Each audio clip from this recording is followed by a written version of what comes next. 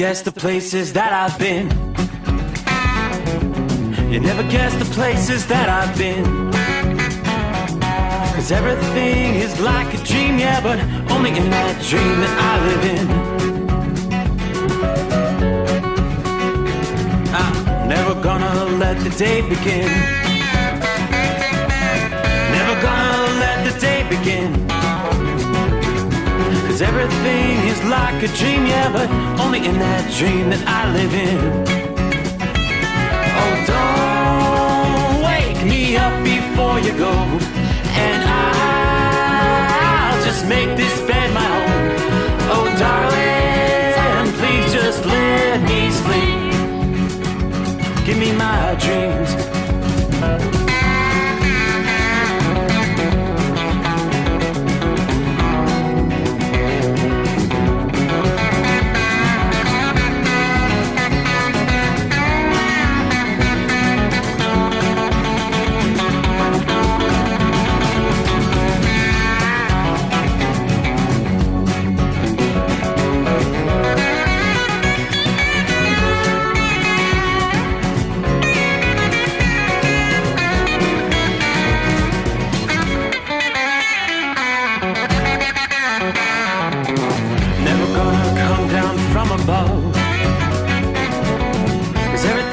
Better from above.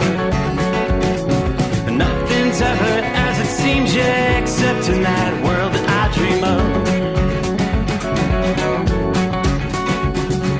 Never gonna lose the ones I love. Never gonna lose the ones I love. 'Cause everything is like a dream, yeah, but only in that world that I dream of. Oh, don't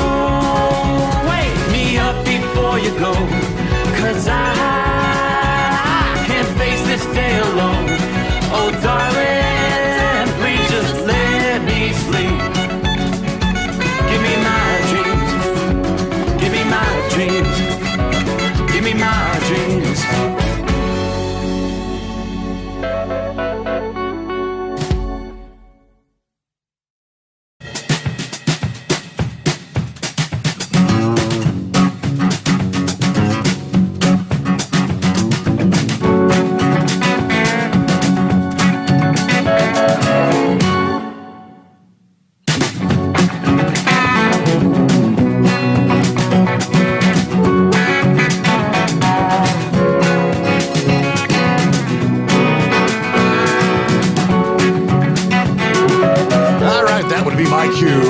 Again. Hi there. Welcome in. Welcome aboard. Hope your week's off to a good start. We'll be winding things down for a Monday. Turning the page. 14th day of December. That'll be a Tuesday before it's all said and done. Good to have you with us. Another cool night outside the Hotshot secret bunker as we get things underway. Another edition of the Steve Sommers Overnight Drive. 39 degrees at this hour. If my calculations are correct, not a bad night for moving freight for a good portion of the country. Starting on the East Coast where things are high and dry, from Maine to southern Florida. All's quiet from the Great Lakes to the Gulf Coast. Very quiet in central portions of the country as well. That will be changing over the next 24 hours. All the action tonight is out west. Been talking about this next big storm coming ashore. The heavy rains have begun in central portions of California. Snow's beginning to fall, some heavier snow, especially in northern portions of California, the Sierra Nevada. Winter storm warnings, pretty widespread. Flip the page back here. Winter storm warnings for your central portions of Nevada. Winter weather advisories all up through much of western Wyoming, Idaho, Montana. Big concern is going to be the winds. that really begin to develop again over the next 24 hours. We've got high wind watches through the heartland of the country. Now, we're going to see windy conditions all over out west, but those high wind watches are now in place for much of eastern New Mexico, eastern Colorado, nearly the entirety of Kansas, southern two-thirds of Nebraska, eventually the wind sweeping up through northern portions of Missouri, much of Iowa, and on over into parts of Wisconsin. Now, the storm, again, which has begun to come ashore, several parts of the West Coast already experiencing road closures and damage from rain, snow, and wind. As this impactful storm begin to come ashore, many of the passes along eastern California, Carson Pass, Sonora Pass, expecting to see several feet of snow. According to the National Weather Service office in Sacramento, chain controls, road closures remain possible. Snow-packed roads could be seen in the California Sierra as conditions continued to go downhill on Monday. The winter weather conditions in the Sierra causing Carson Pass to close due to avalanche control. California State Route 172 was closed from Mineral to Mill Creek with snow and winter weather conditions, according to Caltrans. In Oregon, chains were required for those traveling over Cougar Pass Summit between Nottingham and Walton. Later found themselves stuck when the pass closed. Slippery winter conditions causing a crash on the pass, prompting that closure. Travelers should take alternate routes and delay travel until conditions improve. Be prepared, give yourself extra time, drive for the conditions, was the word from the Oregon DOT. All lanes on Cougar Pass Summit were closed. Broken down vehicles reported east and west of the pass. Snoqualmie Pass in Washington saw snow by the afternoon hours. Rain was also causing issues around the West Coast, mudslides and floods in Northern California. Mudslides and debris flows closing California State Route 70 in the Feather River Canyon Monday. About 10 a.m. local time Monday morning, a tree coming down, crossing all lanes of Highway 49, just north of Quail Creek Road. Highway Patrol warned the tree may have power lines wrapped around it. That should have been taken care of by now, but the rainfall is also promising to provide at least some relief for the drought conditions there in California. Much needed rainfall. But hazardous conditions also emerging due to the strong winds associated with the storm. A wind gust of 121 miles per hour recorded at Alpine Meadows. Power outages also impacting California from the wind. The numbers as of Monday afternoon, more than 77,000 customers without power. According to Power Outage US, San Joaquin County reporting the most outages with over 20,000 customers there. Santa Cruz County reporting gusts 40 to 50 miles per hour. A wind advisory in effect through the afternoon hours Monday around the Bay Area, where they were experiencing winds gusting to 55 miles per hour. Now, this is the system, as I mentioned. Over the next 24 hours, it's going to move off to the east. A wide array of weather hazards will then threaten the center of the country as we head toward midweek. This is the storm slamming the West Coast. It could bring not only rain and snow to some areas, but also widespread damaging winds. And it looks like even the potential for some more severe weather. Now, the storm comes together across the plains Wednesday, strengthening throughout the day as it tracks toward the northeast. Along the way, it's going to stir widespread, strong to damaging winds, covering an area over 12,000 miles across the central states. Now, winds around 50 miles per hour will impact cities like Milwaukee and Chicago come midweek. We'll be talking some sporadic power outages as well as some minor tree damage. Winds will be even stronger further to the west from New Mexico to Nebraska. 60 to 70 mile per hour winds likely.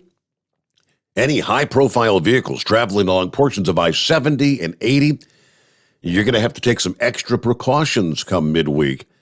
Obviously, the rollover risk will increase as those winds strengthen. The highest winds will be located at the front range of the Rockies in Colorado. AccuWeather is forecasting gusts to 120 miles per hour. You talk about a strong storm. Now, in areas of the Southwest and the plains, where you haven't seen much rain or snow in recent weeks and months, where the brush is dead or dry, these high winds could quickly propel and escalate any brush fire that might ignite. By Thursday, those gusty winds spreading even further toward the east, impacting places from Indianapolis to Detroit. Now, this system will also trigger a round of some gusty showers and thunderstorms with, yes, the potential for severe weather. Since the storm's going to track hundreds of miles further to the northwest versus the storm that triggered the deadly tornado outbreak over the weekend, the risk will generally occur northwest of the area that had already been hammered by the severe weather. Now, the main threat will be showers and thunderstorms capable of producing straight-line wind gusts versus tornadoes, stretching from northeastern Oklahoma to southeastern Minnesota, central Wisconsin, and northeastern Illinois. This is looking ahead like late Wednesday into Wednesday night. As the system advances off to the east, it could tap into more moisture from the Gulf of Mexico, which that would be a necessary ingredient to see severe weather. That increase in moisture, though, could trigger some locally severe storms by late Wednesday night into Thursday morning. Of course, we'll be here to keep you abreast of the situation live. Areas that were slammed by deadly tornadoes over the Mississippi Valley. While the threat of large, long-lived tornadoes appears to be low with this particular event, severe thunderstorms can occasionally produce brief tornadoes under the right conditions. Now, because of the strength of this storm, there is the potential for the situation to maybe escalate in the upper Midwest and perhaps further to the south over the Mississippi Valley. If you get that moisture drawn northward at a faster pace, that severe weather threat could be enhanced. Now, there's going to be another side to the storm moving across the plains into the upper Midwest, and that's where Old Man Winter is going to make another appearance on the colder northern and western side of the storm. We'll see the potential to bring a swath of snow to parts of the upper Midwest and the northern plains by Wednesday night into Thursday. Probably not some of the impressive numbers that we saw with the storm late last week, where some areas saw nearly 2 feet of snow. But again, we'll keep you abreast of the situation as things continue to develop here. But meanwhile, again, tonight, the heavy rains impacting California as our storm comes ashore. So we got some of the latest numbers in regards to the historic tornado outbreak that had occurred. Kentucky, of course, kind of being ground zero. Nearly 3 days now after the outbreak. Now, they tell us more than 100 still missing. AccuWeather is estimating the total economic damage will approach the $18 billion mark. Now, Kentucky's where we've got the highest numbers, obviously. Kentucky Governor Beshear had a press conference this past afternoon where he confirmed the death toll in his state, in Kentucky, is at 74. At least another 109 unaccounted for throughout the state. So he said, we expect the death toll is going to continue to grow, noting that the numbers he provided may differ slightly from those of individual coroners' offices. It's very difficult to get all this information put together. But he said the actual number of those still missing was probably way more than the number he gave. Then The search for missing was ongoing. Now, you combine the fatalities from Illinois, Tennessee, and Arkansas, as well as Missouri, where 14 confirmed deaths in those states. The death toll overall across 5 states stands at 88. That would be the latest number. Now, one of those 33 confirmed tornadoes under the cover of darkness Friday night, the big one, had an approximate 227-mile-long path of destruction. 200 miles of that was across Kentucky alone. Arkansas, Missouri, and Tennessee among the other 3 states affected by what is expected to go down as one of the largest and deadliest tornado events in U.S. history. So they've begun the process of picking up the scattered pieces Monday. The age of the victims ranging from 5 months to as old as 86 years old there in the state of Kentucky. Of course, no place brutalized more than Mayfield. Yeah, the Mayfield mayor said, we knew it was bad, but not till the sun started coming up did we know, and we saw the matchsticks. Kentucky National Guard saying this past day that company officials of Mayfield Consumer Products, the candle factory, reported that 102 of the 110 workers who were inside the factory when the tornado hit are alive and have been accounted for. So that drastically reduced the initial death toll, amazingly, from the candle factory there. Now, we're actively working to confirm that information. We pray that it's accurate. But the amount of damage, homes, businesses, cars, job and wage losses, the infrastructure damage, business losses, school closures, that all will account for what they're anticipating to be something akin to $18 billion. Now, as of this past day, still 25,000 customers without electricity. More than 10,000 homes and businesses with no water. Another 17,000 are under boil water advisories. According to the director of Kentucky's emergency management, the infrastructure, he said, is so damaged we have no running water. Our water tower was lost. Our wastewater management was lost. And then there's no natural gas to the city. So, we've got nothing to rely on. So this is purely survival mode at this point for so many of our people. An incident support base set up at Fort Campbell to deploy personnel and supplies, generators, meals, water, cots and blankets, child care kits, pandemic shelter kits. Bill Waddell with AccuWeather describing the scene at Mayfield as he put it, devastating and overwhelming. Businesses and homes just leveled around every corner. Schools in Mayfield and the surrounding areas have canceled classes until the holiday break was set to begin here later in December. Due to the extent of the damage, of course, the president indeed declared a major federal disaster in Kentucky that would pave the way for some additional federal aid. But the few buildings that were left standing in Mayfield, a town that now resembles more of a war zone. One building among the rubble was the candle factory, which had been going 24 hours a day, 7 days a week, trying to meet the Christmas time candle demand. According to Representative James Comer, who represents that area. Now, he said the recovery is probably going to be tracked by years rather than weeks or months.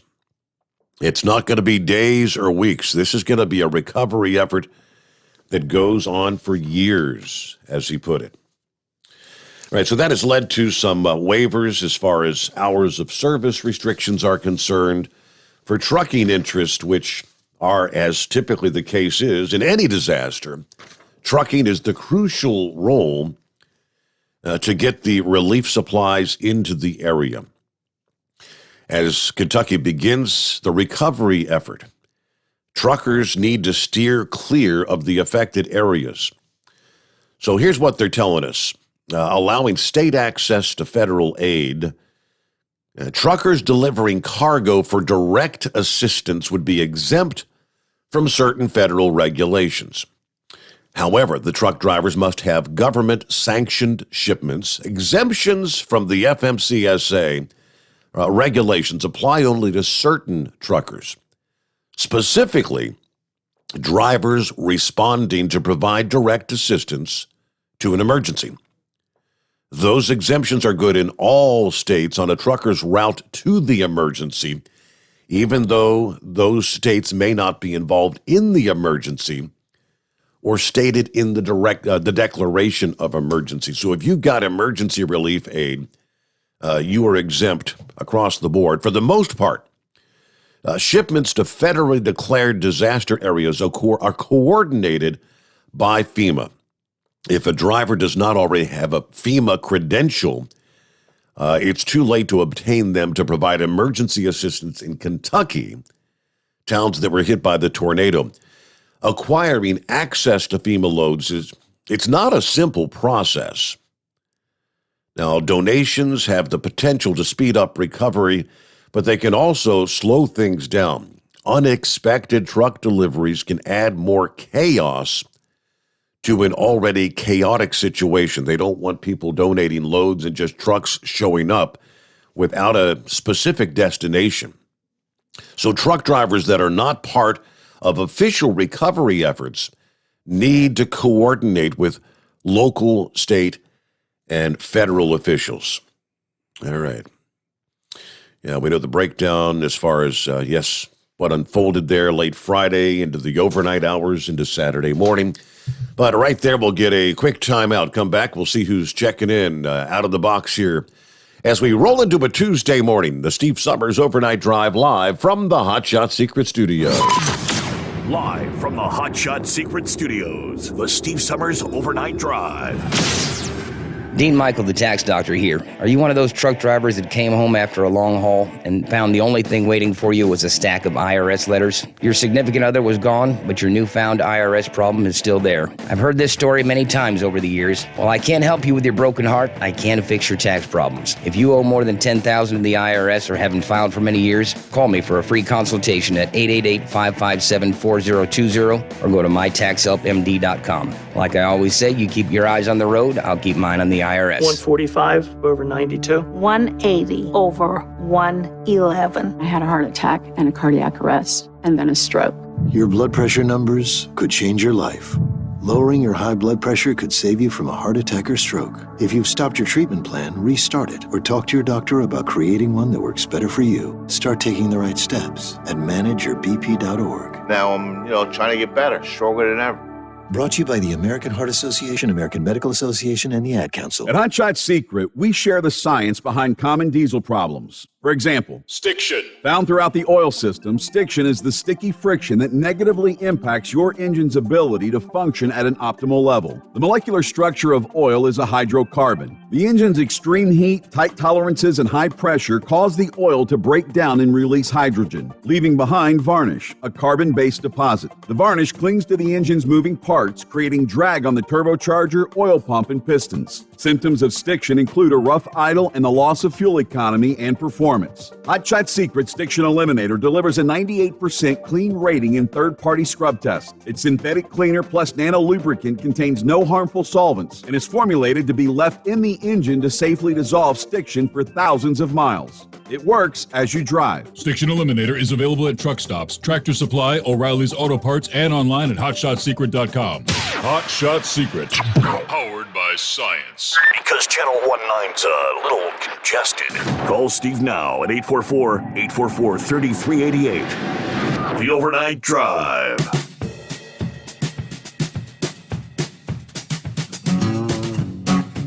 All right, great to have you with us as our friends continue to jump on board. Who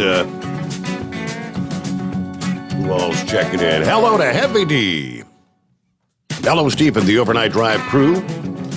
Stay safe, keep on trucking. Roy's on board. Copy in the mail. Chevy guy back out there tonight. Richard from Central Florida. We're at 68 degrees. Cookie's on board for a while. She said, thanks to all the great truckers that are keeping this country moving forward. Hammer down. Be safe. Hello to Larry. Bidu checking in. Morning, Steve and the overnight crew. Hello to Buckwheat. Morning, Steve, and all the Hot Shot Secret crew out there. We've got very nice weather here in Indianapolis tonight.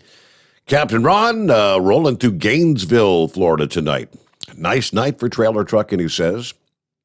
Gilligan checking in. Morning, Steve and the fellow listeners. 42 and clear in Christiansburg, Virginia. Another boring night on I-81 tonight. Mr. Q says good morning to all. Top of the morning, Steve. Santa Claus with us once again. Just made it on to March Air Force Base. We've got 58 degrees here. I'll be calling this base home for the next few days while I work the greater Los Angeles area. Good to have you with us, Santa Claus. Hello to Tyler, drug runner, checking in. Morning, Steve, and the overnight crew drivers. Everybody drive safe. Have a good night.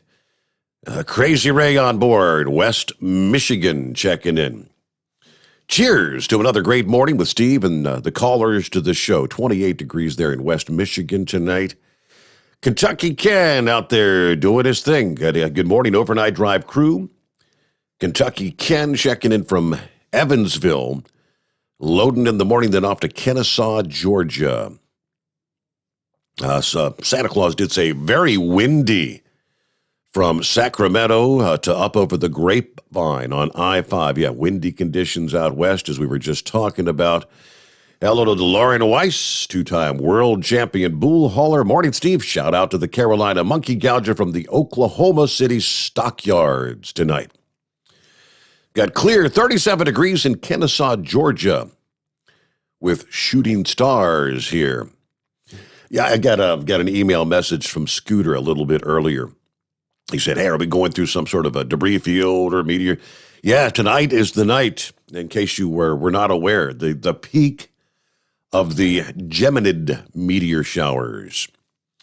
So at this moment, the moon is in the process of slowly beginning to set. Should set about 2 a.m. They say the best hours for viewing the meteor shower tonight. If you've got clear skies, especially if you get away from the light pollution of the big cities and whatnot, should be a pretty good show, especially between like 2 and 5 a.m. Now, I mentioned I saw several meteors last evening, 24 hours before the peak, so should be a pretty good show out there tonight. Anderson, Indiana, checking in. Hello, Dave. What's 33 and clear skies? Tank says, good morning. Happy Tuesday. 41 degrees here in New Mexico. I lost a couple of hours in Albuquerque due to I-40 West being closed. Had to detour around as we make our way out to Fontana. The unexpected delays, not uncommon in the trucking biz, right? Hello to the cool breeze. How you been? Been a while. Hello, all fellow drivers and late-night listeners. Only 11 days till Christmas. All right, good to have you with us there, Cool Breeze. You haven't checked in quite a while. Hope everything's been going well with you there in the Sunshine State. All right, one of the victims who was killed in the tornado collapse of the Amazon warehouse in Illinois. Details begin to come in and some question, why did they, do you have a place to go? And if you're working in one of these big facilities, factories and whatnot. His girlfriend said he texted before the tornado struck and said that the company had ordered him to hold off driving home until the storm passed. 46-year-old Larry Verdon was one of those who lost his life when the roof came down at the massive Amazon facility. Now, she said, I got text messages from him. He always tells me when he's filling up the Amazon truck, when he's getting ready to go back. I was like, okay, I love you. And he's like, well, yeah, Amazon won't let me leave until after the storm blows over, she says. Now, she said the text was sent about 8:23 p.m., 16 minutes before the tornado reportedly touched down at 8:39. Yeah, the couple lived in nearby Collinsville, which she said's about a 13-minute drive from the warehouse. Now, we heard the tornado touch down at 8:39, so he had 20 minutes to get home. Now, these are the kind of things that raise questions in people's minds. Yeah, I messaged him, and that was the last message I got from him. I told him where we live. It was only lightning at the time. And after I told him that, I got nothing. He had worked at the Amazon warehouse for 5 months, father of 4 children, including adopted children, and the couple of 13 years had 3 children together, ages 9 to 12. Now, asked if she faults Amazon for his death, she kind of sighs. She said, not really. But it's that what-if situation. What if they would have let him leave? Well, would he have made it home? Now, Amazon said the Edwardsville site received that tornado warning through various alerts, and the team on site at the time worked to get as many workers and partners into the designated shelter area. She said he liked working for the company. He got to work outside. He was a U.S. Army veteran who served in Iraq. Actually had a missile blow up in front of him like 200 yards away, so he was lucky over there. All right, so just one of those scenarios. We also see that separately, I had a story about, supposedly some of the employees at the candle factory said that they were threatened with termination if they left work early Friday. A lot of people were aware of the impending weather situation. We'll share more on that coming up. Meanwhile, around the country, our number 844-844-3388. News break, the Steve Sommers Overnight Drive live from the Hot Shot Secret Studios. USA Radio News. I'm Brad Bernards. Communities across western Kentucky and the state are still reeling as a new work week begins from tornadoes that leveled factories, courthouses, homes, and more. 74 deaths have been confirmed across the Commonwealth, but that number was expected to rise, and more than 1,000 properties were destroyed, Governor Andy Beshear said. To the people of western Kentucky, we're not going anywhere. We're going to be with you today. We're going to be with you tomorrow, and we're going to be there with you to rebuild. This is one state, people that love one another.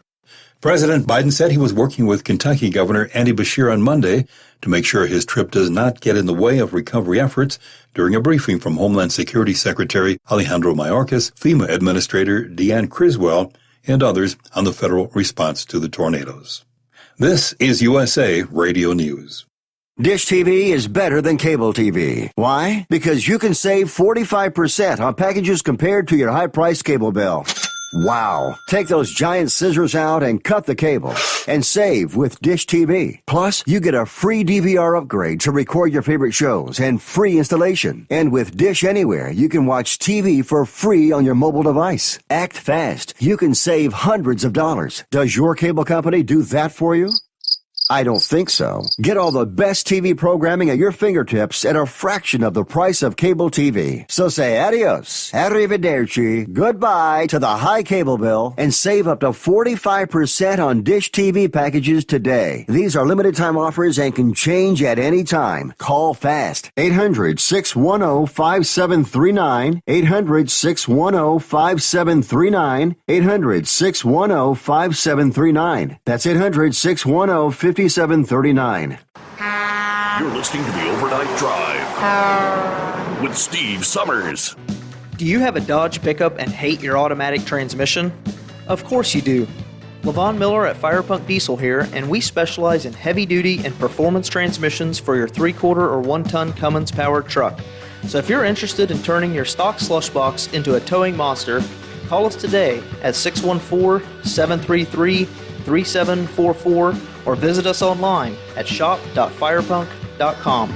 After a long winter road trip, there's nothing like coming home to a warm, comfortable home. Hi, I'm Steve with USA Insulation. We appreciate our truckers and the long hours you're putting in to serve us all. Without you, we wouldn't even get the materials to insulate. So we want you to feel like a king when you get back. We put our foam in your walls. It's like putting a coat around your entire home. Keeps the cold air out and the warm air in. And with the rising energy costs, that's going to save you a bundle. We're getting homes ready for winter right now, and we have $1,000 of savings for everyone. But because we love our truckers, we're going to give you an additional $250 discount just for mentioning this show. So give us a call, 1-800-USA-FOAM. That's 1-800-USA-FOAM or usainsulation.net. We're going to give you an additional $250 discount for mentioning the show, 1-800-USA-FOAM or usainsulation.net. USA Insulation.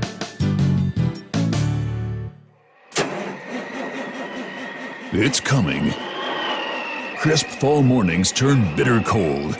You climb into your diesel and it feels like you're sitting on an ice cube. Imagine how your engine feels after a frosty night. Freezing temperatures impact your diesel's fluids, especially fuel. As the temperatures drop, water that is emulsified within your fuel is released, adding more water into your system. Frozen water in your fuel lines, filter, or bowl will simply slow the flow, or worse, stop the flow of fuel in your system. No fuel flow, no start.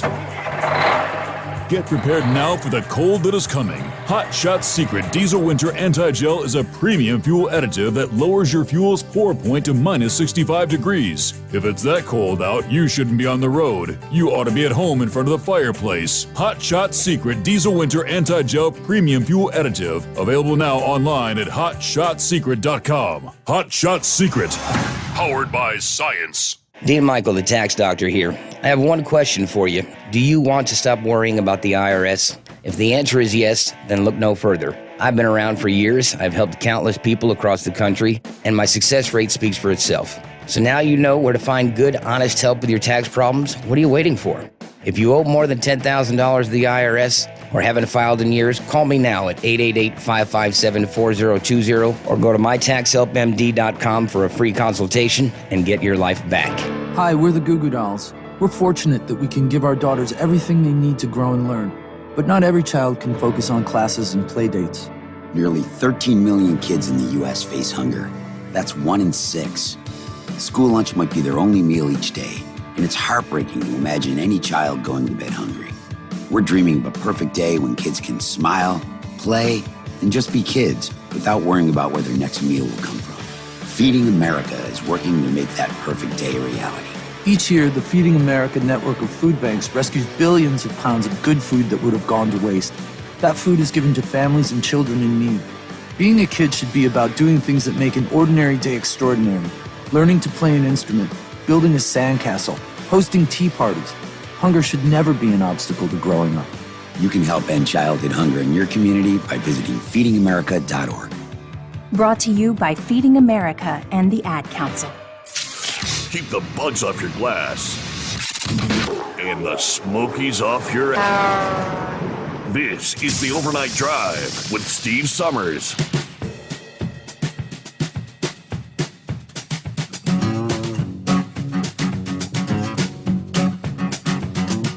All right, and round the country, it's 844-844-3388. That's the number to dial us up. I'm going to chime in here this morning. As I mentioned, back to the candle factory. Some employees saying that they were threatened with termination if they left their work early. NBC News reported that Mayfield Consumer Products factory employee Michaela Emery said her co-workers asked to leave the site as the tornado sirens started sounding Friday. Employees asked managers to let them take shelter at their homes, but she said managers told them that if you leave, you're more than likely going to be fired. Some employees left anyway, she says. fearing for their own safety. Others congregated in restrooms and hallways. Several employees asked to go home after the immediate danger had passed, but another employee said the team leader told her they wouldn't let workers leave for safety reasons. They sent everyone back to work thinking the tornado was no longer a danger, but it had yet to strike. Company spokesperson said those allegations are not true. Now, he said, we've had a policy in place since this whole COVID began. Employees can leave anytime, and they can come back the next day. Managers and team leaders do undergo a series of emergency drills that follow FEMA and OSHA regulation guidelines. And he said those protocols were in place, and we followed those protocols, but, getting differing stories from various people. Meanwhile, under the industry headlines, of course, it was kind of our top story as we got the week started there. Monday morning, for those who, Monday night for many is their first night out, first night to join us here on the program. Central Freight Lines, of course, was the big headline, shuttering their doors starting this past day. The LTL carrier out of Waco, Texas. 2,100 people going to be out of work, including 1,325 drivers. Central Freight operates 1,600 power units, 65 terminals in primarily the southern states, from California out west to Florida and Virginia in the east. Central Freight was listed as the 21st largest LTL in North America this year. Now, Central Freight of Waco is sometimes confused with Central Transport out of Warren, Michigan, which is the 11th largest LTL. Those two carriers are not connected with one another. But indeed, they stopped picking up freight as of this past day, Monday. They anticipate they will deliver the freight that they're in possession of, then shut down 5 days before Christmas. According to the news release from Central Freight, the company is coordinating with other regional LTL carriers looking to find jobs for the employees that will be losing their job. Also, discussions are ongoing, and no purchase of assets or offer of employment is guaranteed, according to the president, Bruce Callum. The end for Central Freight. How does it happen in this sort of a trucking environment? The unprecedented demand for trucking capacity right now. Other LTLs are reporting record profits in this white-hot freight market, following the near shutdown of the economy last year. Despite receiving $10 million in federal funding from the Paycheck Protection Program, and even employees taking a pay cut, Central Freight reportedly lost $67 million this year on gross revenue of $262 million. Central had already been struggling when it was acquired by Jerry Moyes, who became the CEO last December. Of course, Moyes was the founder and longtime CEO of the truckload giant Swift Transportation, until they merged with Knight Transportation back in 2017. At that point, the 6th and 28th largest truckload carriers, respectively, became the largest truckload carrier in North America. Now, Jerry served as the CEO and interim president until he appointed Calum as president of the company this past summer, back in July of this year. Calum says the company has been hemorrhaging cash and had operating losses for many years. But we've got to the point where our liquidity had dried up. We have struggled since losing a major customer back in 2016. We've taken on substantial debt. We were looking to replace the fleet about that same time. Anyway, for those not familiar, Central Freight traces its roots back to 1925, when the founder got the name of W.W. Kalin Sr. They called him Woody. He bought a Model T and drove from Waco to Dallas to pick up some goods for a Waco merchant. That's where they all got started, but they had grown again. 2,100 people slated to be out of work here in the next few days. Kind of sad at this time of year. But again, especially for the truck drivers out there. Everyone's looking for drivers. So best wishes and hopes for those hopefully to be back on the job in short order. All right. Meanwhile, our number 844-844-3388. Hello to Dogbone checking in this morning, starting a new day with you, headed to Louisville, Kentucky. And then we get, who's that? Billy the Kid checking in. By the way, email is steve@hotshotsecret.com. What Billy have to say? Let's see. Just wanted to drop a line, let you know what I'm up to tonight. There's a major food company in East Central Indiana who donated to the tornado relief in Kentucky. I answered an advertisement for an owner-operator to haul foodstuffs to the disaster area. One requirement was you had to have a reefer unit. Well, I called Big Moose, told him the situation. He immediately told me, come get a trailer. And then he contacted the supplier and lined up 3 more loads and put one of his drivers and truck and trailer. So Travis and I are on our way south with the 3rd and 4th load. Now, I know Moose doesn't want any recognition for this, but I couldn't help but share.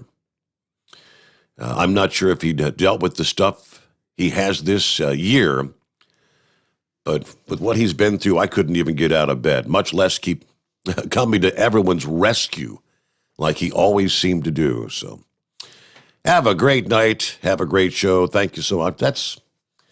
That's typical of Big Moose, is it not? Thanks for all you do. All right, clear lines at 844-844-3388. A quick 2-minute timeout as we roll into a Tuesday. The Steve Sommers Overnight Drive, live from the Hot Shot Secret Studios. Live from the Hot Shot Secret Studios, the Steve Sommers Overnight Drive. You work hard. You deserve a seat that works just as hard as you do. The Bostrom T-Series seat has provided drivers with comfort for millions of miles over the past 3 decades.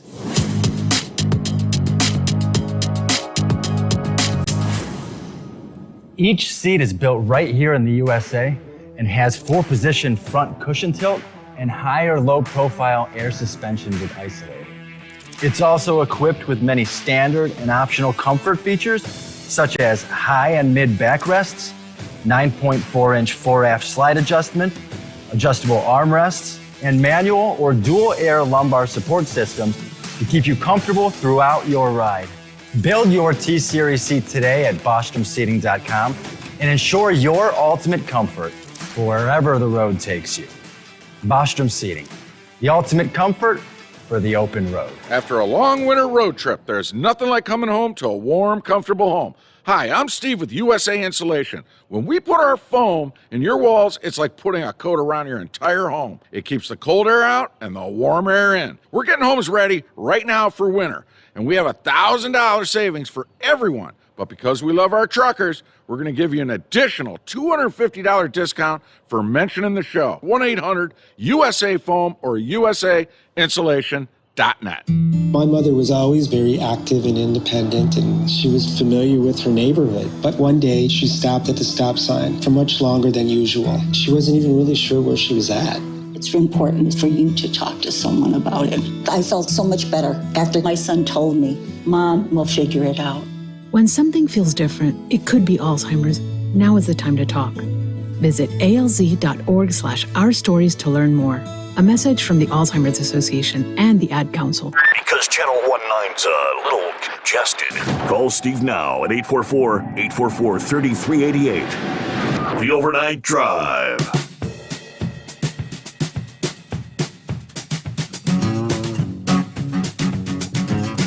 right, get to your calls here in just a moment. Hello to Miss Millie checking in this morning. She says, "Morning, Steve, the callers, and the Hot Shot Secret crew. Thank you for keeping us all company in those dark, early hours. Everyone be safe out there."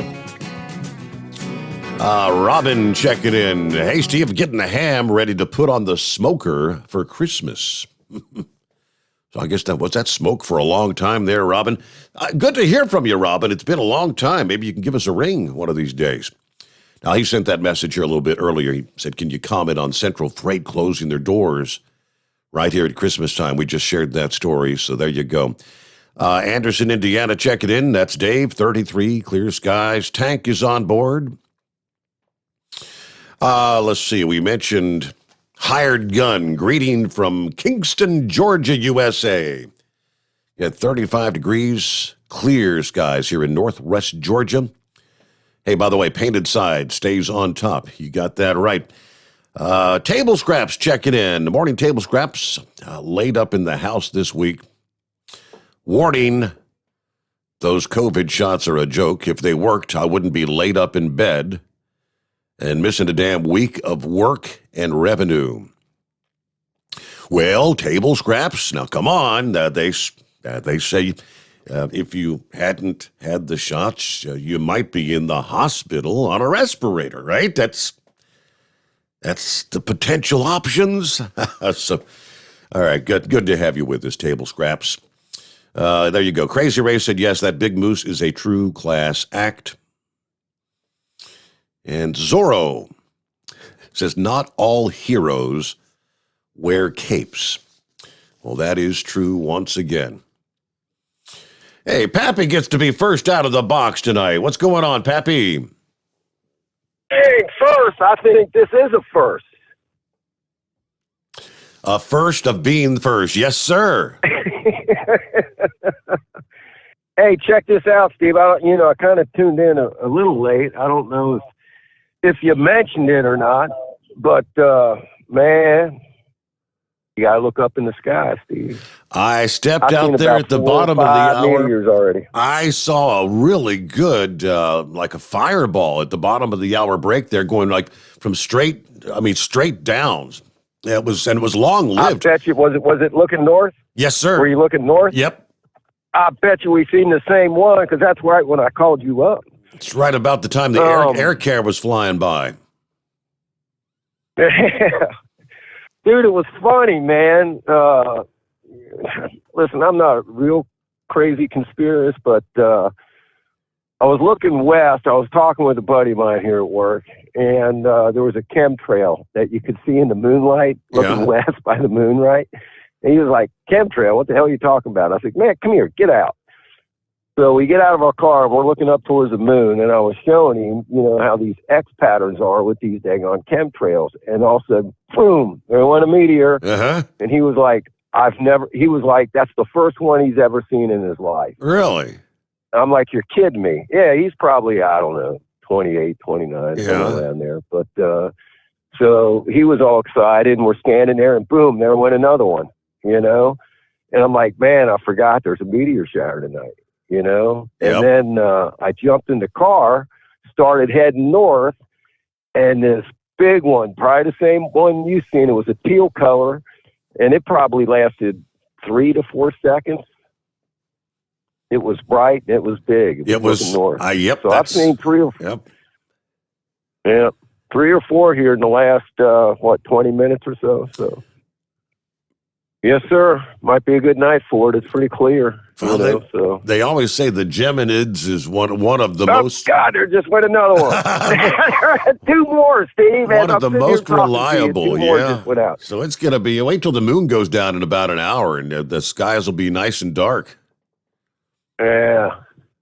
So these 2, I got out of the car to talk to you. These 2 came from the north too. So I'm guessing look north would probably be the best bet. North and northwest. Well, that was something. All right, just wanted to give everybody a heads up. Might be a good night for it. Yes, it is. If you got the clear skies. All right, have a good night. Thanks for checking in, Pappy. There you go. It's about 8 before the hour, and Cue Ball is on board. What's been happening, Cue Ball? Oh, not a heck of a lot, Steve. Well, I guess I'll stir the pot for you a little bit here. Uh-oh. You were talking, just a couple of things I thought of. So I was listening to the show yesterday, about halfway, and then I went to sleep. I wound up listening to the rest this morning. So, just real quick, I don't know much about Central Transportation, right? But yesterday, there's something you read that kind of perked my ears up a little bit. You said they had 1,100 drivers and 1,600 power units? That's the numbers the story had. Yes, that is correct. All right, if a truck, I'm assuming like most other large carriers, they run newer trucks. What's 500, 1,000, what's 500 times 100,000? In other words, the truck's probably worth about 100,000 and they had 500 laying around. Okay. That's $50 million. Yeah. I don't know, like I said, I don't know much about Central Transportation, but having $50 million sitting around in the yard probably isn't helping the bottom line. That might be one nail in the coffin. Just, I don't know, just quick math there. Anyways, the reason I called, I started listening when all these tornadoes started running through, and they're making, of course, it's where the bulk of the really big damage areas. That's where the news is going to focus, and of course, that Amazon building got hit, and that's a lot of that killed a lot of people. Sure. And then there's that candle factory. Long before Cue Ball drove truck, Cue Ball lived in West Virginia for a very short period of time. Long enough to realize that Nicholas County, West Virginia, ain't a place for me. But I had a job there at a candle factory. And at that time, it's kind of typical Appalachia. Really crummy job, paying you peanuts. And if you don't like the job, there's 38 others of you out here that'll take your spot. Take it or leave it. I left. I'm not saying that's how that candle factory was, but man, as soon as you start saying candle factory, that brought me right back to that real crappy place in Somersville, West Virginia. So I know how that places like that work. At least that's how that one did. Well, this one with the Amazon, you got to kind of scratch your head on this. When they start building these, and you've seen these, the way they put these big, huge warehouses up, I get it. You're building something massive. So even if you build this massive thing on the cheap, it's still very, very expensive. And I've often wondered, the taller they build these things, you ever see them when they're building them? It's like they basically get these prefab, real tall, they lay them down, and then they stand them up. They're just, picture, I'm trying to figure out how to describe it. Picture just big flat piece of concrete wallboard, and you stand them up, you short them up, and then you secure them in place. Then you put your truss roof on it, and your supports in the middle to hold up the truss roof, and then you're done. And these things just seem to get taller and taller and bigger, and I often wondered, how they would handle in any major event. Tornado is obviously a massive event. I was more thinking along the line of earthquakes, because I don't know how deep down they lay the footers on these things. Because you see when they're securing them, they put these really long metal poles, kind of one leaning one way and one leaning the other to keep them from falling. And I always was thinking, earthquake. You got these big, tall slabs. There's just not much lateral support to these things. Yeah. So it kind of makes you wonder. I'm not a building designer or engineer. I just wonder if more traditional, smaller construction would be a little bit more resilient in major events such as that. Another thing, I'm going to change subject slightly, but it's along the same line. Dave Chappelle had a a joke about school shootings. And one of the things he had mentioned was when they do their protocols as to what you're doing, is what to do if there was an active shooter in a school. Mm-hmm. One of the things he had said, and it's like a joke, but I hate to say it, but what he had said was very true.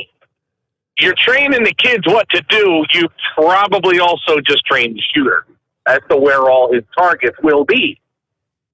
I tell my kids, if there ever was an actual, not like a drill, but if you hear shots, that lockdown crap's for the birds. All you've done is you put a big pile of people, locked them in an area, and now you know where your targets are. I told my kid, you bust the window and get the hell out, run it a zigzag pattern, and get to stepping. Don't stay in that school. That's the last place you need to be, is where the danger is, that there ain't nobody in there going to help you. You need to get out.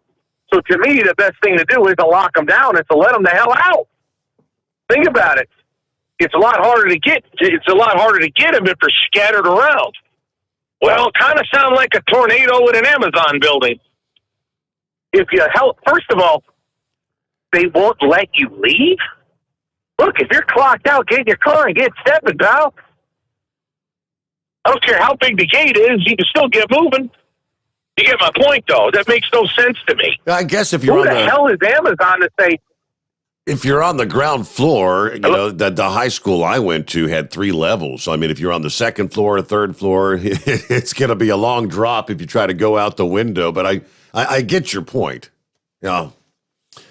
All right. So, points to ponder, right?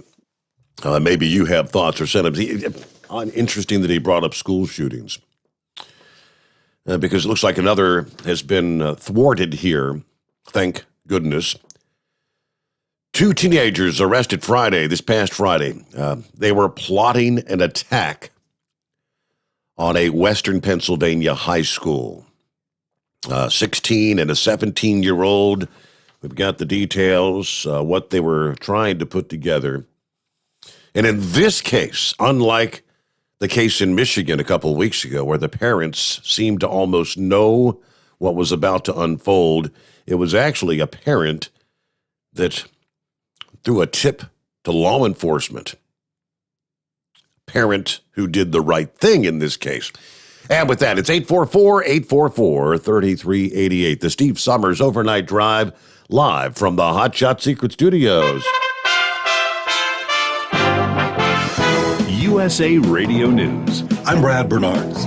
Communities across western Kentucky and the state are still reeling as a new work week begins from tornadoes that leveled factories, courthouses, homes, and more. 74 deaths have been confirmed across the Commonwealth, but that number was expected to rise, and more than 1,000 properties were destroyed, Governor Andy Beshear said. To the people of western Kentucky, we're not going anywhere. We're going to be with you today. We're going to be with you tomorrow, and we're going to be there with you to rebuild. This is one state, people that love one another.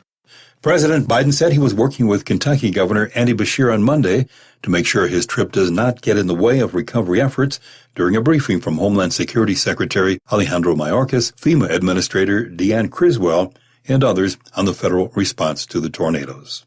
This is USA Radio News. Folks, you know how cancel culture has affected Mike Lindell. Well, MyPillow may have gotten canceled out of retail stores, but you can save big just in time for Christmas at MyPillow.com. The classic standard size MyPillow that sold in stores for almost $70 is on sale for Christmas for just $19.98. Standard size, $19.98. Queen and king size slightly higher, but only if you go to MyPillow.com, click on the radio listener square, use my promo code USA, get a MyPillow for that special person in your life. You also get a free press and pack bag so you can take your MyPillow anywhere. Save big on anything on the MyPillow website, but only if you use my promo code USA. Support Mike Lindell and American Jobs. Get the best price ever on a MyPillow, and do your Christmas shopping at MyPillow.com. Promo code USA or call 1-800-951-8175. Merry Christmas. Florida is in a position to weather possible economic storms on the nation's horizon. Governor Ron DeSantis has proposed a $99.7 billion Freedom First budget for the coming fiscal year. We're just going to keep on going. We promised we would do these things. When I became governor, we promised we'd tackle environment. We promised we'd be... Discount prices on your airline tickets. Book a flight today to London, Paris, Madrid, or anywhere else you want to go. And pay a lot less guaranteed. Call the International Travel Department right now at Low Cost Airlines. 800-215-5141. 800-215-5141. That's 800-215-5141. A Portland rioter is going to jail. A Texas rioter is headed to federal prison for attacking a deputy U.S. Marshal with a hammer during a Portland protest. The Oregon U.S. Attorney's Office saying 24-year-old Jacob Gaines was sentenced to nearly 4 years in prison after pleading guilty to one count of assaulting a federal officer with a deadly weapon. According to court documents, Gaines used the hammer to break through a barricaded entrance at the Hatfield Federal Courthouse on July 11, 2020. From the USA Radio News Phoenix Bureau, I'm Tim Berg. The COVID-19 mandates being put in place in New York City and across the state come from Democrat politicians making power plays while keeping their eye on the next race for governor, and much of what they're trying to do is unconstitutional. Representative Andrew Garbarino said on Newsmax Monday. This is all about power. This actually comes from the Andrew Cuomo playbook. Let's just keep taking as much power as we have as we can, and we'll see if the courts will stop us. I think a lot of what they're doing is unconstitutional. I definitely think the vaccine mandates on children should not be going forward. I think what Mayor de Blasio is thinking about doing, what the city council just did, I know we're going to be talking about a little bit about elections, is definitely unconstitutional. I think this is purely a power grab. For USA Radio News, I'm Brad Bernards. It's coming. Crisp fall mornings turn bitter cold. As you fire up your diesel, you can see your breath on the inside of a cab. Imagine looking deep into your engine. Freezing temperatures impact your diesel's fluids, especially fuel. On a 23-degree morning, the paraffin wax in your untreated fuel starts to morph from fluid to large crystals. These crystals clump together and form a gel. At minus 10 degrees, your fuel hits the point where it no longer pours like a liquid. It's so dense that the flow through the fuel filter will slow, causing hard starts or no starts. Get prepared now for the cold that is coming. Hot Shot's Secret Diesel Winter Anti-Gel is a premium fuel additive that lowers your fuel's pour point to minus 65 degrees. If it's that cold out, you shouldn't be on the road. You ought to be at home in front of the fireplace. Hot Shot's Secret Diesel Winter Anti-Gel Premium Fuel Additive. Available now online at hotshotsecret.com. Hot Shot Secret. Powered by science.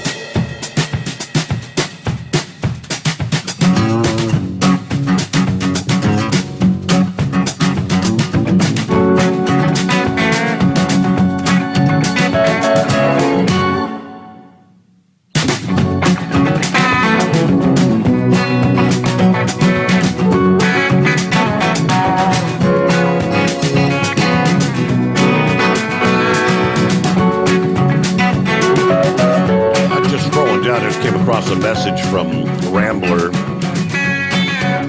If you're out there tonight, hello, Rambler. His message this past day, a few hours ago actually, was God's children. This is a public service announcement. If you see a tow truck driver, police officer, or anyone broke down on the side of the road, please move over and give them some room. The tow truck driver that got killed today is someone I knew. He leaves behind a wife and 5 kids, and all of this during Christmas, no less. Please, I urge you, pay attention and move over. All right, I'll do a search. We've had discussions about this. It happens all too often. Tow truck drivers, emergency responders, you name it, working the scene of a previous accident, being struck by Oblivious drivers. It just takes a split second to take your eye off the road and boom. All right there, let me get back to the calls here. At 844-844-3388. Well, hello, Jolly Green Giant. Good morning, Steve, and all the cartoon characters out there. I agree with you 100%. I've seen it.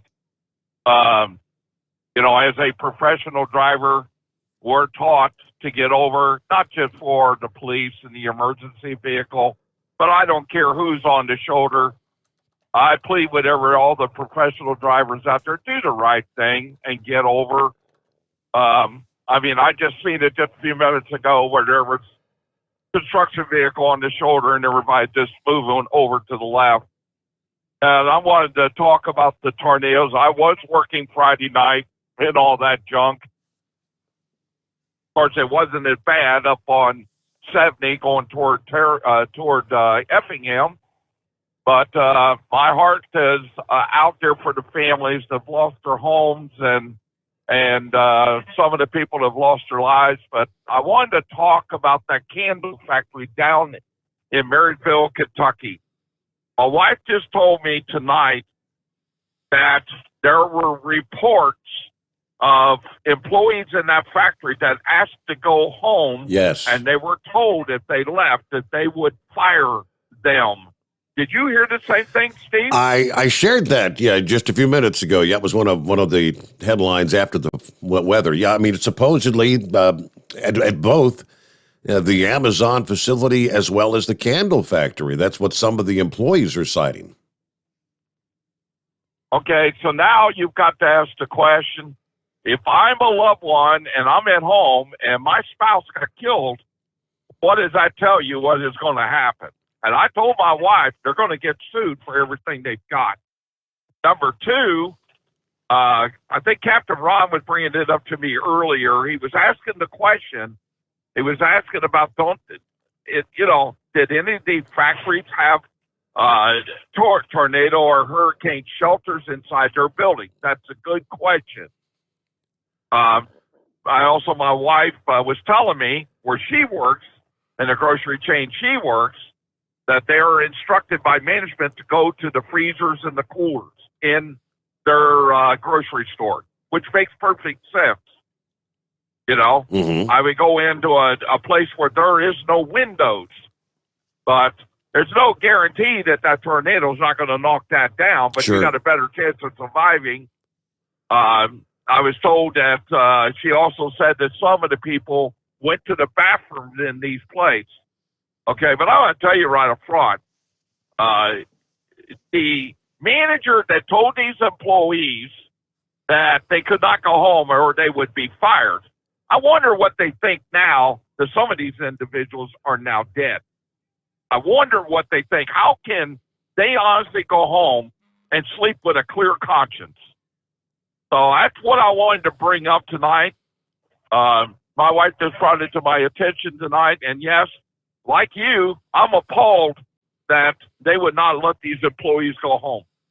I mean, for God's sakes, So either way, have a good night. I will be working this week. I am on vacation next week, so I will be listening every day this week.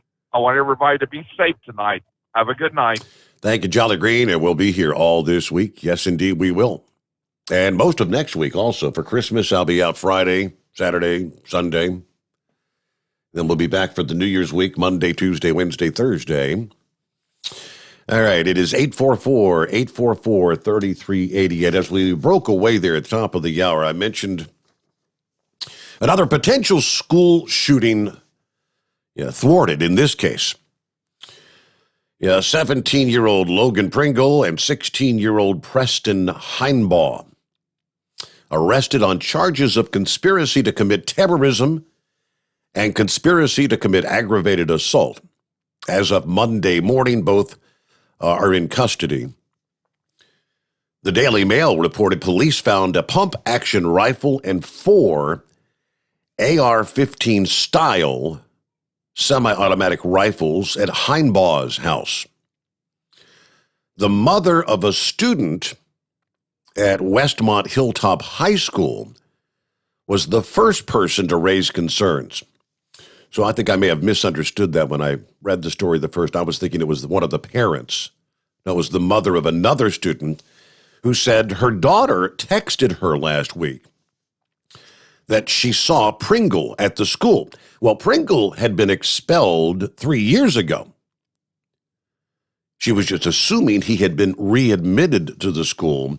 But that woman, I guess, had the presence of mind to email the principal, and school officials contacted police. Imagine if she had just ignored that little thought that crossed her mind. Heinbaugh had let Pringle into the school. Apparently, they were walking the halls together, examining cameras and other features of the building. The township police chief, Donald Hess, tells the Tribune Democrat that the AR-15s that were found in Heinbaugh's house were what they call ghost guns, made and put together by someone in the family there. However, the complaint said that Heinbaugh's parents were unaware of some of the weapons in their son's possession. Heinbaugh was also charged with conspiracy to commit criminal trespass, likely for letting Pringle into the school, and possession of a firearm by a minor. Now, Pringle had been expelled in February of 2018 for lighting a match and throwing it on the school's carpet. He also researched weapons on school computers and brought fireworks to school. The complaint states that Logan Pringle made a note stating, "I hate this school," with a picture of a knife. Logan made a checklist for his rebellion, including weapons and diagrams of the school with one stairwell and hallway labeled ideal location. 8 witnesses allegedly heard Pringle say, "I'm going to get a gun and shoot up the school," after he was expelled 3 years ago. These teens will be tried as adults, they say. Pringle's bail was set at $250,000. Heinbaugh's was set at $400,000. Disturbed youth. Way too much of that out there, but I mean, yes, just one female student noticing another student at the school that she was aware that was expelled several years ago. That smallest tip may have saved who knows how many lives, right? I guess that's why they have that old if you see something, say something scenario. Just don't ignore it. It's 844-844-3388. One other industry headline before we get back to your calls. We all recall the horrific crash that occurred in Colorado back in 2019. The truck driver that was coming down the hill ultimately passed a runaway ramp only to get to the bottom of the hill and stopped traffic. Remember that scenario?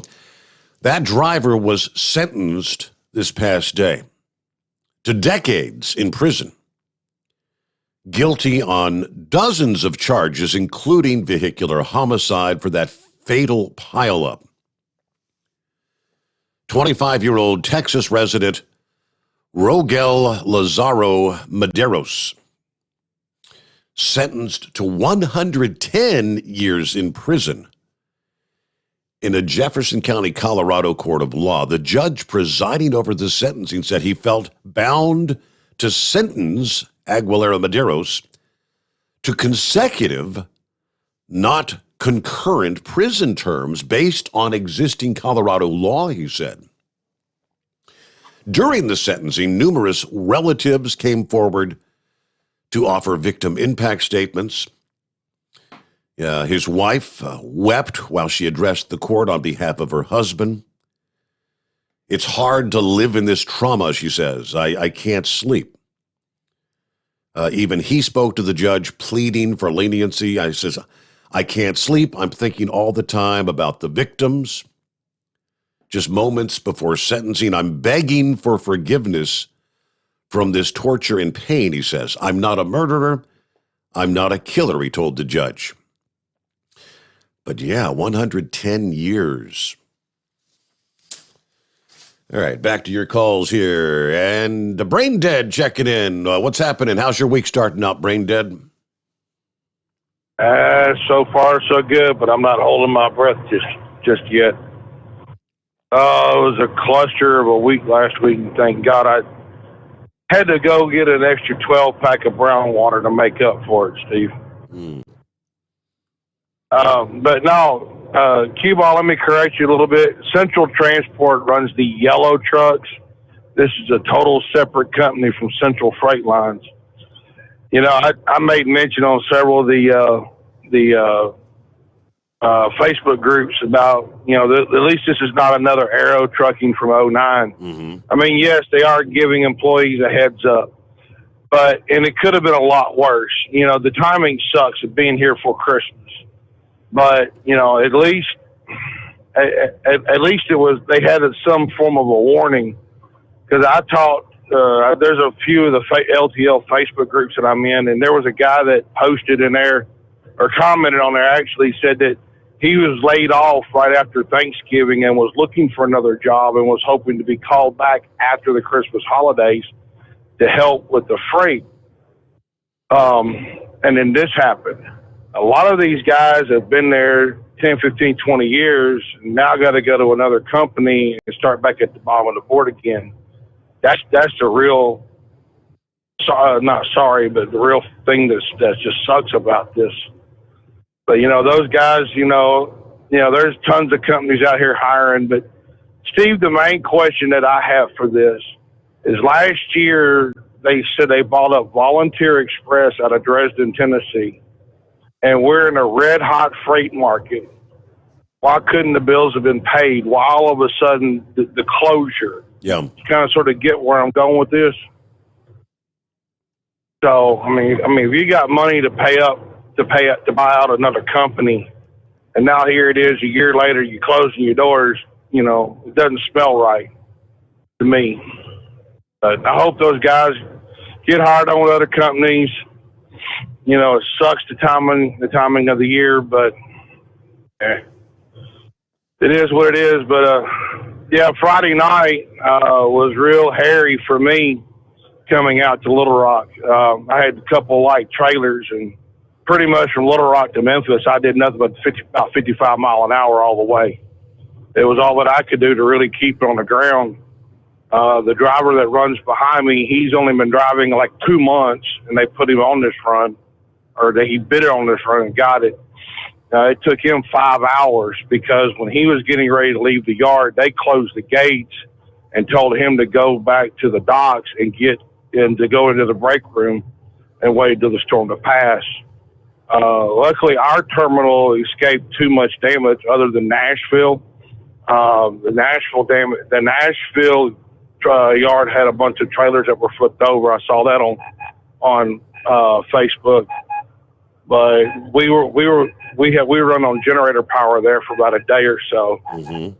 But other than that, you know, Memphis hit pretty good. I mean, we have a lot of sections that are still without power today. My dispatcher for the city, when I come in, he's still without power. So it's kind of a, you know, just got to take things one day at a time, Steve. Just fight it, you know. Dingbat survived. She should be calling you here in a little while, but she got caught up in that mess coming out of Nashville. But, you know, I hated to see all that had happened because, I mean, you see that candle factory and you see the Amazon warehouse, and it's like, you know, why is there not disaster preparedness plans in place? You know, they literally pulled everybody off the dock at our place and put them in the break room underground. They literally pulled everybody, including the shop people, the line haul people, everybody. So, I'm glad we all survived, Steve. Yep, it was a rough and tumble weekend, a horrific night, Friday night, Saturday morning. So, All right, glad you're safe down there in the Memphis area. Brain dead, it is 23 past the hour. And we've got clear lines at 844-844-3388. Back into the Steve Sommers Overnight Drive live from the Hot Shot Secret Studios. You're listening to the Overnight Drive with Steve Sommers. After a long winter road trip, there's nothing like coming home to a warm, comfortable home. Hi, I'm Steve with USA Insulation. We appreciate our truckers and the long hours you're putting in to serve us all. Without you, we wouldn't even get the materials to insulate. So we want you to feel like a king when you get back. We put our foam in your walls. It's like putting a coat around your entire home. Keeps the cold air out and the warm air in. And with the rising energy costs, that's going to save you a bundle. We're getting homes ready for winter right now, and we have $1,000 of savings for everyone.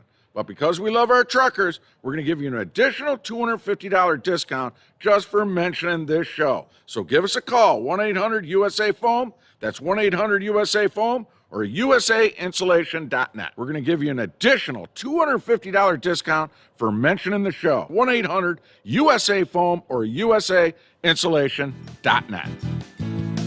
USA Insulation.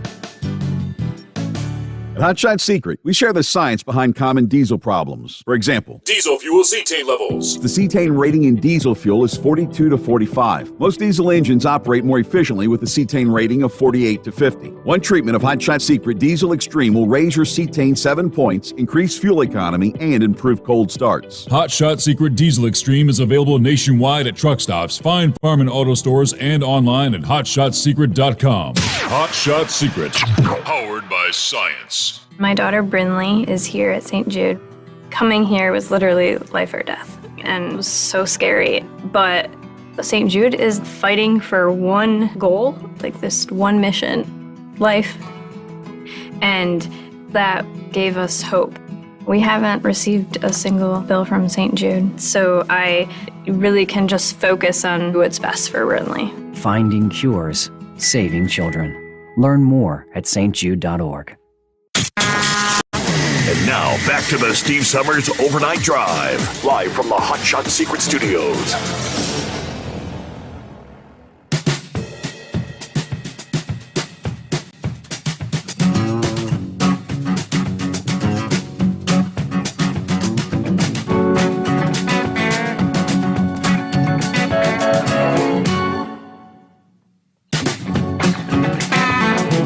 So over the weekend, and of course, into the early hours of the new week, we had storm system extremely high winds and icy conditions, forcing the closure of 2 highways in Wyoming. Yeah, we start things off, what are we looking at? Both Interstate 25 and Interstate 80 were impacted here, closed for portions of Saturday and Sunday from Cheyenne to Douglas and between Rawlins and Laramie, respectively. They did indeed both reopen by Sunday evening. But according to Kearney Hub, wind gusts as high as 118 miles per hour were recorded in Clark, 76 mile per hour gust recorded in Casper. The high winds even caused the collapse of the Central Wyoming Fairgrounds, leaving metal debris scattered across nearby roadways. The DOT reported long lines of semi-trucks awaiting the reopening of those interstates, along with several jackknifed rigs out there. Now, interesting, temperatures are expected to reach the 50s today. Then, more snow is in the forecast for Wednesday. Just these crazy weather scenarios setting up out there. All right, it's even making not only trucking headlines, but national headlines. And it's raising some eyebrows in Washington. These vaccine mandates for the truckers crossing the borders. We are in a supply chain crisis as we speak, and Republican senators are calling on the president to lift the vaccine mandate on truckers crossing the Canadian border.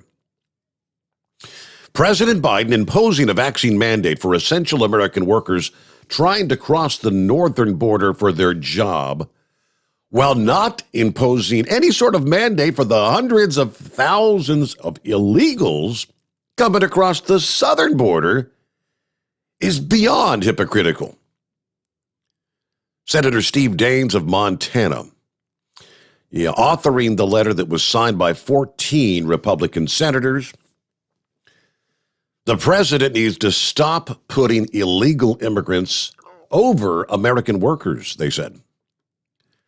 Now, this letter was sent to the president Friday, noting there are approximately 14,000 total truck entries along the U.S.-Canadian border every day, hauling more than $846 million in goods.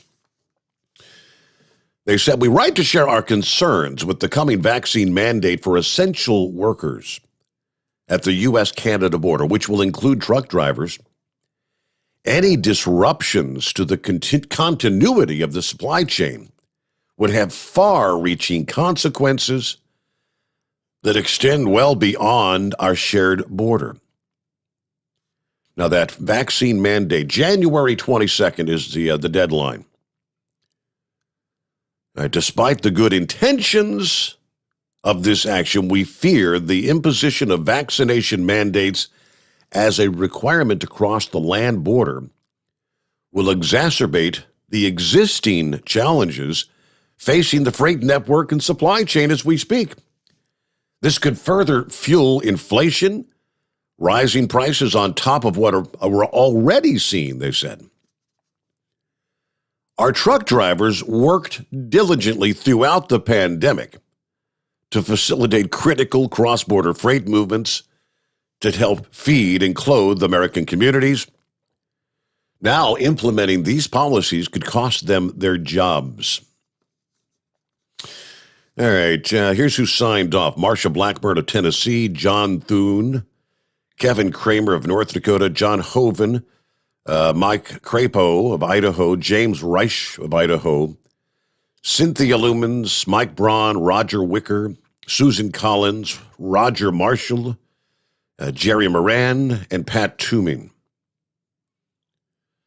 Now they noted the vaccine mandate for truck drivers who work alone is not only damaging the already overstressed supply chain, but of course it's an overreach, they wrote. While both countries intend to impose requirements on foreign truck drivers, neither country has imposed such a requirement on solo drivers who operate domestically. So many of these things don't make a whole lot of sense. The letter supported by multiple groups, including the suppliers, the Fertilizer Institute, the North American Millers Association, Motor Carriers of Montana, and numerous others. All right, with that, we've got clear lines. So jump on in. We'll get a news break and come back to your calls. It's 844-844-3388. The Steve Sommers Overnight Drive live from the Hot Shot Secret Studios. USA Radio News. I'm Brad Bernards. Former White House trade advisor Peter Navarro has refused to comply with a subpoena for documents related to the Trump administration's response to the coronavirus, saying the former president ordered him not to, according to his response to a congressional request released on Saturday. Kentucky's death toll from severe storms and tornadoes over the weekend is now 74, Governor Andy Beshear announced on Monday afternoon. At Monday's governor's press conference, Andy Beshear addresses FEMA's response. FEMA, just to go over a little bit of their response. Their priorities are to support life-saving and life-sustaining action. They're working with all of us, every level of government in the declared counties. So 2 FEMA incident management assistance teams have been working with us since Saturday. This is USA Radio News. Life can be full of risks. One thing you shouldn't take a risk with ever is your family's health insurance. If you're self-employed or you now need affordable health insurance, you need to make this free call right now and see how the Health Insurance Helpline can help you get it. We specialize in helping the self-employed and people just like you that need affordable health insurance to get it. We have short and long-term health insurance plans, and some even cover dental, vision, and prescription drugs. Don't take a risk with your family's health insurance. It's not worth it. If you're self-employed or now need affordable health insurance, call right now and learn for free how to get it. Listen, affordable health insurance plans for everyone just like you are a free phone call away. So give us a shout right now. 800-470-8021. 800-470-8021. 800-470-8021. That's 800-470-8021. You're listening to the Overnight Drive with Steve Sommers. The Hotshot Secret Facebook page gets a lot of robust Q&A about diesel problems and their solutions. We listen to our customers. Here are their words straight from their mouths about Hotshot Secret everyday diesel treatment. Our fans call it EDT. I'm John Sharp, a.k.a. Jay Sharp from Newburgh, Pennsylvania.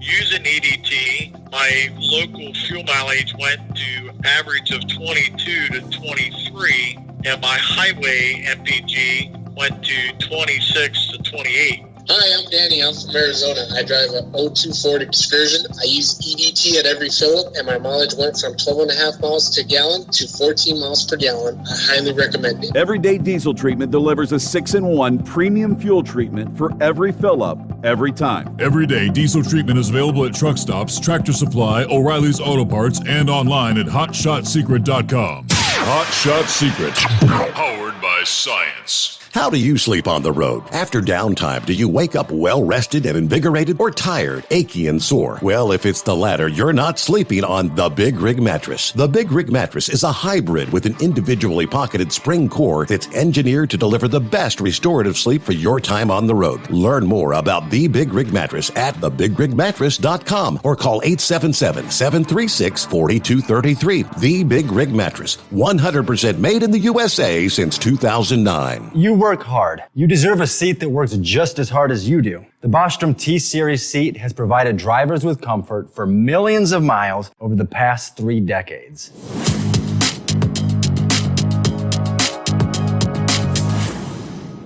Each seat is built right here in the USA and has 4-position front cushion tilt and higher low-profile air suspension with isolator. It's also equipped with many standard and optional comfort features such as high and mid backrests, 9.4-inch 4-aft slide adjustment, adjustable armrests, and manual or dual air lumbar support systems to keep you comfortable throughout your ride. Build your T-Series seat today at BostromSeating.com and ensure your ultimate comfort for wherever the road takes you. Bostrom Seating, the ultimate comfort for the open road. At Turbo 3000, our founder Andy Matouche firmly believed you should challenge yourself. Put the most money back in your pocket, where it belongs. Four Wheeler magazine took our challenge, and they wrote it did exactly what we said it would do. As fuel prices keep going up, get your Turbo 3000 from manufacturer direct. Call us at 888-311-9993. Always free shipping in the USA, and for a limited time, save $45 off total purchase using coupon code SteveSaves at turbo3000.com. To some people, the sound of a baby babbling doesn't mean much. But that's not necessarily true. By 6 months, they're combining vowels and consonants. By 9 months, they're trying out different kinds of sounds. And by 12 months, their babbling is beginning to take on some meaning. Especially if there's no babbling at all. Little to no babbling by 12 months or later is just one of the possible signs of autism in children. Early screening and intervention can make a lifetime of difference and unlock a world of possibilities. Take the first step at autismspeaks.org. A public service announcement brought to you by Autism Speaks and the Ad Council. Now, back to the Steve Sommers Overnight Drive, live from the Hot Shot Secret Studios.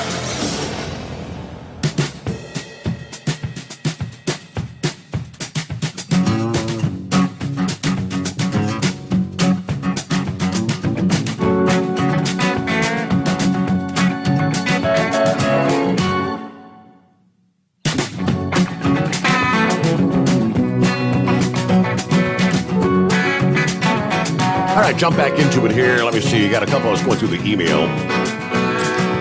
And first of all, got a follow-up from Cue Ball. Good to hear from you earlier. Thanks for checking in, Cue Ball. See, I just parked in Virginia in the process of backing in. I saw 2 shooting stars. Wish I could stay up and watch for more. But anyway, back to Amazon and the candle factory you were talking about. To hold people there, to not allow anyone to seek their shelter or flee danger, it's terrible. No company can guarantee that their protocol will keep you safe. But keeping everyone in one building, he feels, is the same as locking potential shooting victims in one place. Now, if everyone were to scatter, some may be hurt, most would likely escape. But a direct hit gets everyone. Okay, let me see. One more here before we get back to your calls. David checking in. Steve, I was in and out of the truck, so switching out the first hour of the show. I missed what you said about Central. Are you talking about Central Transport, LTL? No, it's Central Freight. It's Central Freight out of Waco, Texas, David. And yeah, there are that the story from OOIDA this past day said some people are confusing the two. Now, he said they about numerous companies in previous years. Like Braindead mentioned, it sucks to hear of anyone losing their jobs, but man, especially hard right before Christmas. But I know there's a lot of companies still hiring, so it shouldn't be hard to find a new job. But losing seniority and the like, it's going to be difficult having to start over. But at least there's jobs out there. On my way to Chicago from Kalamazoo before heading back to Indy, it's a cool 31 degrees on I-94 in Michigan. Anyway, stay safe, drivers, and thanks for everything you do, Steve. You got it, and thank you for listening in. Central Freight, Waco, Texas. They stopped picking up deliveries on Monday. All the freight that is in the chain, they say, will be delivered this week, and operations will cease next Monday. That's the anticipated plan on December 20th. They said drivers will be paid for all the work that is done this week, everything that's being done out there currently. So that was the update for those who may have missed that. Meanwhile, back to the calls here. Hello, Dingbat. How we doing this morning? Doing good. How about you? I'm doing all right. Week's off to a good start, I suppose. Y'all ready for the holidays? I haven't done my Christmas shopping yet. No. Not yet. Uh-oh. But I'm working on it. There you go. Well, the clock's ticking. Don't forget. But, I'm giving you a traffic report. Okay. From Memphis to Nashville, from Lexington, Tennessee, I believe it's mile marker 86 or 87. Hit or miss spots through Waverly and Dixon area. Without power. Now, I don't know about the major truck stops like Pilot, Love's, and Flying J in that area. I don't know if they're running on generators. I don't know. Okay. But that's an update. And I guess that's all from the storms over the weekend, I'm assuming? That's from the storms. Okay. Yes, it is. Braindead said I was in the storm. Yes, I was. I had to pull over. I couldn't see in front of me. But as it got cleared, I saw the tornado, the outskirts of that tornado behind me.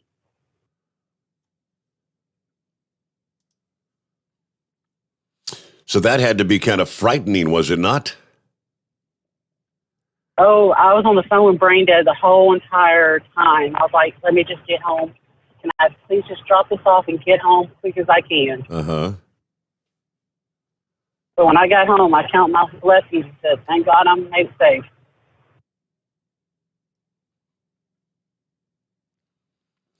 Well, I'm glad you pulled through safely there, Dingbat. A lot of our listening friends were caught up in the fray over there. I don't know if you were with us last night, Big Sexy there in Arkansas. I think the storm went through about 6 miles from his home 20, I believe you said. Yeah, luckily we had power when we got home, so that was a good thing also. Yeah. So there's parts of Memphis still today that do not have any power at all. There's thousands still without power out there. And it's going to be And my condolences go to Mayfield. Oh man, that's hard to fathom, the devastation. I still haven't seen. I need to check if they've even made the actual call. Was that an EF? We know it was at least an EF3. I'm saying probably an EF4. The only question was, did it reach that EF5 threshold, which many were saying they think that's a distinct possibility. Let's see here. A heads up to you here. If you have a Coca-Cola, Minute Maid, or Sprite product in your fridge, there's a couple of recent recalls by Coca-Cola. The Food Safety Network reporting that the products were recalled because they might contain metal objects. Coca-Cola recalled 3 Minute Maid products that were distributed in Pennsylvania, Connecticut, New York, North Carolina, Maryland, Virginia, Maine, and New Jersey, according to the Food and Drug Administration. You've got the Berry Punch. I'm not going to go through all the date codes. You can do a quick search on that if you'd like. The Strawberry Lemonade, Fruit Punch. Coca-Cola also issued a recall on some Coca-Cola and Sprite cans here a couple weeks ago. That included Coca-Cola 12-ounce cans, Sprite 12-ounce cans. The expiration on all these products was in 2022, so they're highlighting you may have some of the beverages stored somewhere. Customers who purchased these items could get a refund or simply throw them away. But you can do a quick search on that popped up this past day. Meanwhile, our number 844-844-3388. Get to some of our other industry headlines coming up here. First, back to your calls. See what's going on with Horse Feathers this morning. Hey there, Horse Feathers. Hey, morning, Your Honor. Yeah, I haven't had Coca-Cola products in a while there. Apparently, I'm too white to own Coca-Cola products to purchase stuff from them. So yes, sir. We've kind of backed off of that. Since the whole critical race training and all that, I've also backed off. I've always been more of a Pepsi guy anyway. So. Yeah, no, I was Coca-Cola all the way, 100%. Worked for them. I've been employed by them. Had Coca-Cola stock and all that. And, hey, if I can do without football and NASCAR, I can do without Coca-Cola too. Yeah. But anyways, there, I sent you an email there. Lucky Penny sent me the paper there for Gene's celebration of life there, Ranger Jack, who we lost a little while back there, with the COVID deal.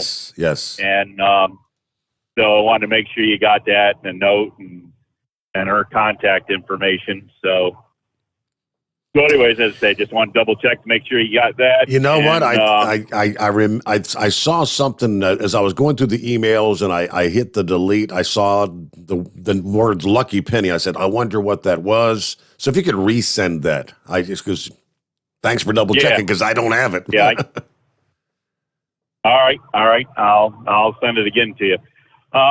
Anyways, so did you see Time Magazine came out with their, I guess it's Person of the Year, used to be Man of the Year. Did you release that information? Yeah, Elon Musk, was it not? Yes, it was. So I can't say that I totally disagree with that. I mean, they've had a lot of good things going on, especially with the SpaceX side. I mean, if it wasn't for him, there wouldn't be a lot of things going on right now in the United States for the, getting out into space. So, and he seems to be the one that goes all the way out into space, doesn't just kind of touch the fringes of it there like some of the others that, even though they have more money than him, can't seem to accomplish what he does. So I really don't have a problem with that. Did you catch that they made another category there? They did Heroes of the Year or Hero of the Year. Did you see that part of it? That I did not. No, sir. All right. Well, apparently there's a hero or Heroes of the Year, and thinking back in the past year and that. Real quick, off the top of your head, who would you pick as a hero or heroes, a group of people as heroes of the year to receive that type of an award? Heroes of the year. Got a quick answer? Would that be law enforcement? Possibly something like that. I was thinking first responders, the medical people, that work in the hospitals, volunteers that way. Time magazine picked the scientists that developed the COVID vaccination. Huh? Okay.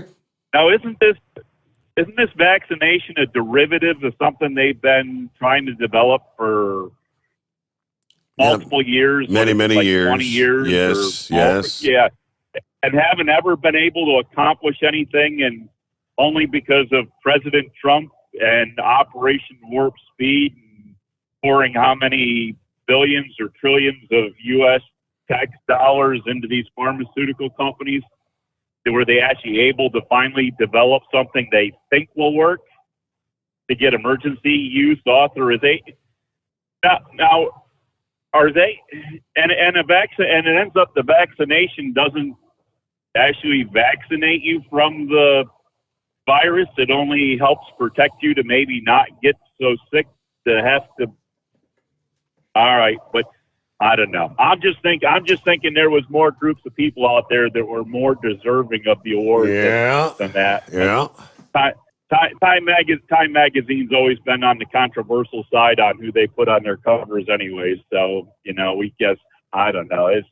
I'm surprised they didn't put Dr. Fauci on for Man of the Year, to tell you the truth. But, that would be a kicker, wouldn't it? Yeah. It wouldn't be past them to do something like that.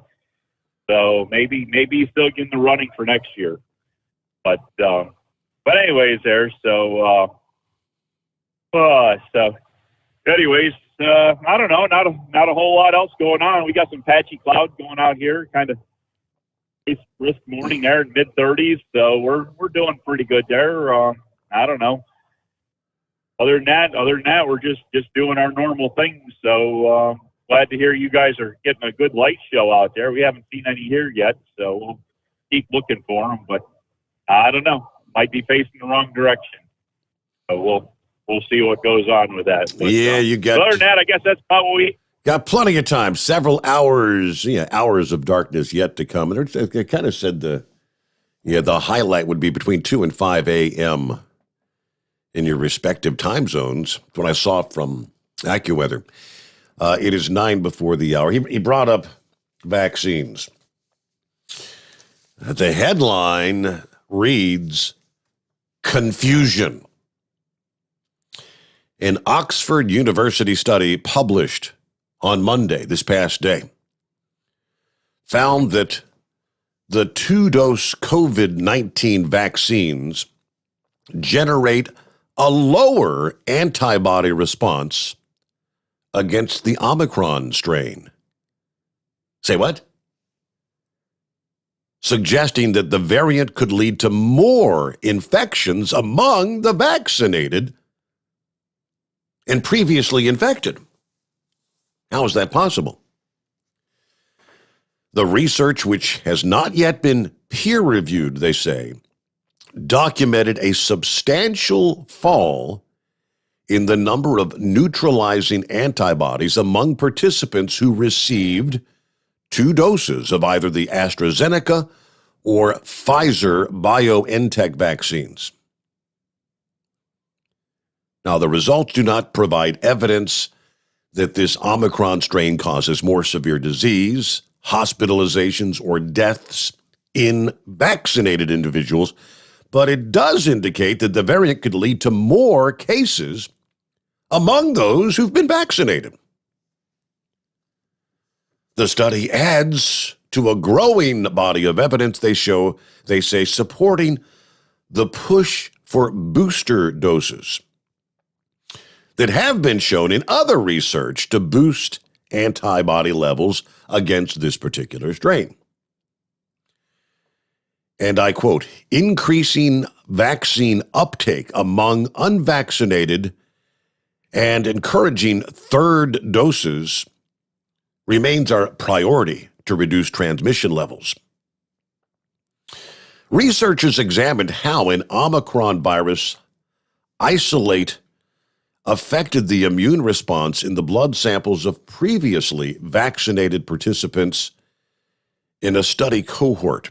The lead author, who heads the university's medical sciences division, said the study should kind of press home the message.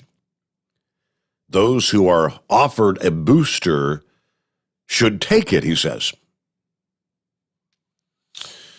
All right, while there is no evidence for increased risk of severe disease or death against the vaccinated populations, we have to remain cautious, as greater case numbers will still place a considerable burden on the healthcare system. But I see why the headline is confusion. But we'll pause right there and get back to your calls ahead. It's 844-844-3388. The Steve Sommers Overnight Drive, live from the Hotshot Secret Studios. Live from the Hotshot Secret Studios, the Steve Sommers Overnight Drive. Dean Michael, the tax doctor here. Are you one of those truck drivers that came home after a long haul and found the only thing waiting for you was a stack of IRS letters? Your significant other was gone, but your newfound IRS problem is still there. I've heard this story many times over the years. While I can't help you with your broken heart, I can fix your tax problems. If you owe more than $10,000 to the IRS or haven't filed for many years, call me for a free consultation at 888-557-4020 or go to mytaxhelpmd.com. Like I always say, you keep your eyes on the road, I'll keep mine on the IRS. 145 over 92. 180 over 111. I had a heart attack and a cardiac arrest and then a stroke. Your blood pressure numbers could change your life. Lowering your high blood pressure could save you from a heart attack or stroke. If you've stopped your treatment plan, restart it or talk to your doctor about creating that works better for you. Start taking the right steps at manageyourbp.org. Now I'm, trying to get better, stronger than ever. Brought to you by the American Heart Association, American Medical Association, and the Ad Council. At Hotshot Secret, we share the science behind common diesel problems. For example, stiction. Found throughout the oil system, stiction is the sticky friction that negatively impacts your engine's ability to function at an optimal level. The molecular structure of oil is a hydrocarbon. The engine's extreme heat, tight tolerances, and high pressure cause the oil to break down and release hydrogen, leaving behind varnish, a carbon-based deposit. The varnish clings to the engine's moving parts, creating drag on the turbocharger, oil pump, and pistons. Symptoms of stiction include a rough idle and the loss of fuel economy and performance. Hotshot Secret Stiction Eliminator delivers a 98% clean rating in third-party scrub tests. Its synthetic cleaner plus nano lubricant contains no harmful solvents and is formulated to be left in the engine to safely dissolve stiction for thousands of miles. It works as you drive. Stiction Eliminator is available at truck stops, Tractor Supply, O'Reilly's Auto Parts, and online at hotshotsecret.com. Hotshot Secret. Powered by science. Because Channel 19's a little congested. Call Steve now at 844-844-3388. The Overnight Drive.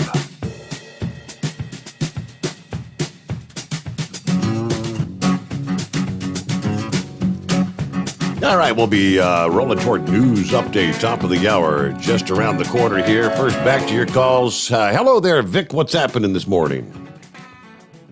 Well, a lot of everything and really nothing. I was just kind of fighting with the furnace here that heat wave out there. He probably premiered that Creighton Waring that crashed a lot of CH-53 helicopters.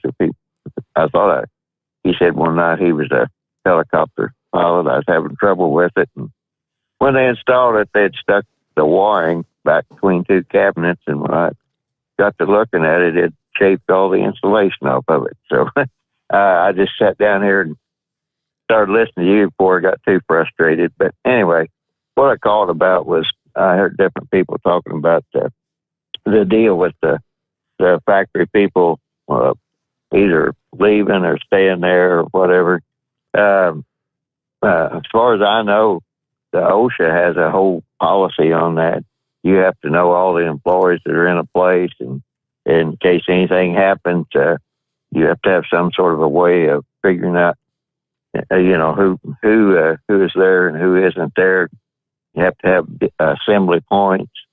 I don't know, it takes up about 8 or 10 pages in a booklet there. And of course, if you're the more of like mining and everything, it even gets a little bit more complicated. But for the factories like that, they have to have an assembly point for people, and it has to meet certain standards. But the problem is, federal OSHA has licensed the state OSHAs to do their work, and I'm pretty sure Kentucky has their own Kentucky OSHA. So, and the same with Illinois. So, short of knowing that and exactly what they did, it's kind of hard to say exactly what happened in the death tolls that they had. And the other thing too, talking about they're telling people they couldn't leave. I know whenever we used to have bad storms there at that one warehouse that my wife worked at, they would tell people, you really shouldn't leave. You should stay because they have people looking out for it. Because a lot of people say, well, we need to quit working and go to the assembly point or whatever. Mm-hmm. And they wouldn't let them go to the assembly point because they'd say, well, we have people watching. It really isn't funny. But I know one night when I worked there too, there was a tornado that virtually went over the top of the building. It didn't set down. So I don't know exactly, what they were watching or how they were watching. Yeah. I guess they needed whoever it was that was directing Monkey Gouger there last night when I was listening to him and stuff. They need somebody like that to direct it, and they did have a local emergency director, so I don't know what all they knew as far as watching it. But that's what they would tell you is, we have people watching for it. So there are a lot of questions to be answered around that. And the other thing, too, is a lot of these places with this economic, what they call them, economic development zones or whatever, a lot of these places have built what they call the spec building, and those buildings aren't specific to any one industry. And if somebody comes into town, opens a factory, and then they leave after they've used up all their goodies, their tax incentives and everything, then the next person that comes along, they might have to retrofit that building a little bit, but they won't retrofit it that much. And I've seen a lot of those economic development zones actually use pretty ancient buildings for different processes. So I don't know a thing about Mayfield Consumer Products or the Amazon warehouse over at Edwardsville, Illinois.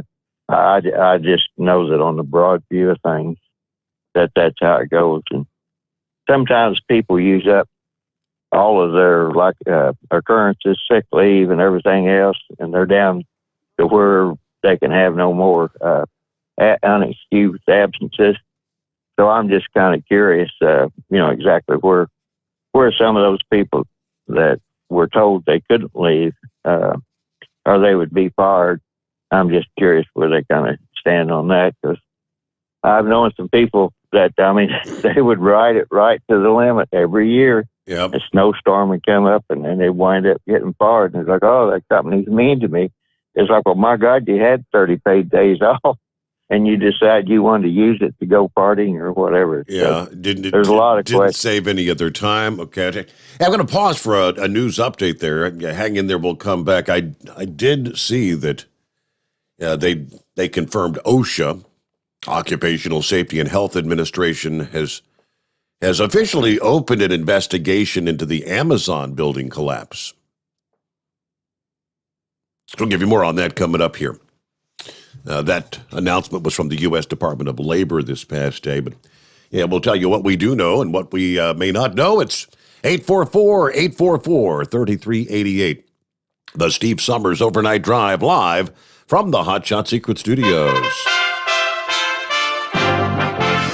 USA Radio News. I'm Brad Bernards.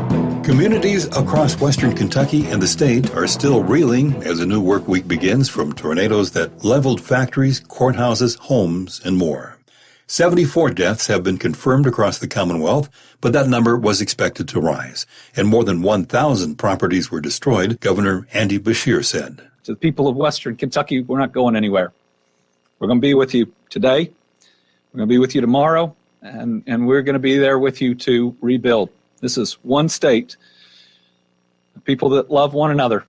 President Biden said he was working with Kentucky Governor Andy Beshear on Monday to make sure his trip does not get in the way of recovery efforts during a briefing from Homeland Security Secretary Alejandro Mayorkas, FEMA Administrator Deanne Criswell, and others on the federal response to the tornadoes. This is USA Radio News. Folks, you know how cancel culture has affected Mike Lindell. Well, MyPillow may have gotten canceled out of retail stores, but you can save big just in time for Christmas at MyPillow.com.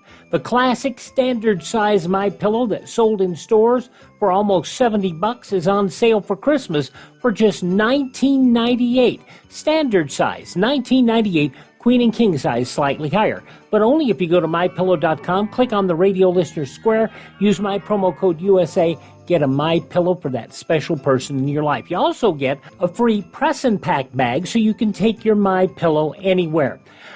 Save big on anything on the MyPillow website, but only if you use my promo code USA. Support Mike Lindell and American jobs. Get the best price ever on a MyPillow, and do your Christmas shopping at MyPillow.com.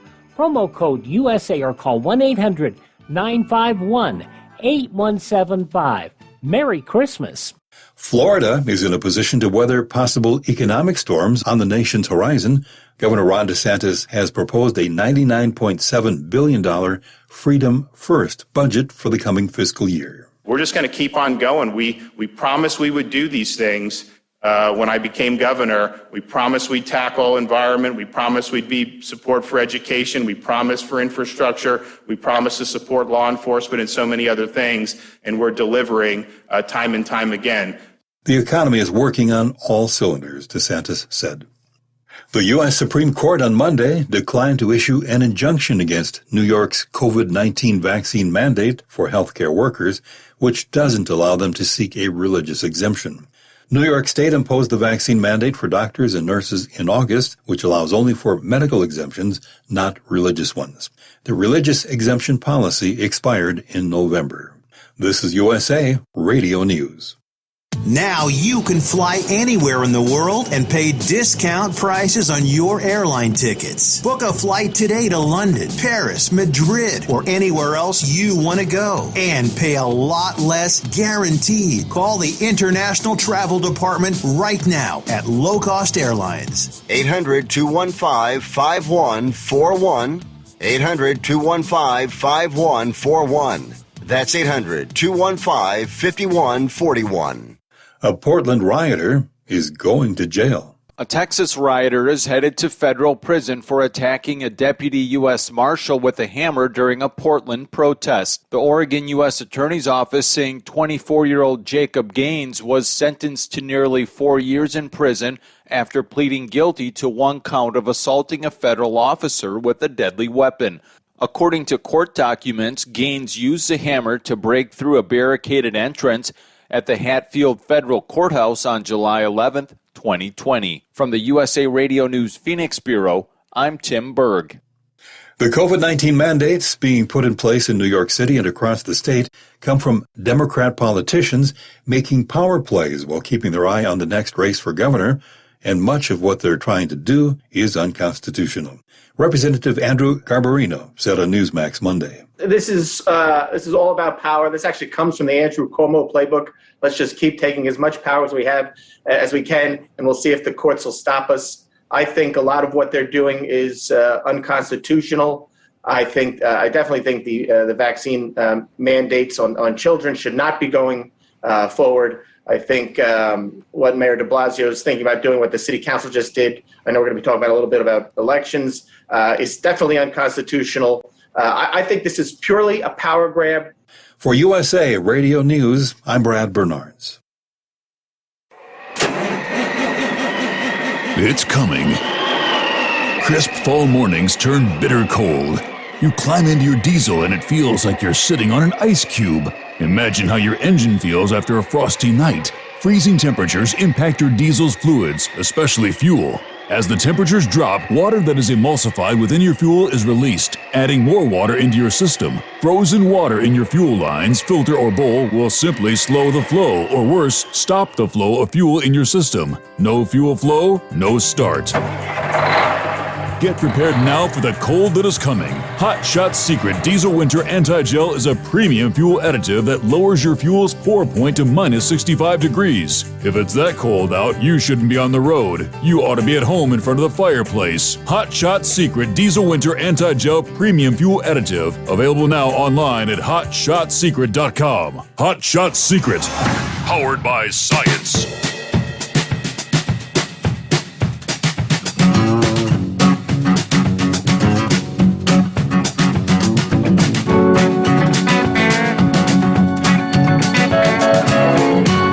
All right, back for another round.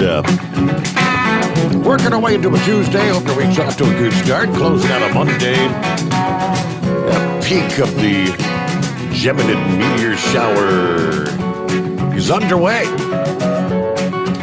Saw a couple during the break there. We saw like 2 in 3 minutes time. Yeah, they say they come in bursts. You'll have a lull, and then you'll see a handful maybe in fairly short order. And you can only see so much of the sky in any given direction at one time, right? Oh, well, after the devastating long-track tornado that tore through Friday night into Saturday morning, I mean, tossing debris, large and small, way up in the atmosphere like toys. It's amazing, this story. The debris included a treasured family photo that was sucked up into the storm before fluttering down nearly 130 miles away from the now-destroyed city of Dawson Springs, Kentucky. It landed on the car of Katie Poston. She said, it almost looked like someone left a note on my car, and I peeled it off and realized, yeah, this is a picture from a family. Poston is a resident of New Albany, Indiana. Bill Waddell spoke to her, and she said, I mean, instantly it was like, it crossed, this has to be from a home that was hit by the storm last night. It was a black and white photograph of a woman in a striped dress sitting with a little boy in her lap. There were 2 clues, though. There was a note scrawled on the back with 2 names and a date of 1942. So she took a photograph of the photo and shared it on social media platforms like Twitter and Facebook. Amazingly, social media sleuths tracked down the family that the photograph belonged to in a matter of hours some way. Someone online with the profile Cole Swatzel commented below her post that photograph belonged to members of his family in Dawson Springs, where the tornado had tore through. Now, she said she plans to deliver the photograph personally and wanted to remind or encourage others. If you're scouring through your yard, you could find anything that may have been lifted up by the monster tornadoes and those ferocious winds. If you find something, post it and try to get it back to the family. You never know what's going to happen. But this is not an unusual phenomenon. It's not unusual for debris to get sucked up by strong tornadoes and deposited, in some cases, hundreds of miles away. It's just fluttering up there in the atmosphere and the winds.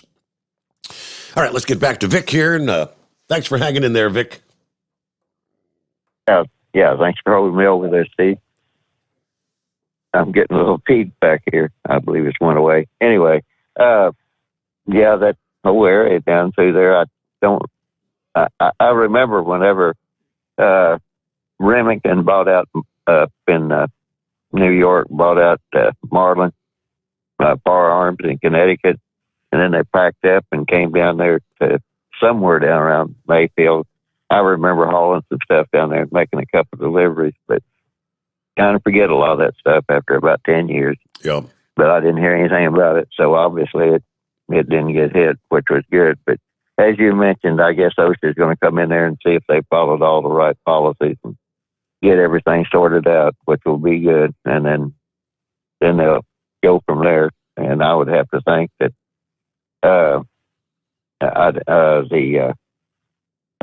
like I said, I don't really know that much about Mayfield Consumer Products, but I'd be surprised if Amazon didn't, have all their T's crossed and their I's dotted, so to speak. But Amazon is having their label troubles right now. And the other thing I wanted to mention before I got off here was, was it Braindead said that the Central Freight had bought out volunteer transport out of Nashville, or Volunteer Express? I forget even. I think it was Volunteer Express their trucks used to be.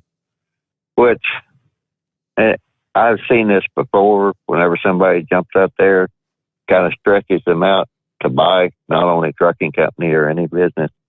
Sometimes that kind of alerts some of the sharks in the water. And in the trucking business, I've seen them lose several accounts whenever they, go to buy another. When one company buys out another, and they have personnel leave and one thing and another. So my big question was, if they bought that last year, that would have been after Biden's election, and buying any major purchase like that or a buyout right after a presidential election is usually not a good idea, because you don't know what the other person's policies are going to be. And certainly buying something after Joe Biden got elected, again, I don't know that much about the whole thing, but it just really doesn't seem very wise. And that's probably why they had 500 trucks setting. They probably didn't intend to have 500 trucks setting. So anyway, but that's just, like I said, both situations is going to bear a little bit more looking into. But in the immediate, people are going to suffer from the immediate consequences, and not much they can do about it. And you were talking about all these storms and stuff. Steve, you can look into the Venus probe, and it's got some interesting things about volcanoes. And supposedly Venus's problem is it's not spinning fast enough to generate a magnetic field to protect it from the solar winds, whereas the Earth is.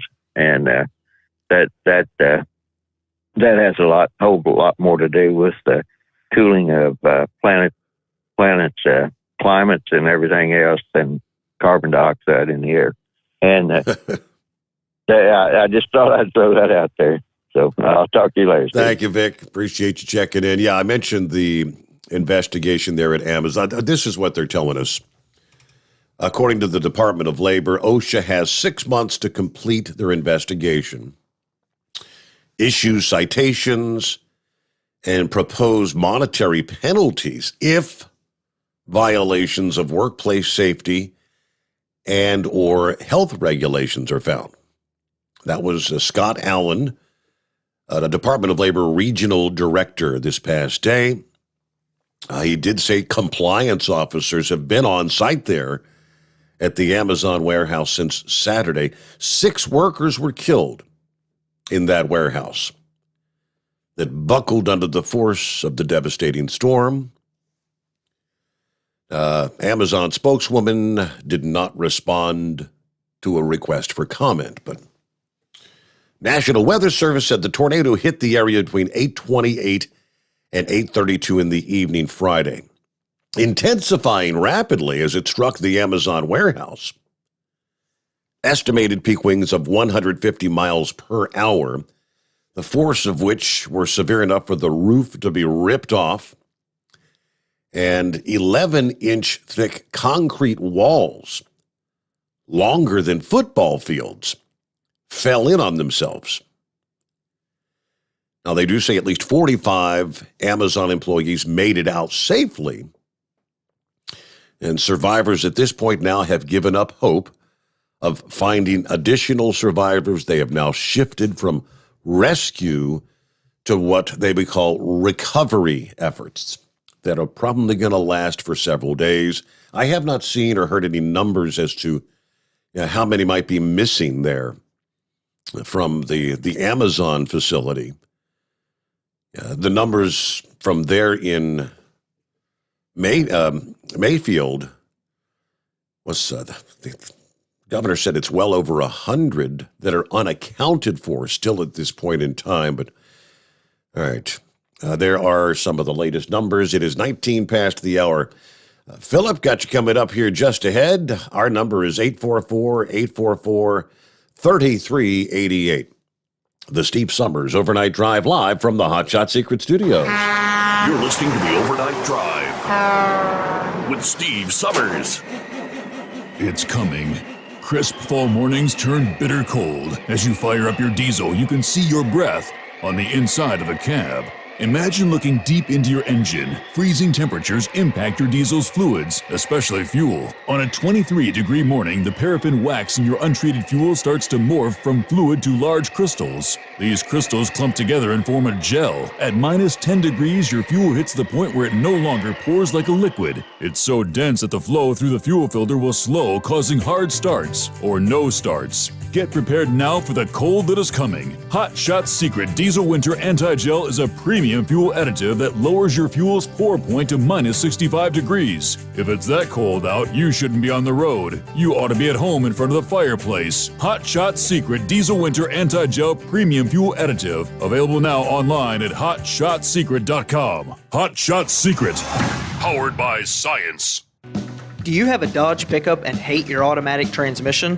Of course you do. Levon Miller at Firepunk Diesel here, and we specialize in heavy-duty and performance transmissions for your 3/4 or 1-ton Cummins-powered truck. So if you're interested in turning your stock slush box into a towing monster, call us today at 614-733-3744 or visit us online at shop.firepunk.com.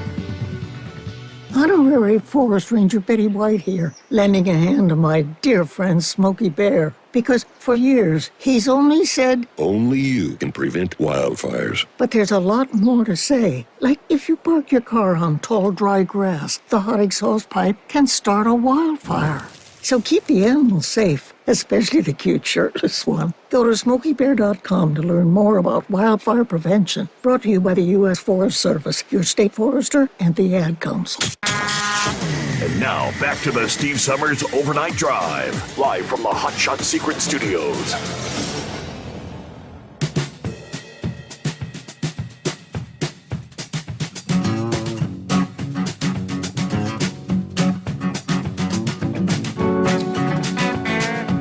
All right, looking at 21 past the hour. I believe this is the tow truck driver that Rambler knew personally from this past day out of Saraland, Alabama, from the affiliate WALA. A tow truck driver died Monday morning when he was hit by a car while loading a disabled vehicle onto his truck. Little before 9 o'clock this past morning, I-65 at mile marker 12 in Saraland. Investigators say 40-year-old Jonathan Neesmith was on the shoulder of northbound I-65 when he was struck. He was rushed to University Hospital where he died from his injuries. Saraland Police Department had their traffic homicide division investigating the incident, but way too many such incidents. So I was doing a search for that particular story. via Google the question, how many tow truck drivers have died in 2021? The numbers went back to late August, so nearly 90 days ago, or 90 days ago plus, because we're into December. At that point, there was 17 tow truck operators killed while doing their job this year alone. Wow. All right. Good morning, Philip. How we doing this Tuesday morning? Morning, Steve. How you doing? Those guys, they spend a lot of money on reflective material and stuff so people can see them. But the big thing is with tow truck drivers is a lot of those people that are driving around them just need to slow the hell down. Yeah. You know what I mean? Yes, sir. I hate to say it that way, but that's pretty much it. Just need to slow down. When you see construction like I'm going through I-4 right now down here in the middle of Orlando, there's construction everywhere down here, and you just can't drive really fast through this stuff, and you need to take it easy until you get through it. But that's a lot of problems I'm seeing with it out here. As far as that Amazon thing goes, I don't know, Steve, have you noticed in the last few years Amazon's just been throwing up warehouses here and there? Have you noticed that? Yeah, they're all over the country, yes. Now, I wonder if OSHA's going to go in and look at the standards they used to build that building to see if it was right where they needed it as far as the code and whatnot. Yeah, I mean, I'm pretty sure they went to the code, but I'm pretty sure they didn't go above the code to make it a little bit better for, storms and whatnot and that kind of stuff. I know down here they've been throwing Amazon facilities up everywhere left and right for the last 2 years, and they're all up and down these interstates. It seems like to me, I mean, both the companies I work for, you have protocols that you follow when you have a storm and when you have to evacuate people, and you got to follow them. I don't know if you've watched that Weather Channel much, but they've been running a video of a lady that was trapped in that candle factory, and she said that she had a friend that was in a van waiting outside the building. I don't know if he was waiting for somebody or whatnot, but it was kind of funny. You look at the pictures of that factory, and there's a van that's sitting on top inside the factory that basically was picked up and put on top of the building, and then the building collapsed on top of them folks. I have not seen that. There's been some other footage that they played on the Weather Channel. A couple in Kentucky were in a solid brick house. Okay, now, obviously the only thing that wasn't brick on it was the roof, because it had a regular, trusses and whatnot made out of wood. But this couple, they were probably in their, I want to say mid 60s to early 70s, and the house fell in all around them. They were just sitting in their house, and they dug themselves out of their house. And the lady was out there, and they said, did you sustain any injuries? She said, yes, I got a broke foot right now. Broke my foot in 3 places. And they said, what are you doing out here digging through your stuff? She's like, I got to dig through my stuff. It's all I got now. She goes, that's the way we roll down here. We're hillbillies. We live out here. This is how we work. You don't, just because you're hurt, you get up and you got to keep going. So it was kind of cool to hear somebody saying that kind of stuff.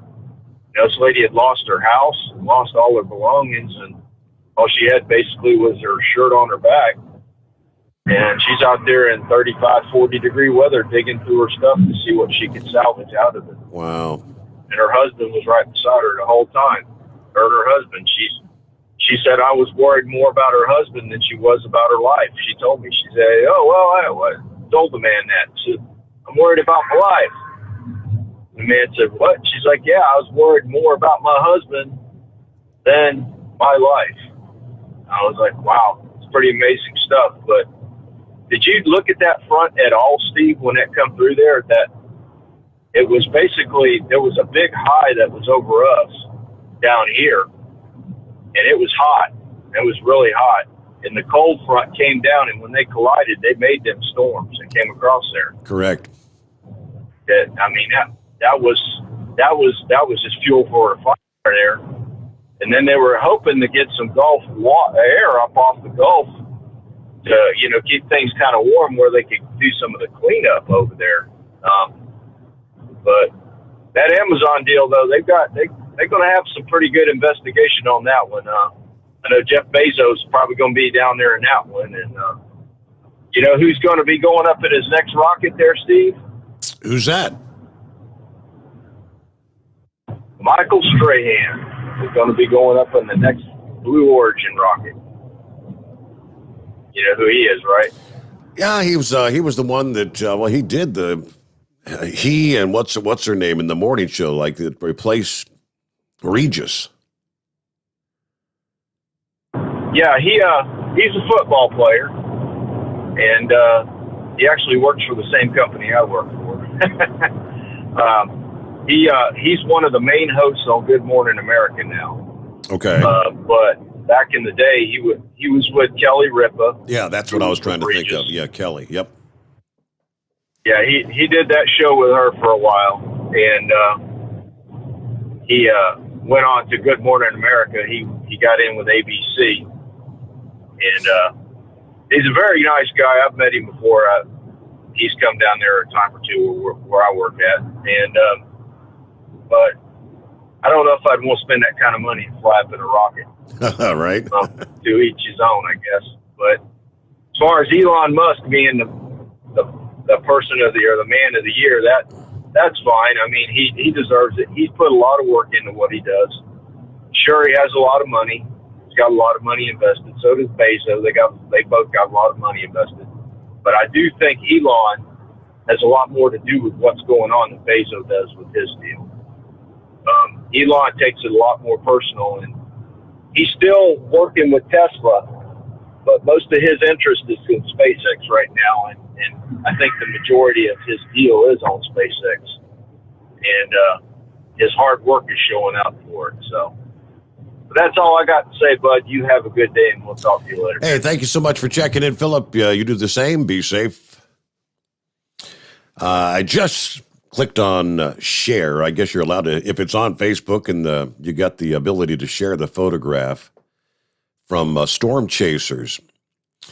This is a photograph of the storm cell that was taken from an airline flight, a flight from Chicago to Huntsville, and they were at an elevation of 35,000 feet, and they captured photos of the storm that produced that massive tornado. Now, it says at the time of these photos, the storm was between Mayfield and Madisonville, Kentucky. So it's the cell that had just ripped through Mayfield with all the destruction and death there. So, yeah, the plane's at 35,000 feet, and it's just the cell, the super cell of this storm, all illuminated with, obviously, the lightning. It's a very, very ominous photo. Yeah, kind of beautiful in some sense. Mother Nature at its finest, I guess you'd have to say. All right, we've cleared out our phone lines, wide open lines at 844-844-3388. We return following a news break here on the Steve Sommers Overnight Drive, live from the Hot Shot Secret Studios. USA Radio News. I'm Brad Bernards. Storms unleashed devastating tornadoes late Friday and early Saturday across parts of the central and southern United States, collapsing buildings into twisted debris and claiming lives, with officials fearing the death toll could exceed 80 or more. In Kentucky, Governor Andy Beshear calls it one of the toughest nights in Kentucky history. I think it's going to be the longest and deadliest tornado event in U.S. history. We know that one of these tornadoes was on the ground over 227 miles, and Jake, 200 were in Kentucky. I've got towns that are gone, that are just, gone.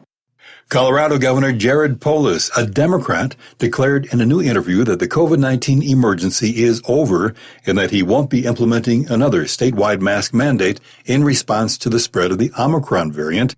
This is USA Radio News. Life can be full of risks. One thing you shouldn't take a risk with ever is your family's health insurance. If you're self-employed or you now need affordable health insurance, you need to make this free call right now and see how the Health Insurance Helpline can help you get it. We specialize in helping the self-employed and people just like you that need affordable health insurance to get it. We have short and long-term health insurance plans, and some even cover dental, vision, and prescription drugs. Don't take a risk with your family's health insurance. It's not worth it. If you're self-employed or now need affordable health insurance, call right now and learn for free how to get it. Listen, affordable health insurance plans for everyone just like you are a free phone call away. So give us a shout right now. 800-470-8021. 800-470-8021. 800-470-8021. That's 800-470-8021. You're listening to the Overnight Drive with Steve Sommers. Drivers, you demand that your equipment's reliable and dependable, and that also applies to your headset for communication. Well, our friends at Stellar Electronic have you covered. The Pluto Duo headset bundle is the best communication headset you can find in the industry. No matter the challenging environment you're driving in, the Pluto headset will make you sound crystal clear all the time thanks to their 99% noise cancellation. And the Duo's not only a stereo converter for the headset, but also a power bank so you can charge as you go. Learn more at StellarElectronic.com or visit them on Facebook. Do you have a Dodge pickup and hate your automatic transmission? Of course you do. Levon Miller at Firepunk Diesel here, and we specialize in heavy-duty and performance transmissions for your 3-quarter or 1-ton Cummins-powered truck. So if you're interested in turning your stock slush box into a towing monster, call us today at 614-733-3744 or visit us online at shop.firepunk.com. It's coming. Crisp fall mornings turn bitter cold. As you fire up your diesel, you can see your breath on the inside of the cab. Imagine looking deep into your engine. Freezing temperatures impact your diesel's fluids, especially fuel. On a 23-degree morning, the paraffin wax in your untreated fuel starts to morph from fluid to large crystals. These crystals clump together and form a gel. At minus 10 degrees, your fuel hits the point where it no longer pours like a liquid. It's so dense that the flow through the fuel filter will slow, causing hard starts or no starts. Get prepared now for the cold that is coming. Hot Shot's Secret Diesel Winter Anti-Gel is a premium fuel additive that lowers your fuel's pour point to minus 65 degrees. If it's that cold out, you shouldn't be on the road. You ought to be at home in front of the fireplace. Hot Shot's Secret Diesel Winter Anti-Gel Premium Fuel Additive. Available now online at HotShotSecret.com. Hot Shot Secret. Powered by science.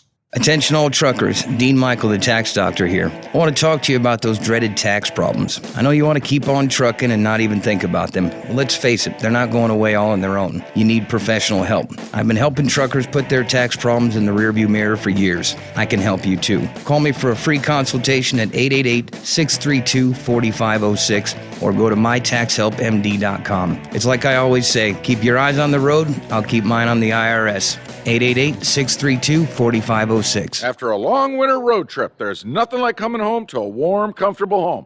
Hi, I'm Steve with USA Insulation. When we put our foam in your walls, it's like putting a coat around your entire home. It keeps the cold air out and the warm air in. We're getting homes ready right now for winter, and we have $1,000 savings for everyone. But because we love our truckers, we're going to give you an additional $250 discount for mentioning the show. 1-800-USA-FOAM or USAinsulation.net. Hey, Dad, your prescription will be ready in just a minute.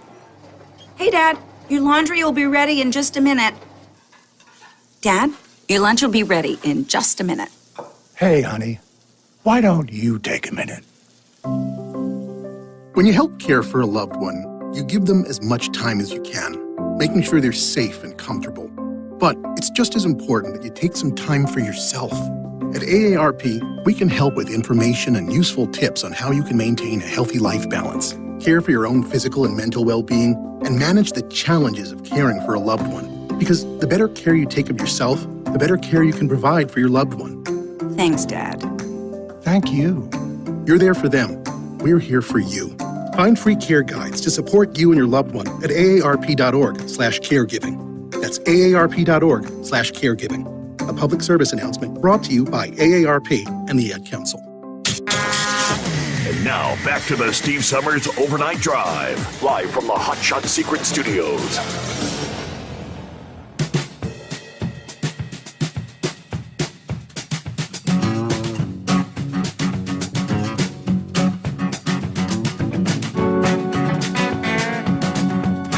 So they're still looking into the $700 million loan from the massive coronavirus aid package, that $2.2 trillion package, the loan that went to Yellow Corporation. Yeah, Congress wants to know why Yellow. As we knew very well, a company that was struggling financially and at the same time actually fighting a lawsuit filed by the federal government. How did they receive a massive national defense loan from the COVID relief bill?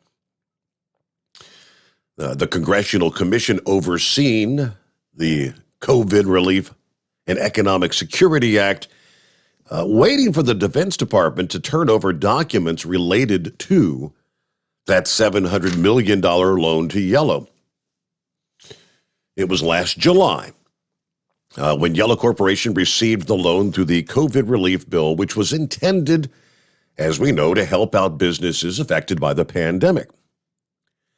However, Yellow, the company based out of Overland Park, Kansas, I mean, they had been financially struggling for years. You go back to 2019, after the Justice Department announced a lawsuit claiming that the company had overcharged the Defense Department for potentially millions of dollars. So that, consequently, lawmakers are questioning the eligibility for the loan. The coronavirus relief bill created the Congressional Oversight Commission to monitor the $500 billion that were allocated to the Treasury Department, including $17 billion that was reserved for what they called businesses critical to maintaining national security. That money had been mostly untouched.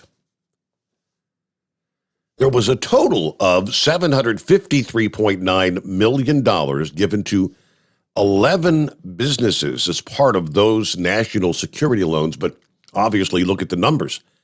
95% of that money went to Yellow Corporation. $700 million out of $753.9.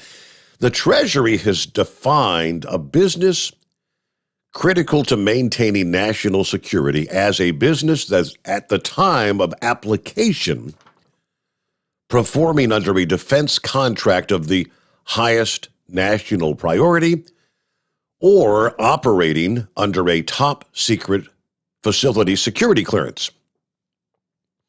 That was what the commission stated in their July report. What they're saying now is YRC apparently did not meet either of those two national security eligibility criteria. Yet neither of the two. I don't know where that's going to go, but as we well know, they had been on the brink of bankruptcy for how many years do we have to go back? When did they take the whole pay cut thing, when it was YRCW, recall? Yeah, when back at that point in time, I think we know Spaceman was working for him. I don't think Lobster even worked for him at that point. He signed on with them after the whole pay cut thing, but worked for him for several years. But that's going back a ways. They're struggling for a long time. All right, then we already talked about the letter that was sent by a number of senators. What was it, 14 senators that had signed off on the letter to the president in regards to the U.S.-Canadian border, the vaccination mandate for truck drivers. Well, what about on the Canadian side of the border? The same concerns are being raised. The group representing Canadian truck drivers has issued a dire warning that the upcoming vaccine requirements could devastate an already struggling supply chain. In a statement issued on December 12, Sunday that was, the Canadian Trucking Alliance warns the two impending vaccine mandates will result in a mass exodus from the trucking industry, they say. Obviously starting early in 2022. It's, what is it, January 22nd, I think the deadline. The Canadian government will require vaccines for workers all in federally regulated industries. That would include the trucking industry. Mandatory vaccination requirements are already in place for the public sector. Employees working in the federally regulated air, rail, and marine transport sectors and travelers on those modes of transportation. The new regulations would ensure that employees in all other federally regulated industries like road transportation, telecommunications, and banking are also vaccinated, according to officials.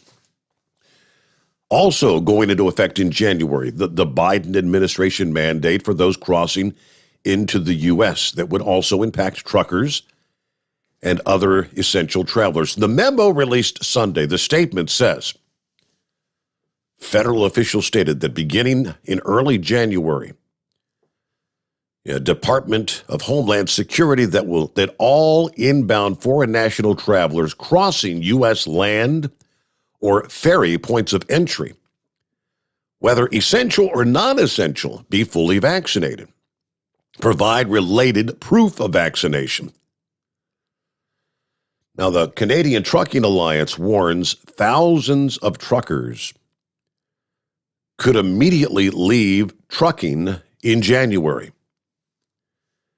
Now, here's the statement. Combined with the cross-border vaccine mandate announced last month, the CTA estimates that by the time the domestic vaccine mandate also takes effect, somewhere between 15 and 30,000 Canadian truck drivers would immediately exit the supply chain or choose to work for Driver Inc. companies, which is a growing subset of carriers operating in the underground economy, as they call it. They sidestep safety, labor, and environmental rules and routinely misclassify employee truck drivers as contractors so they can avoid tax and labor obligations, just like the proposed vaccine mandate. This is not a trucking issue at all. This is a supply chain issue that can have severe ripple effects throughout the entire North American economy, they say. That's CTA's president. It hasn't been easy, but the Canadian trucking industry has continued to move the economy through the pandemic with continuous challenges and obstacles. We've done that by working with governments and healthcare experts. We've implemented health and safety protocols, blah, blah, blah. Yeah, a number of U.S. lawmakers, okay, that's going back to what we already shared, also calling on the Biden administration to reverse course on these mandates. But I don't think, on either side of the border, I don't think the Canadian government, I don't think, obviously this administration, they're not backing down one iota from these vaccine mandates. But that is where things stand at this point. If that be true, though, if the Canadian Trucking Alliance, if they're anywhere in the ballpark, 15 to 30,000, that would have a profound impact. Think about the amount of freight that number of drivers would move on any given day. Hey, what's going on, Gilligan? Oh, not much. Just driving up 81, my normal gig. Hey, he's talking there about yellow. YRC, however they call it now. The merger happened, 2008, because of because they were both struggling, if I remember. Am I correct on that? That's what I'm trying to, like I said, was it all that far back? Because I knew it's been quite some number of years ago, but you're probably right about that time. I looked it up. It was Okay. when the merger happened. And because of how they were struggling, I don't get that they've been bailing them out for years. They've been cutting them out. I mean, I know you've got several listeners that work for this company. I know.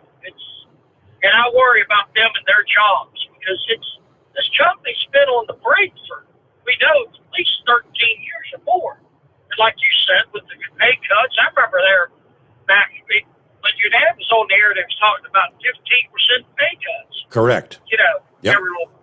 it's like, I don't know. It's like Central. I mean, it's weird how they operated. Like you said, bought up other truck lines, and then all of a sudden they're declaring bankruptcy. And this business has got to be one of the more volatile businesses in the damn in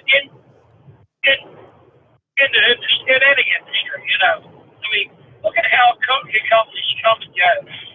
I'll give Central credit. At least they didn't do like Arrow did. I remember when they closed up, they left drivers stranded out in the middle of nowhere. No way to get home, turned off the fuel cards and everything. You know, they did it the right way. Like Celadon, when they done it, they did it the suddenly, but with no warning. But they didn't leave the drivers stranded. Yeah.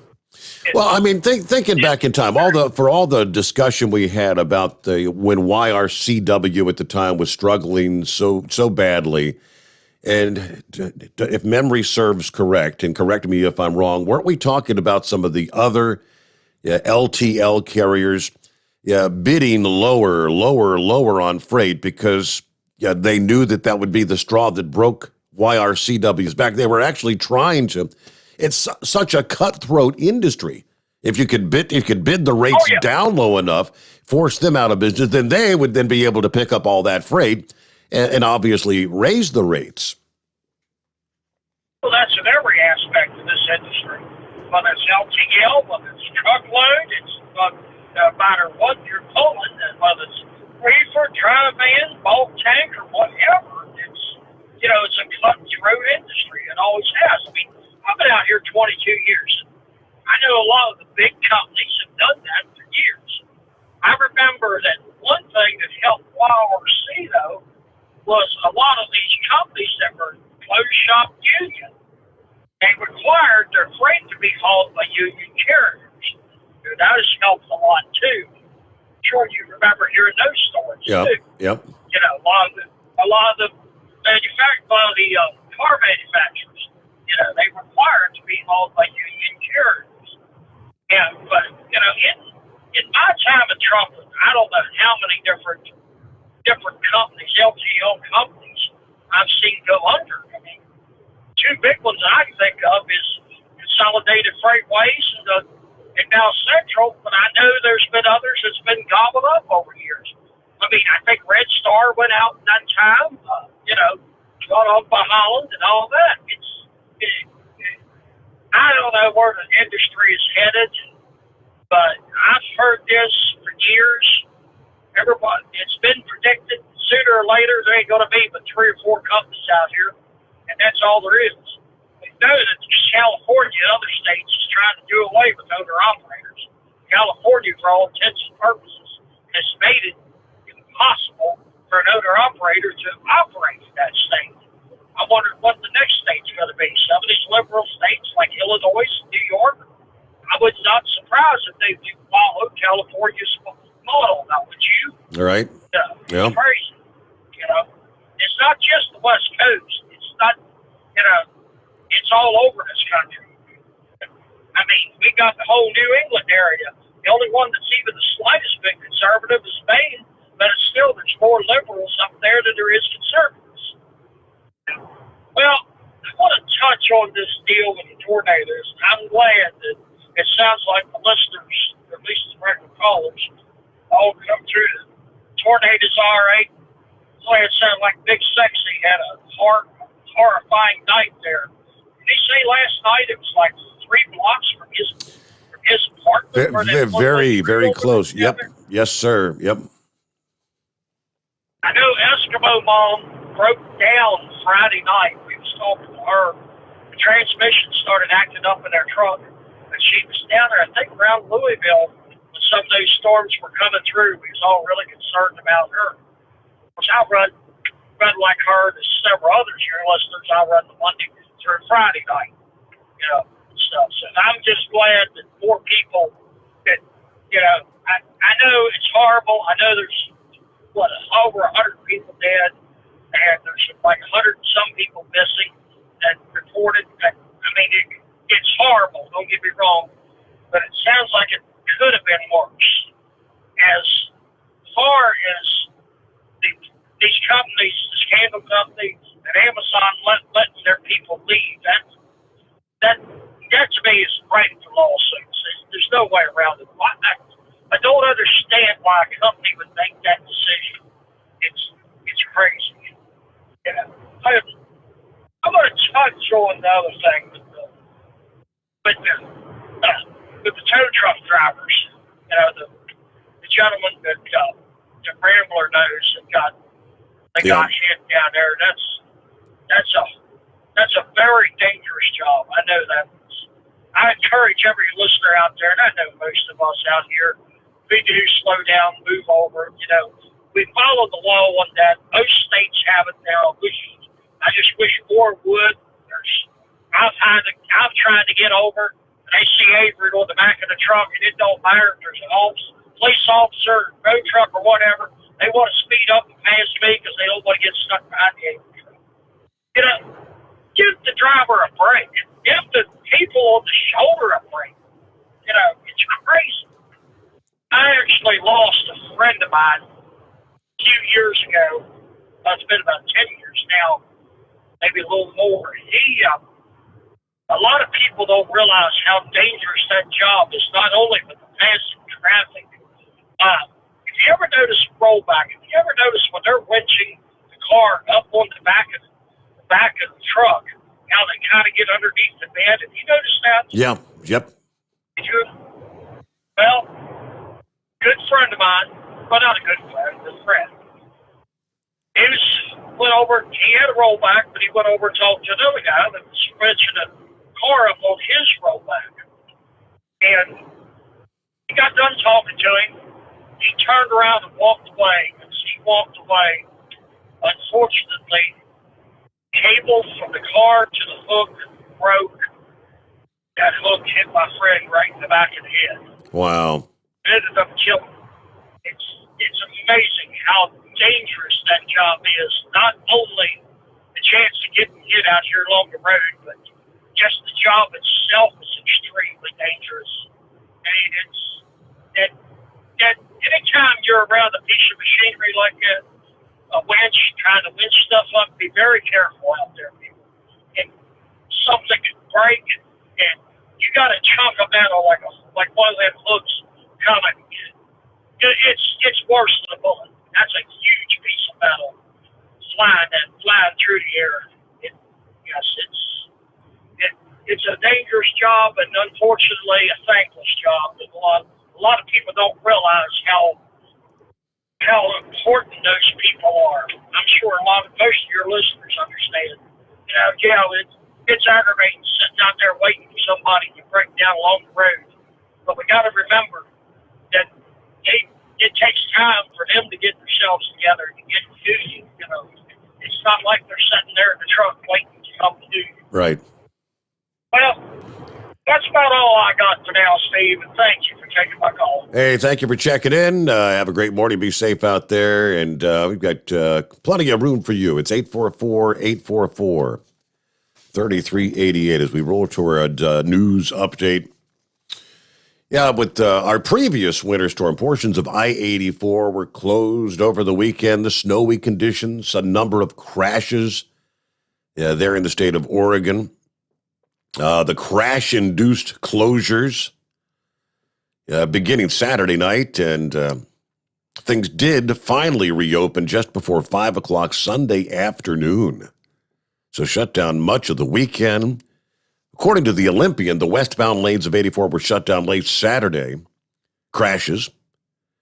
The closure was later moved to Baker City and then to Ontario due to the lack of safe truck parking in LeGrand and Baker City. Now, they've got more snow in their forecast later this week. They're in the state of Oregon with our latest blockbuster storm. All right, about a minute before we hit news update here. Again, we'll get back to your calls. It's 844-844-3388. Okay, top stories from the Breitbart News Desk on Monday. The Consumer Price Index, the CPI, as they call it, was hot again in November. Core prices rising 0.53% during the month of November, pushing the annual gain up to 4.93%. That was the biggest gain since 1991. The index for durable goods moved up an astonishing 1.6% compared with the previous months, putting the year-on-year gain at 14.9%. That's the highest on records that go back to 1975. Economists insist core inflation, which strips out volatile food and energy prices, presents a much clearer view of economic conditions than the headline number. Well, that's true enough over the short term when an untimely freeze might drive up the price of food, destroying crops, or if a hurricane might disrupt oil refining. But over the long term, it's probably not a good idea to exclude necessities like food and gas and home heating from the calculation of the cost of living. From our perspective, food and energy prices are maybe the most important of all. Consumers have high-frequency contacts with the price of food and gasoline, every single day. You might be able to hold off on buying a new appliance or a used car, but you got to buy your groceries and you got to fill your tank when you're running on empty. All right, we get another look at inflation today, as a matter of fact, in the form of the producer price index. Unlike the consumer price, the producer price looks at the point of view from the purchaser, the point of view of the sellers. The CPI is the point of view of the purchaser. The PPI is the point of view of the sellers. So CPI, big numbers. Where will the producer price index fall in line? We find out later today. All right, we roll up on the midnight hour on the West Coast, 3 a.m. Eastern Time. It is the Steve Sommers Overnight Drive live from the Hot Shot Secret Studios. USA Radio News. I'm Brad Bernards. Communities across western Kentucky and the state are still reeling as a new work week begins from tornadoes that leveled factories, courthouses, homes, and more. 74 deaths have been confirmed across the Commonwealth, but that number was expected to rise, and more than 1,000 properties were destroyed, Governor Andy Beshear said. To the people of western Kentucky, we're not going anywhere. We're going to be with you today. We're going to be with you tomorrow, and we're going to be there with you to rebuild. This is one state, people that love one another. President Biden said he was working with Kentucky Governor Andy Beshear on Monday to make sure his trip does not get in the way of recovery efforts during a briefing from Homeland Security Secretary Alejandro Mayorkas, FEMA Administrator Deanne Criswell, and others on the federal response to the tornadoes. This is USA Radio News. Folks, you know how cancel culture has affected Mike Lindell. Well, MyPillow may have gotten canceled out of retail stores, but you can save big just in time for Christmas at MyPillow.com. The classic standard size MyPillow that sold in stores for almost $70 is on sale for Christmas for just $19.98. Standard size, $19.98. queen and king size slightly higher. But only if you go to MyPillow.com, click on the radio listener square, use my promo code USA, get a MyPillow for that special person in your life. You also get a free press and pack bag so you can take your MyPillow anywhere. Save big on anything on the MyPillow website, but only if you use my promo code USA. Support Mike Lindell and American Jobs. Get the best price ever on a MyPillow. And do your Christmas shopping at MyPillow.com. Promo code USA or call 1-800-951-8175. Merry Christmas. Florida is in a position to weather possible economic storms on the nation's horizon. Governor Ron DeSantis has proposed a $99.7 billion Freedom First budget for the coming fiscal year. We're just going to keep on going. We promised we would do these things. When I became governor, we promised we'd tackle environment. We promised we'd be support for education. We promised for infrastructure. We promised to support law enforcement and so many other things. And we're delivering time and time again. The economy is working on all cylinders, DeSantis said. The U.S. Supreme Court on Monday declined to issue an injunction against New York's COVID-19 vaccine mandate for healthcare workers, which doesn't allow them to seek a religious exemption. New York State imposed the vaccine mandate for doctors and nurses in August, which allows only for medical exemptions, not religious ones. The religious exemption policy expired in November. This is USA Radio News. Now you can fly anywhere in the world and pay discount prices on your airline tickets. Book a flight today to London, Paris, Madrid, or anywhere else you want to go. And pay a lot less guaranteed. Call the International Travel Department right now at Low Cost Airlines. 800-215-5141. 800-215-5141. That's 800-215-5141. A Portland rioter is going to jail. A Texas rioter is headed to federal prison for attacking a deputy U.S. Marshal with a hammer during a Portland protest. The Oregon U.S. Attorney's Office saying 24-year-old Jacob Gaines was sentenced to nearly 4 years in prison after pleading guilty to one count of assaulting a federal officer with a deadly weapon. According to court documents, Gaines used the hammer to break through a barricaded entrance at the Hatfield Federal Courthouse on July 11th, 2020. From the USA Radio News Phoenix Bureau, I'm Tim Berg. The COVID-19 mandates being put in place in New York City and across the state come from Democrat politicians making power plays while keeping their eye on the next race for governor, and much of what they're trying to do is unconstitutional. Representative Andrew Garbarino said on Newsmax Monday. This is all about power. This actually comes from the Andrew Cuomo playbook.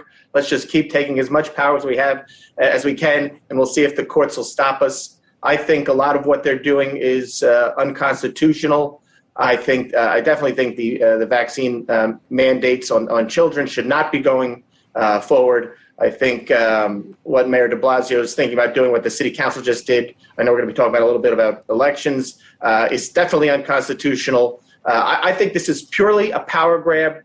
For USA Radio News, I'm Brad Bernards. At Hot Shot Secret, we share the science behind common diesel problems and their solutions. For example, ultra-low sulfur fuels. The primary function of diesel fuel is combustibility. One of the little-known aspects of fuel is its role as a lubricant to metal-on-metal moving parts. The introduction of ultra-low sulfur fuels diminishes the fuel's ability to lubricate because sulfur, which has been mostly removed, has lubricating properties. Hot Shot Secret Everyday Diesel Treatment with LX4 delivers unmatched lubricity. Third-party testing confirms that it takes 3 times the amount of leading fuel treatment to match the lubrication benefit of 1 dose of Hot Shot Secret. Everyday Diesel Treatment is a fully formulated 6-in-1 premium fuel treatment for every fill-up, every time. Everyday Diesel Treatment is available at truck stops, Tractor Supply, O'Reilly's Auto Parts, and online at HotShotSecret.com. Hot Shot Secret. Powered by science.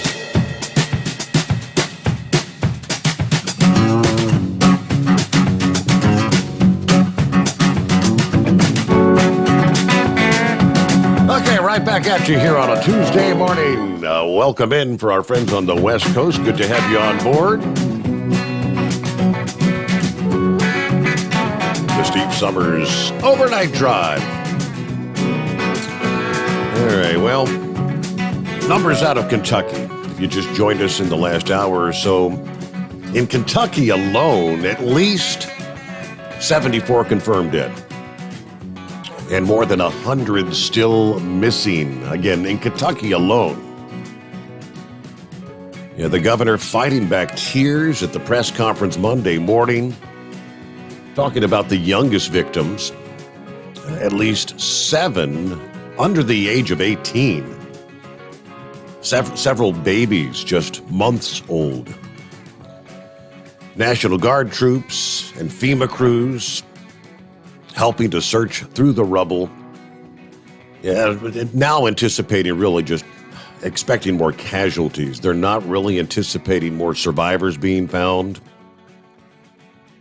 At the afternoon briefing, he says, we expect this death count is going to continue to grow.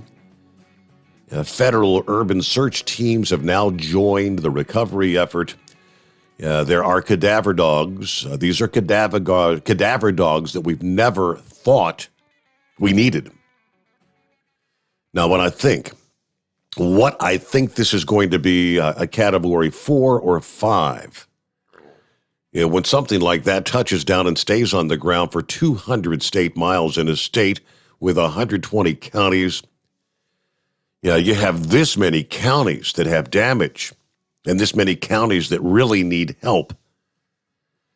Now, he calls it a Christmas miracle that only 8 have been confirmed dead at the Mayfield Consumer Products Candle Factory, which at the time was fully staffed, leveled by the tornado. Now, early in the day, the death toll in Kentucky was at 64. It increased by 10 additional confirmed deaths in the afternoon. The late afternoon briefing, he said the official number of 109 still unaccounted for. And he says he thinks it's probably way more than that. As I look at this broken down by county, probably way more people unaccounted for than this. I mean, he said we've got 81 missing in Hopkins County alone. You just don't know. His wife then took the podium at one point to give information on donation and volunteer efforts. She was overcome with emotion. She was too overcome to continue. Wiping away tears, her husband took over once again, stood next to her as he read her prepared remarks before she was finally able to compose herself and actually continue. Additional dead victims may include 2-month-old Oakland coon, whose parents revealed on Facebook that she died in a hospital Monday morning, 48 hours after her family home in western Kentucky was ripped apart. Bashir said a 5-month-old died in the disaster as well. At least one other infant was also listed among the dead. So, the grim reality kind of comes into the picture. All right, back to the phones here. Eagle, good morning. Yeah, okay, yeah. Can you hear me now? Yes, sir. How's your week starting out, Eagle? Did you make it through the weekend storms all right? Yeah, I got, I wasn't in the Kentucky area or Arkansas, nothing like that. I didn't get a chance to call in last night. I'm going to talk about these tornadoes, but I wanted to say something about this border situation, what's going on with Mexico afterwards. But Steve, this devastation, like I said, this tornado, I've seen, I do a lot of driving in Oklahoma and Oklahoma City, and they are known to have bad tornadoes, and I've seen the damage that these things do. It's like somebody dropped an atomic bomb on the city of Oklahoma City, the one that hit there a couple of years ago, and it just went straight. But it wasn't as big as this thing that hit Kentucky. It's unimaginable that these things can do this much damage in that short a period of time. And some of these people will probably never be found again from the sound of it in Mayfield. I've been to Mayfield before in Kentucky area, and yeah, it's real. Like I say, I don't even want to go look at the place because I'm pretty sure it's like it's not a good site right now. I wouldn't even want to go to Mayfield right now to see the devastation because it's not a pretty picture. And like I said, especially right before Christmas, I hate to hear about something. But I do believe, Steve. I'm not one of those people, as you know. I'm not one of those conspiracy type people. But I do believe because I know when I was in Texas. This time of year, I told you, Steve, I grew up in Ohio and Cincinnati. Well, some of my earlier years before we moved to Texas. And, you've been living in Cincinnati for a long time. And everybody I talk to, it doesn't snow up north like it used to, Steve. Back when I was a kid back in the 80s, they used to have blizzards up there in Cincinnati. And when's the last time you had a blizzard in Cincinnati? I remember the blizzard of 78 when I was very young is the last actual blizzard I remember. Yeah, that's exactly what I'm saying. Like I say, me and you about the same age. Like I say, that's the reason why we left Ohio to move to Texas. We left in 1979, 80. My parents, because it was so cold, that's why we moved to Texas to get away. But like I say, back in the 70s, they were having blizzards. So anybody that doesn't believe that there's a such thing as global warming, you're not, I'm not going to the extent of Al Gore and all that, but I believe that there is the world is heating up. And what happens is, Steve, and I was in Texas over the weekend, and one day it was 90 degrees outside, and then the next day, a day later, it was down in the 30s, in 40s in the morning. These type of temperature drops is what affects the weather and it can cause these type of tornadoes. When you see on the news and people are talking about there's a sudden weather change of temperatures and stuff, you need to be very, very wary of that. When you go from 80 or 90 degrees and then you're dropping down into 20 and 30, that's not a good sign. And that's what happened in Kentucky and Illinois and these other places. So I do believe that the world is heating up. Like I say, I'm not no Al Gore guy and all that, but I do believe that something is definitely happening because I can't remember. As far as I know on record, I know damn well Kentucky ain't never had no tornado like this in the history of Kentucky. So that's another thing that people need to be, speaking about because Kentucky is not known to have tornadoes. So that's not a good sign, as far as I'm concerned. I feel bad for all these people that lost their lives, the kids and children and all that. It's a bad deal. For a storm is like 200 mile long tornado. That's some serious business there. So anybody that thinks with Kentucky, I wish you the best. Now, Steve, let me talk about this situation with the border situation down here in Texas where I'm at. Over the weekend, and I don't care what nobody say, I'm going to continue to put the blame exactly where it needs to be at, and that's on Joe Biden and Kamala Harris because they're not doing the job. And over the weekend, Steve, we had another catastrophe with illegal immigrants from Guatemala and Honduras in Mexico. This truck, Steve, I drive a tractor-trailer truck. This truck was packed full of 70 to 80 individuals in the back of a trailer in Mexico headed towards supposedly headed towards the USA.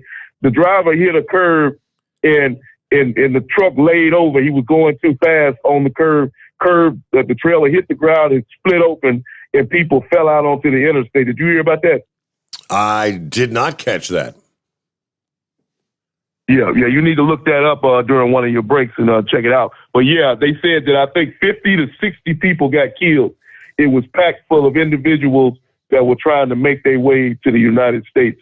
Just like the other incident that happened in California a few months ago where a truck was packed full of people, a van, and they ran a red light and they had an accident with an 18-wheeler. Individuals getting killed. Joe Biden, he needs to put his foot down and tell these people that there is no way you can get into the United States, that we have no room for you. There's nothing we can do for you because people are going to continue to attempt this dangerous travel to the USA, Steve. And if Joe Biden, like I say, when Donald Trump was in the White House, that's the reason why I don't waste my time arguing with people, because when Trump was in the White House, he put a complete stop to people trying to make their way to the United States. They knew that they wasn't getting in the White House as long as Trump was in the White House. And now with Joe Biden in the White House, they know that they have an opportunity to get into this country, whether illegally or legally. And like I said, Joe Biden, if he was doing his job, he would be like Trump. He would continue the building of the wall, which is a total joke that he de-escalated the wall. He stopped the money funding for that. He dropped, luckily something like you told me last week, they forced him to reinstate the stay in Mexico policy, which the idiot got rid of. Yep. But like I said, we're going to continue to see more and more of these Guatemalans and Hondurans losing their lives on this dangerous journey to the United States. And it could all be avoided if Joe Biden would just get on the television set and tell these people to not make this journey to the United States, that you are not going to be allowed in this country. Because we cannot allow this situation. Like I said, luckily we got a governor down here in Texas. I keep bragging about this guy, Greg Abbott. This guy here has got everything he can to secure this Texas border from these people getting in, and they know that they're not going to get in. It's not going to be a cakewalk for them to walk into this country. And one other thing before I hang up with you, Steve, this Omicron variant virus, this is nothing but a joke. You got New York City. This idiot out there in California trying to come up with these different. All this is a power control deal. They've already proven that this variant of this deal is not killing people, and they're still trying to force people with these mandates, forcing people to do this and do that. If it makes absolutely no sense, these people are taking this is what you call taking advantage of the situation, Steve. That's what these governors of these liberal states are doing. Is they're taking advantage of a situation, just like Hillary Clinton said, don't never let a good opportunity go to waste. And that's what California and New York State are doing, and they shouldn't be allowed to get away with it. And I thank you for taking my call tonight. Hey, good to hear from you, Eagle. Thank you so much. That clears things out. Wide open lines at 844-3388. And speaking of illegals, and the fact that we had mentioned New York City, they did officially late last week vote to allow non-citizens to vote in local elections. Yeah, supposedly they're not going to be allowed to vote like in presidential elections, but municipal elections. And Marco Rubio says, hey, this is what we've been saying for years. He's now going to introduce a bill that would pull federal funding from cities that allow non-U.S. citizens to vote. In direct response to that decision there in New York City. In New York City, it's going to be 800,000 non-citizens that are going to be allowed to vote in municipal elections. He said, no city which allows non-U.S. citizens to vote should receive U.S. government funds. That's taxpayer dollars. Next week, I'm going to file a bill to make that the law. Now, they're still, again, not supposed to be allowed to vote in state and federal elections. Some are saying this is a confirmation that the Democrat open border policy is the Democrat future voters in America. This incrementally setting the stage. Well, we allow them to vote in municipal elections. And then the next step, we allow them to vote in all elections. I mean, they're here. They should have a say, right?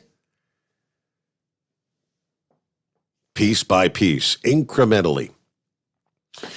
But with that, we'll get a quick timeout. Back into the Steve Sommers Overnight Drive live from the Hot Shot Secret Studios.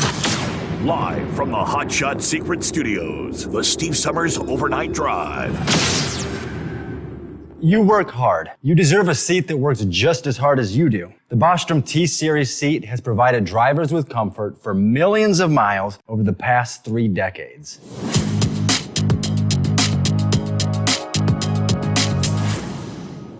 Each seat is built right here in the USA and has 4-position front cushion tilt and higher low-profile air suspension with isolator. It's also equipped with many standard and optional comfort features, such as high and mid backrests, 9.4-inch fore-aft slide adjustment, adjustable armrests, and manual or dual air lumbar support systems to keep you comfortable throughout your ride. Build your T-Series seat today at BostromSeating.com and ensure your ultimate comfort for wherever the road takes you. Bostrom Seating, the ultimate comfort for the open road. After a long winter road trip, there's nothing like coming home to a warm, comfortable home. Hi, I'm Steve with USA Insulation. When we put our foam in your walls, it's like putting a coat around your entire home. It keeps the cold air out and the warm air in. We're getting homes ready right now for winter, and we have $1,000 savings for everyone. But because we love our truckers, we're going to give you an additional $250 discount for mentioning the show. 1-800-USA-FOAM or USAinsulation.net. My mother was always very active and independent, and she was familiar with her neighborhood. But one day, she stopped at the stop sign for much longer than usual. She wasn't even really sure where she was at. It's important for you to talk to someone about it. I felt so much better after my son told me, Mom, we'll figure it out. When something feels different, it could be Alzheimer's. Now is the time to talk. Visit alz.org/ourstories to learn more. A message from the Alzheimer's Association and the Ad Council. Because Channel 19's a little congested. Call Steve now at 844-844-3388. The Overnight Drive.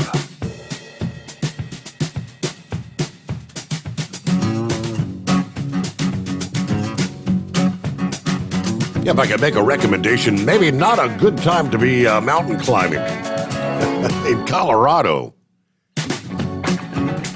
Yeah, what about the ski resorts? Going up to the top of the mountain. Someone posted from the website, Out There, Colorado. Yeah, focused on the outdoors. Some people on their Facebook group are saying, at what wind speed do you just blast off into orbit? Talking about the shocking wind forecast for Colorado's Spanish Peaks this week.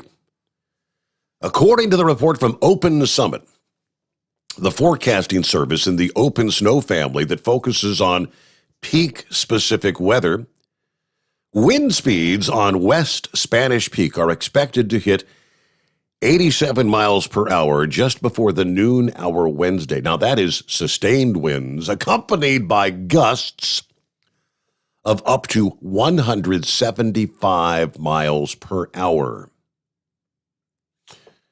Now, that sounds too wild to believe, but keep in mind that the weather at 13,631 feet above sea level can get very intense. MountainForecast.com prediction mirrors that of Open Summit, noting that wind speeds are expected to hit 85 miles per hour there, accompanied by snow on late Wednesday morning. Similar wind speeds will likely be seen on popular Sangre de Cristo's 14ers. That would include Little Bear and Blanca Peaks, where winds up to 80 miles per hour with stronger gusts are anticipated. Elsewhere in the state, strong winds are expected Wednesday, especially at the higher elevations. Although these winds will likely be nowhere near the 80 mile per hour winds. At the southern Colorado peaks, the highest peaks in other regions will see winds in the 30 to 45 mile per hour range with more powerful gusts present. But to answer the original question, they say, from HowStuffWorks.com, they say a person weighing 100 pounds could be moved by a wind speed of 40 to 45 miles per hour. There's a report that states that the average person could be moved by wind speeds of 67 miles per hour, and that wind at 90 miles per hour could move a car. Now, 175 mile per hour wind gust might not be enough to send someone into orbit, but it would be easily enough to blow someone away. So those winds show the importance of monitoring the forecast prior to embarking on any adventure in the state of Colorado, especially during the winter months. Conditions like this, when they roll through, stay off the mountain for your own safety and the safety of search and rescue. They don't need to be getting out there in that kind of stuff trying to rescue people. But meanwhile, by the way, there's another wave of snow set to hit Colorado, double-digit accumulation expected in parts of the state between now and Wednesday, with the Southwest probably going to get hit the hardest. There you go. How's your new week starting out, Chevy Guy? Well, trailer trouble there Monday, so I said, heck with it. I'd take it by the shop, so I didn't even roll until after 5, about 5:30 in the morning, but I was able to, copy a little bit of the mail. So you probably already talked about this on my news feed there. I got to listen to Chris Wallace, explanation why he's heading to CNN. And, I'm just sitting there and just laugh and laugh and laugh. Eventually I typed in under there, who is this?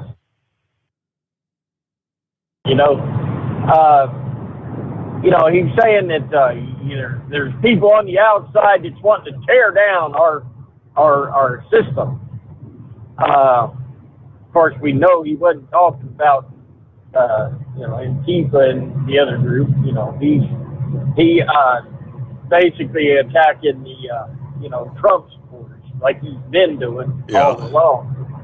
Mind you, even though every time they've attacked what Trump did, remain in Mexico, you name it, when it gets through the court, and the court says, yeah, it's legal. So far, things that the Biden administration that he supports is doing, it's not so much. He barked up the tree of the military officers who wanted to overthrow Trump, get him out of office. Well, guys,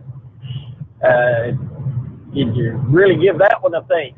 And maybe you shouldn't be in a military command if you ain't got a sense on what kind of a military commander you're going to work under. I think Donald Trump pretty well said it, is when they were saying, oh, yeah, when we leave, we're going to leave all this military equipment behind. He goes, why? He goes, oh, it costs too much to bring this stuff back. And he said, that's nuts. He talked to him like a normal businessman, because guess what? He was considered, that stuff has to be replaced by the American taxpayer. And now listen, I cannot believe I was a Ted Cruz supporter, and I get every time Trump, I've spent so much time trying to explain and defend what Trump does on his tweets. So I'm glad I don't have to do that no more. But the man absolutely showed us the right way to do it. And I just hope somebody steps up. But the Florida governor, DeSantis, it seems like he's doing it. I don't know. I just don't see Trump getting in there because of the baggage and the stress. But old Chris now, I mean, I quit watching Fox News Sunday. Maybe I'll start watching it again. I don't know. I quit watching it because of him, because he would let the Democrats go on and on and on and on and on. And then when Kayleigh McEnany get on there, he'd ask a question, she'd start to answer it, and because she did not say what he wanted her to say, he would cut her off and then to ask her something different. And it was he wanted to hear something. He should have just said, "Is this such and such and such? Is that true?" And just yes or no. It would have been better off if he'd done it that way. So Good luck staying in. I ain't going over there. But like I said, Chris Wallace, who?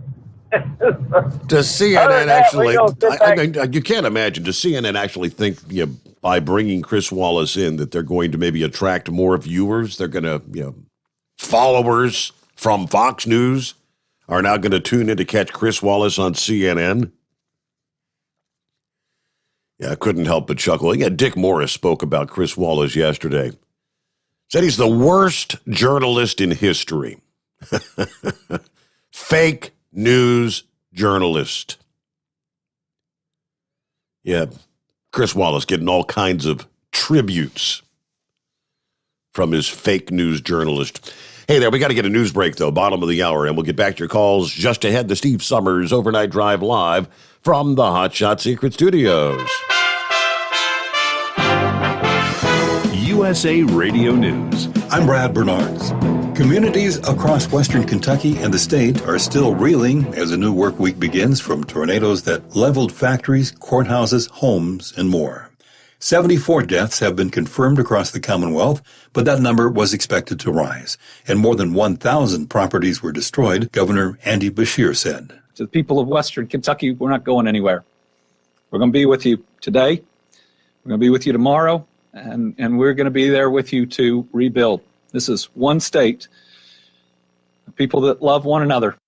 President Biden said he was working with Kentucky Governor Andy Beshear on Monday to make sure his trip does not get in the way of recovery efforts during a briefing from Homeland Security Secretary Alejandro Mayorkas, FEMA Administrator Deanne Criswell, and others on the federal response to the tornadoes. This is USA Radio News. Bingo fun fact number 6. Americans spend over $90 million weekly on bingo. Why? When you can play Bingo Treasure for free. Go to BingoRadioUSA.com. Play from any device, your smartphone, tablet, or computer. The account is free. The play is free. Play one card. Play more. Chat with other players. Meet new friends. All free at BingoRadioUSA.com. That's BingoRadioUSA.com. Bingo from any device. Hurry. Free accounts are limited. Hi, this is Dr. Joel Wallach, and I want to tell you that arthritis is not a genetic thing. It's not a disease of aging. Neither is osteoporosis. Get a hold of my book. It's all in your head. It goes into the 25 different diseases you get when you have osteoporosis of the skull. These are all reversible. You take the Healthy Bone and Joint Pack, the MSM, vitamin D3, stay away from all the bad foods, including gluten, and guess what? You'll regrow all your bones, including your skull and your legs and your hips and everything else. Contact us at usaradiohealth.com. That's usaradiohealth.com. You're listening to the Overnight Drive with Steve Sommers. Do you have a Dodge pickup and hate your automatic transmission? Of course you do. LaVon Miller at Firepunk Diesel here, and we specialize in heavy-duty and performance transmissions for your 3/4 or 1-ton Cummins-powered truck. So if you're interested in turning your stock slush box into a towing monster, call us today at 614-733-3744 or visit us online at shop.firepunk.com. After a long winter road trip, there's nothing like coming home to a warm, comfortable home. Hi, I'm Steve with USA Insulation. We appreciate our truckers and the long hours you're putting in to serve us all. Without you, we wouldn't even get the materials to insulate. So we want you to feel like a king when you get back. We put our foam in your walls. It's like putting a coat around your entire home. Keeps the cold air out and the warm air in. And with the rising energy costs, that's going to save you a bundle. We're getting homes ready for winter right now, and we have $1,000 of savings for everyone. But because we love our truckers, we're going to give you an additional $250 discount just for mentioning this show. So give us a call, 1-800-USA-FOAM. That's 1-800-USA-FOAM or usainsulation.net. We're going to give you an additional $250 discount for mentioning the show, 1-800-USA-FOAM or usainsulation.net. USA Insulation.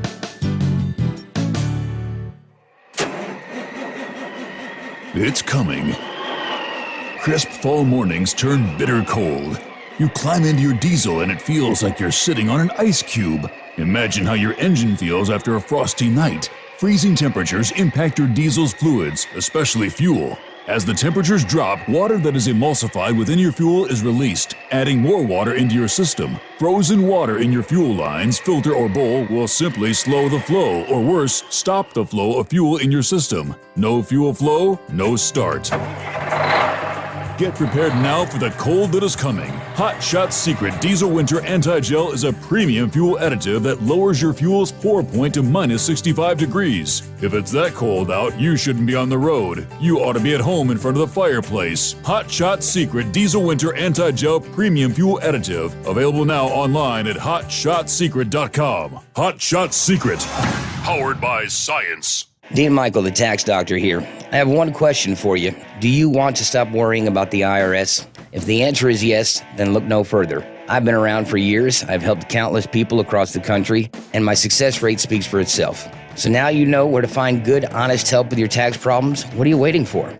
If you owe more than $10,000 to the IRS or haven't filed in years, call me now at 888-557-4020 or go to mytaxhelpmd.com for a free consultation and get your life back. Hi, we're the Goo Goo Dolls. We're fortunate that we can give our daughters everything they need to grow and learn. But not every child can focus on classes and play dates. Nearly 13 million kids in the U.S. face hunger. That's 1 in 6. School lunch might be their only meal each day, and it's heartbreaking to imagine any child going to bed hungry. We're dreaming of a perfect day when kids can smile, play, and just be kids without worrying about where their next meal will come from. Feeding America is working to make that perfect day a reality. Each year, the Feeding America network of food banks rescues billions of pounds of good food that would have gone to waste. That food is given to families and children in need. Being a kid should be about doing things that make an ordinary day extraordinary.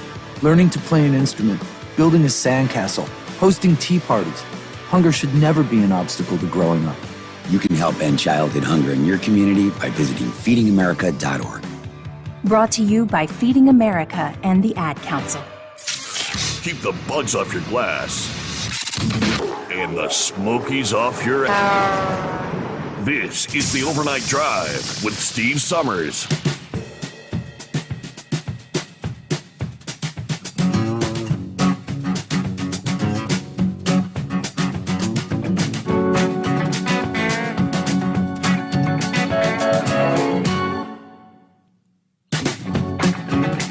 All right, got an email from Pappy here just a few minutes ago. Got a semi on its side on I-275 near Kilby Road. If you're familiar with that area, Kilby Road. His car is en route. He said, not sure if it's north or south. He'll probably try to give me an update in short order. But all right, so heads up there. I-275 near Kilby Road. All right. Dick Morris. Chris Wallace is the worst journalist in history, he says. Yes, September 29 of last year, when Chris Wallace was moderating the presidential debate, Trump-Biden, making it also the most biased debate in presidential history, as he put it. As Wallace lobbed softball after softball question to his favored candidate, Joe Biden, and then spewing vitriol at the candidate he disdained in one Donald Trump. He gave an example. Here's an example of a Wallace loaded question for Trump. Quote, it turns out that in Obama's final 3 years as president, more jobs were created. 1.5 million more jobs than in the first 3 years of your presidency. The real truth is, in Obama's 8 years as president, the United States created a net of 883,000 new jobs, 110,000 per year. Meanwhile, during the pre-pandemic years of the Trump presidency, the U.S. added 546,000 jobs, which would translate to 182,000 per year. Trump wins by a large margin based on the truth, not using Chris Wallace's made-up spin. And oddly enough, Wallace chose not to mention the household median income rose by $3,299 under 8 years of Obama, while jumping $6,089 in 4 years under Trump. Those are undeniable facts. When it came time to review the economic policies of the two candidates, Wallace chose first to grill Trump on the reports that he paid only $700 in taxes during his first 2 years as president. Well, that was like a when did you stop beating your wife question. It was especially egregious that Wallace did this to Trump when he knew full well that the New York Times reported that Trump had actually paid $94.4 million in taxes since 2005. But the moderator was following the Chris Wallace rule. Ignore the facts in favor of liberal bias, which is why he would fit in so well at the likes of CNN. Ignore the facts.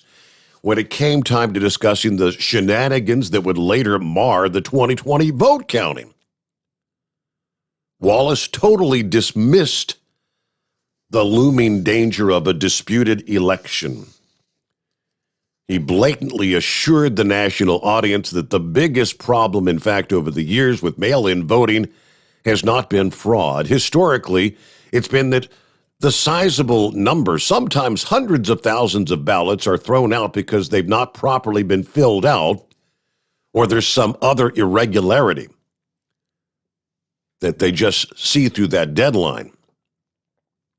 Even before the debate, Wallace tried to dismiss the charge that Biden wanted to defund the police. When Trump told Wallace in an interview, Biden wants to defund the police, Chris sprang to the vice president's defense saying, "Sir, he does not."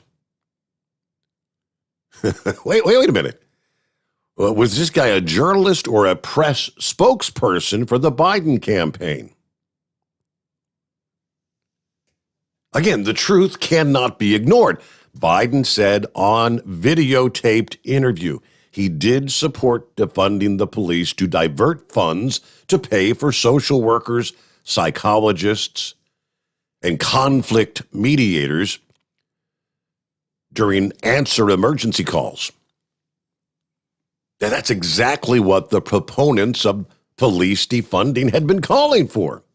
Moving funds designated for fighting crime to social programs.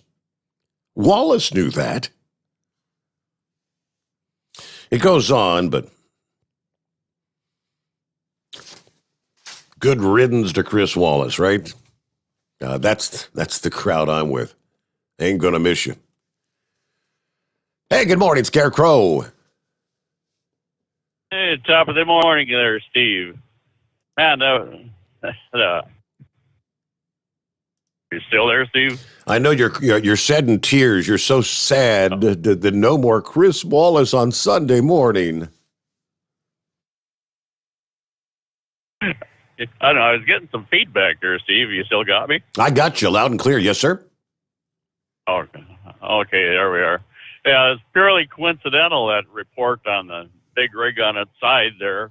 It wasn't 5 minutes back here in Madison, Wisconsin, the eastbound lanes, 90-94, about the 135 yardstick, got a big rig blocking lane and a half there, so left lane's wide open, no problem.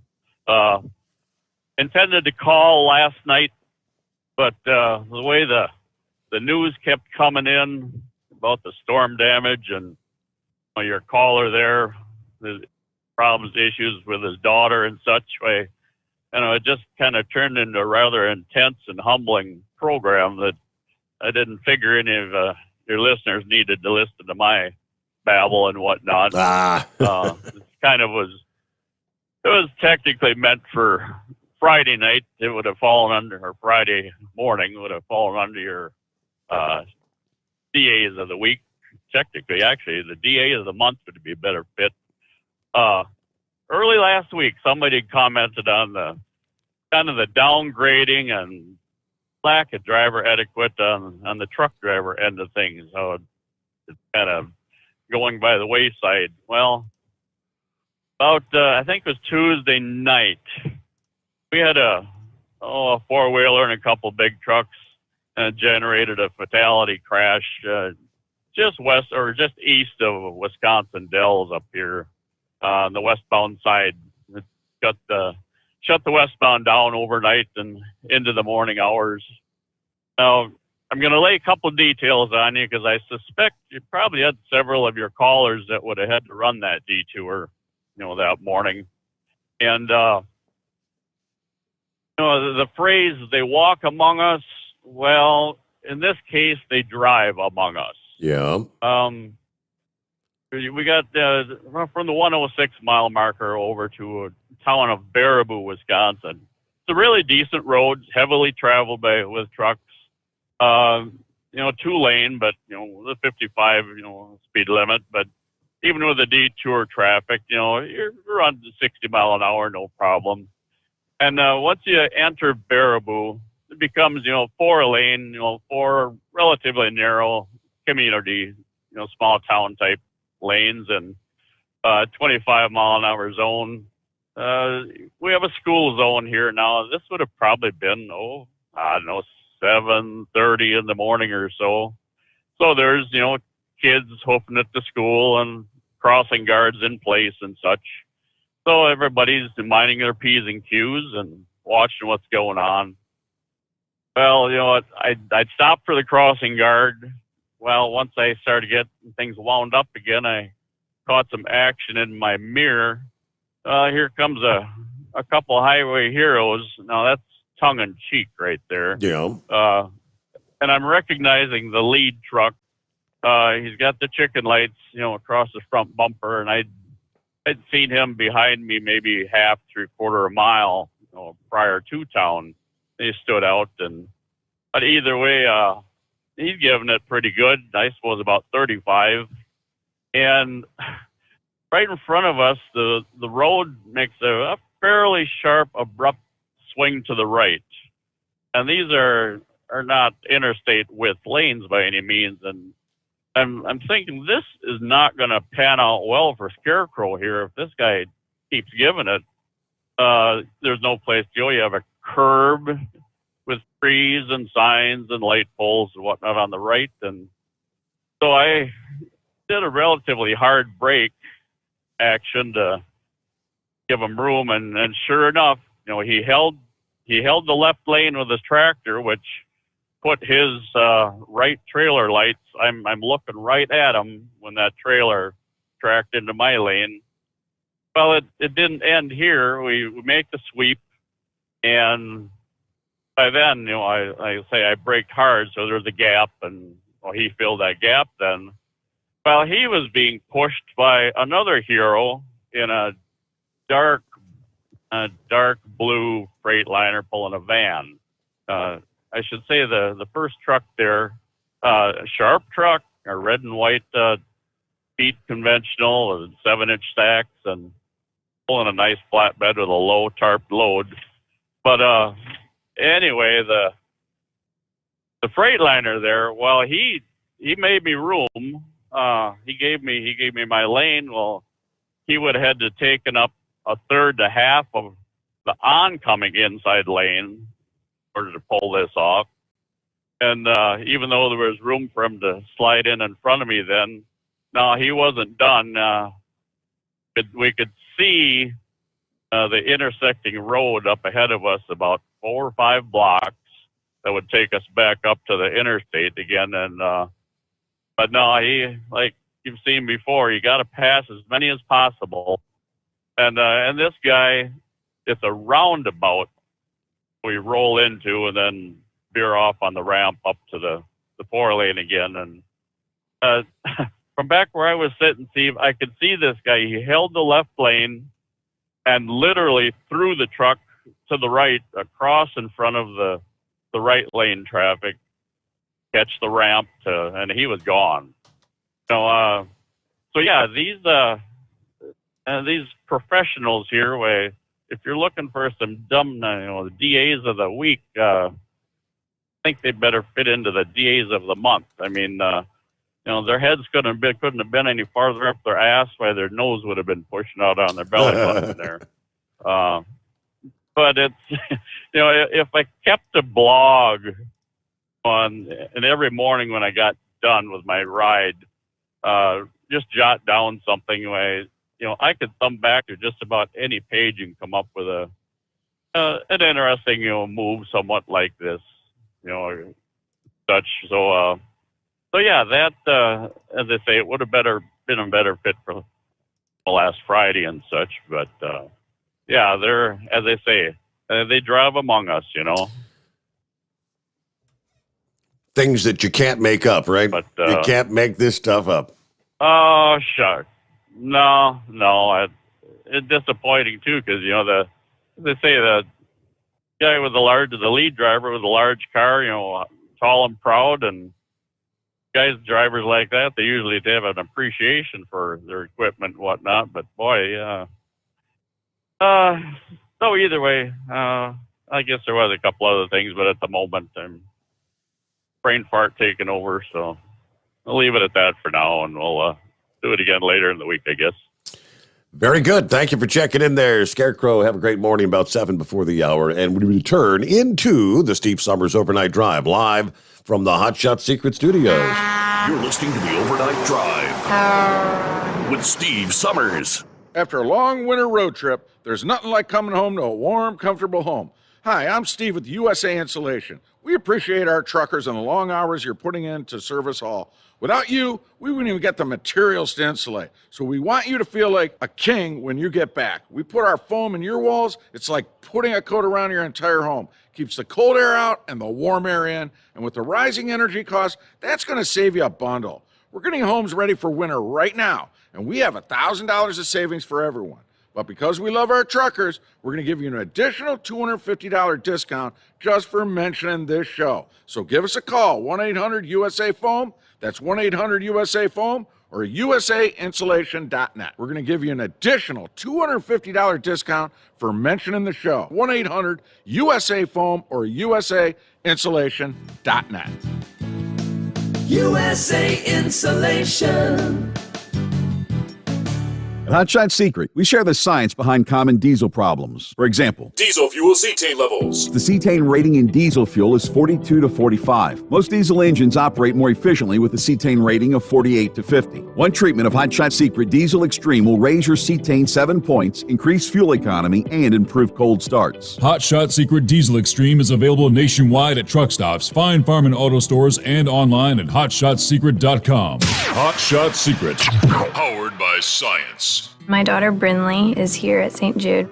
Coming here was literally life or death, and it was so scary. But St. Jude is fighting for one goal, like this one mission, life.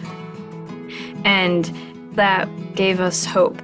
We haven't received a single bill from St. Jude, so I really can just focus on what's best for Brinley. Finding cures, saving children. Learn more at stjude.org. And now, back to the Steve Sommers Overnight Drive, live from the Hot Shot Secret Studios.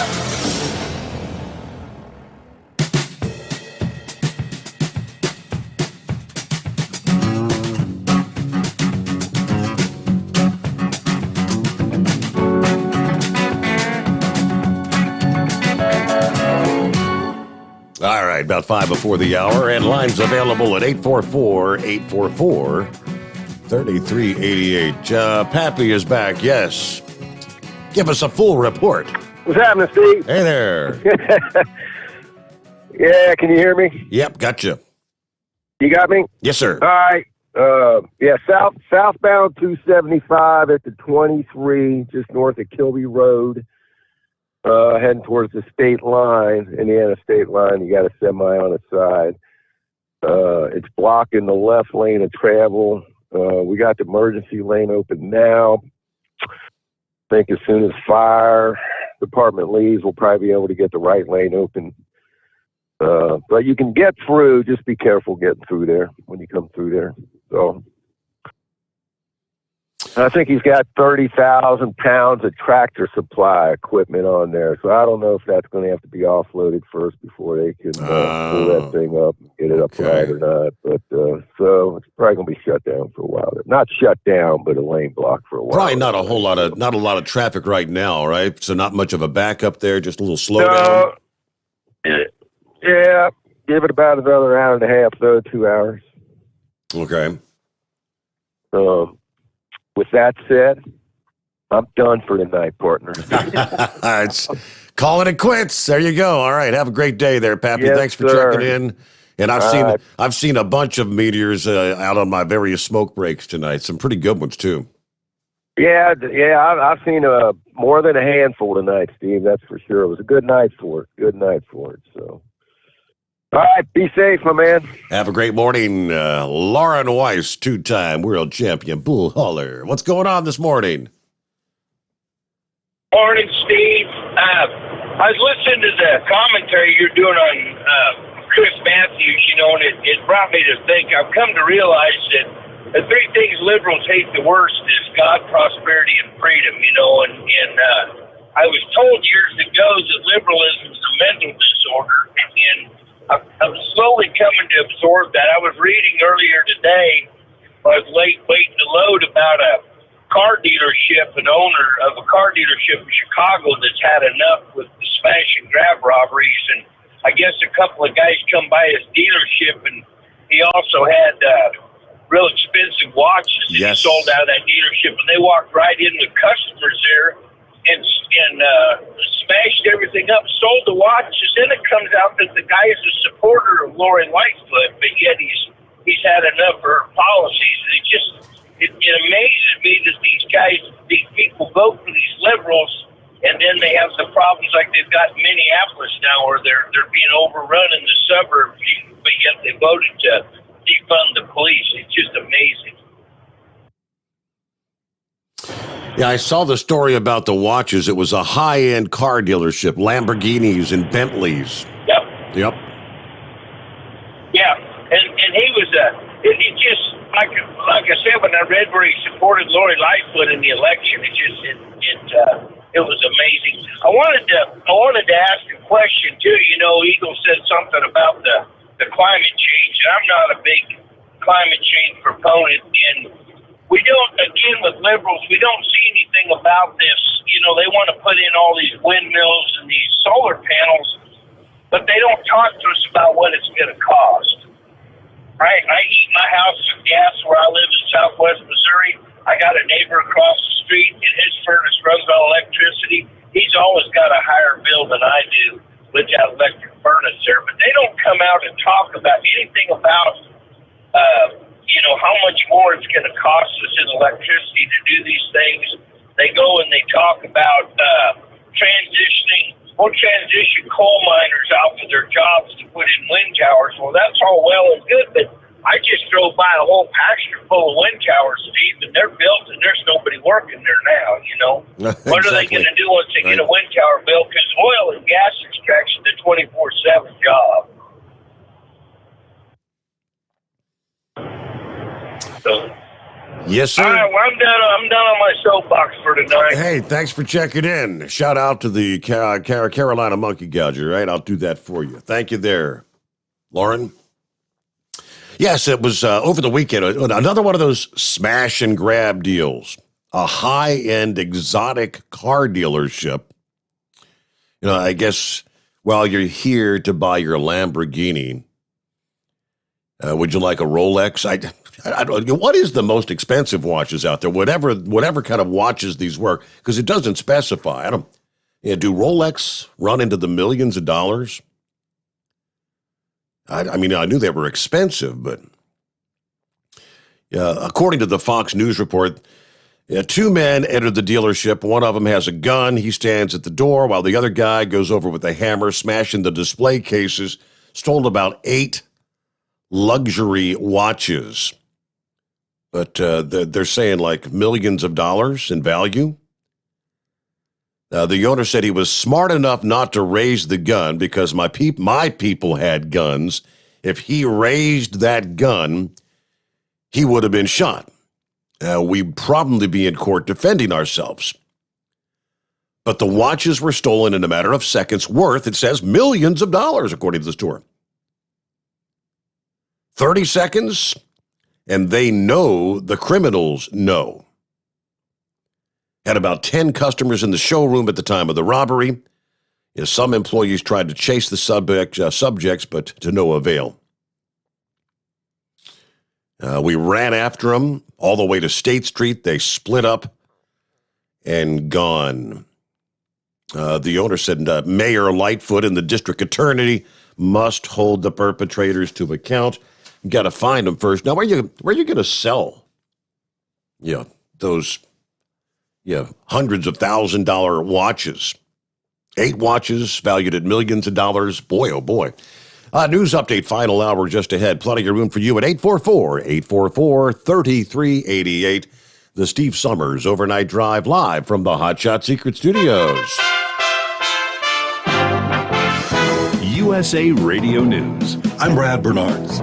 Communities across western Kentucky and the state are still reeling as a new work week begins from tornadoes that leveled factories, courthouses, homes, and more. 74 deaths have been confirmed across the Commonwealth, but that number was expected to rise, and more than 1,000 properties were destroyed, Governor Andy Beshear said. To the people of western Kentucky, we're not going anywhere. We're going to be with you today.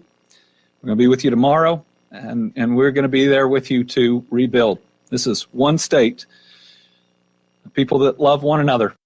President Biden said he was working with Kentucky Governor Andy Beshear on Monday to make sure his trip does not get in the way of recovery efforts during a briefing from Homeland Security Secretary Alejandro Mayorkas, FEMA Administrator Deanne Criswell, and others on the federal response to the tornadoes. This is USA Radio News. Folks, you know how cancel culture has affected Mike Lindell. Well, MyPillow may have gotten canceled out of retail stores, but you can save big just in time for Christmas at MyPillow.com. The classic standard size MyPillow that sold in stores for almost $70 is on sale for Christmas for just $19.98. Standard size, $19.98. Queen and king size slightly higher, but only if you go to MyPillow.com, click on the radio listener square, use my promo code USA, get a MyPillow for that special person in your life. You also get a free press and pack bag so you can take your MyPillow anywhere. Save big on anything on the MyPillow website, but only if you use my promo code USA. Support Mike Lindell and American jobs. Get the best price ever on a MyPillow, and do your Christmas shopping at MyPillow.com. Promo code USA or call 1-800-951-8175. Merry Christmas. Florida is in a position to weather possible economic storms on the nation's horizon. Governor Ron DeSantis has proposed a $99.7 billion Freedom First budget for the coming fiscal year. We're just going to keep on going. We promised we would do these things. When I became governor, we promised we'd tackle environment. We promised we'd be support for education. We promised for infrastructure. We promised to support law enforcement and so many other things. And we're delivering time and time again. The economy is working on all cylinders, DeSantis said. The U.S. Supreme Court on Monday declined to issue an injunction against New York's COVID-19 vaccine mandate for healthcare workers, which doesn't allow them to seek a religious exemption. New York State imposed the vaccine mandate for doctors and nurses in August, which allows only for medical exemptions, not religious ones. The religious exemption policy expired in November. This is USA Radio News. Now you can fly anywhere in the world and pay discount prices on your airline tickets. Book a flight today to London, Paris, Madrid, or anywhere else you want to go. And pay a lot less guaranteed. Call the International Travel Department right now at Low Cost Airlines. 800-215-5141. 800-215-5141. That's 800-215-5141. A Portland rioter is going to jail. A Texas rioter is headed to federal prison for attacking a deputy U.S. Marshal with a hammer during a Portland protest. The Oregon U.S. Attorney's Office saying 24-year-old Jacob Gaines was sentenced to nearly 4 years in prison after pleading guilty to one count of assaulting a federal officer with a deadly weapon. According to court documents, Gaines used the hammer to break through a barricaded entrance at the Hatfield Federal Courthouse on July 11, 2020. From the USA Radio News Phoenix Bureau, I'm Tim Berg. The COVID-19 mandates being put in place in New York City and across the state come from Democrat politicians making power plays while keeping their eye on the next race for governor, and much of what they're trying to do is unconstitutional. Representative Andrew Garbarino said on Newsmax Monday. This is all about power. This actually comes from the Andrew Cuomo playbook. Let's just keep taking as much power as we can, and we'll see if the courts will stop us. I think a lot of what they're doing is unconstitutional. I definitely think the vaccine mandates on children should not be going forward. I think what Mayor de Blasio is thinking about doing, what the city council just did, I know we're going to be talking about a little bit about elections, is definitely unconstitutional. I think this is purely a power grab. For USA Radio News, I'm Brad Bernards.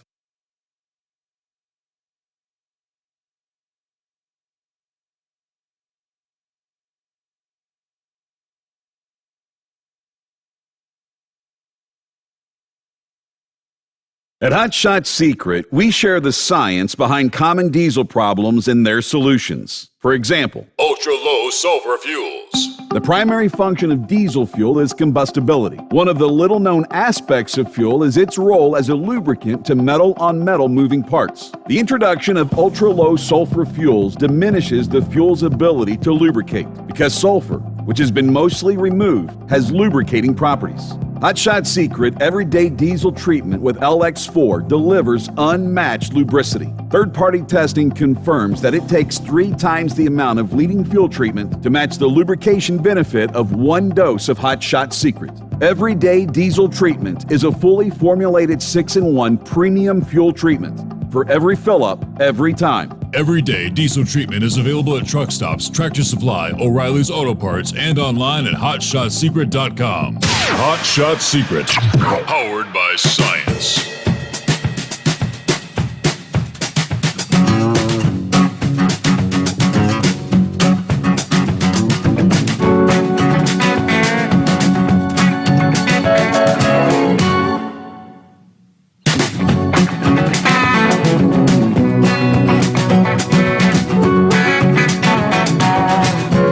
Welcome back, final hour, off and rolling.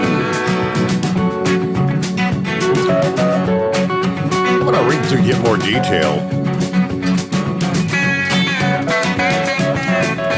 We've discussed some of the articles and discussions of Dr. Malone, the guy that's credited with being the creator of mRNA vaccine technology.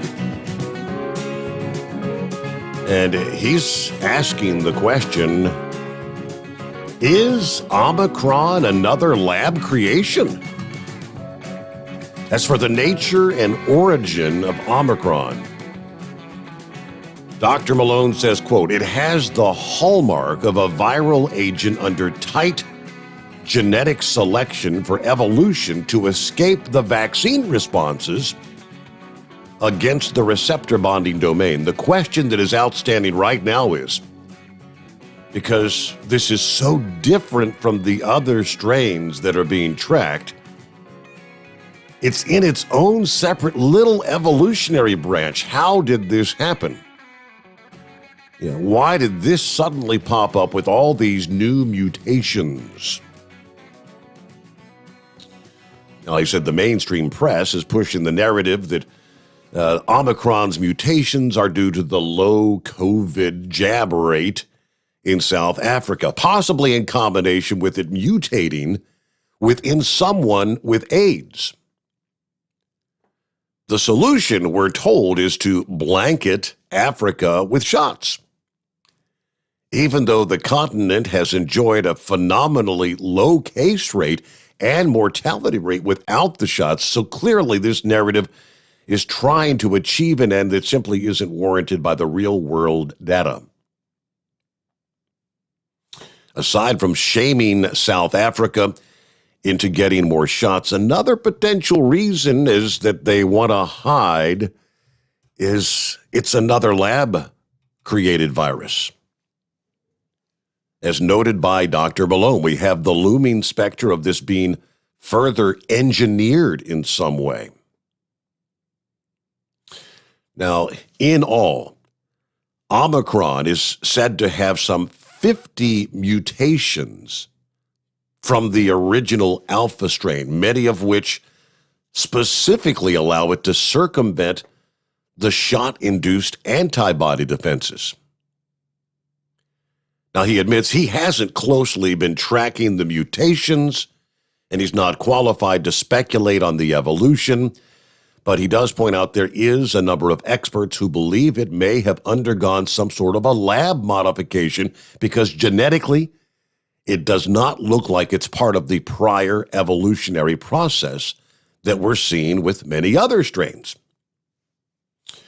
Until and unless we end up with conclusive proof of the origin, you've got to leave the options open, he says, and that includes the possibility of this being cooked up in a lab from a previous strain. How bizarre is that? So far, we know as little about Omicron as we did about the original virus when it first emerged. What we do know is that it appears highly infectious, doubling in a median time of 4.8 days, and has significant vaccine evasion capabilities. Now, according to The Economist, which cites data from the South African National Institute for Communicable Disease, this strain appears to have rapidly outcompeted Delta in South Africa as of the first week of December, accounting for nearly all positive cases there. So much more to that, but there's hypotheticals out there. 3 different hypothetical possibilities.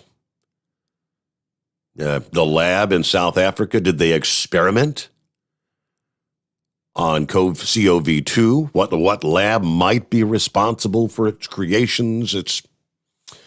There's a number of internet sleuths pointing fingers at the Biosafety Level 3 lab in Durban, South Africa, where research on the SARS-CoV-2 was taking place. You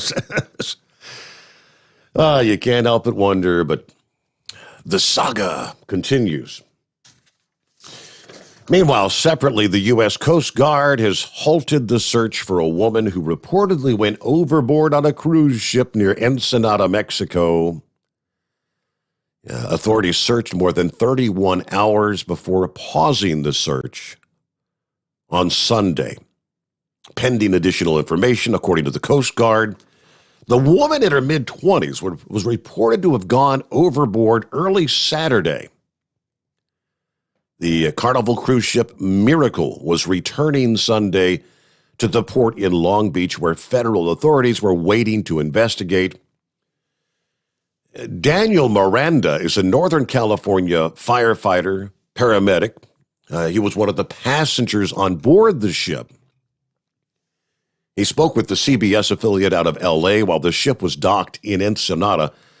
He said someone has lost their life, whether it was done by accident or foul play, I don't know, but there's some high suspicion of foul play. A lot of people are concerned because that's somebody's life, and there's a high likelihood this person will not be found alive. He said an announcement went out Saturday that someone had gone overboard and that the areas of the ship were cordoned off. Limited information was provided to passengers. He did say they did their best to get crews out there on the smaller boats and rescue to start a search. They had a crew literally around the deck to look all the way around the ship to see if anybody was out in the water. They had lights in the water trying to flash out there, but again, it's pretty dark. The woman not immediately identified, but that ship left Los Angeles on Thursday of last week. Foul play at the high seas. Yeah, it's been known to happen, right? All right, let's check in once again with Eagle. Yeah, got something else for us, Eagle? Go ahead.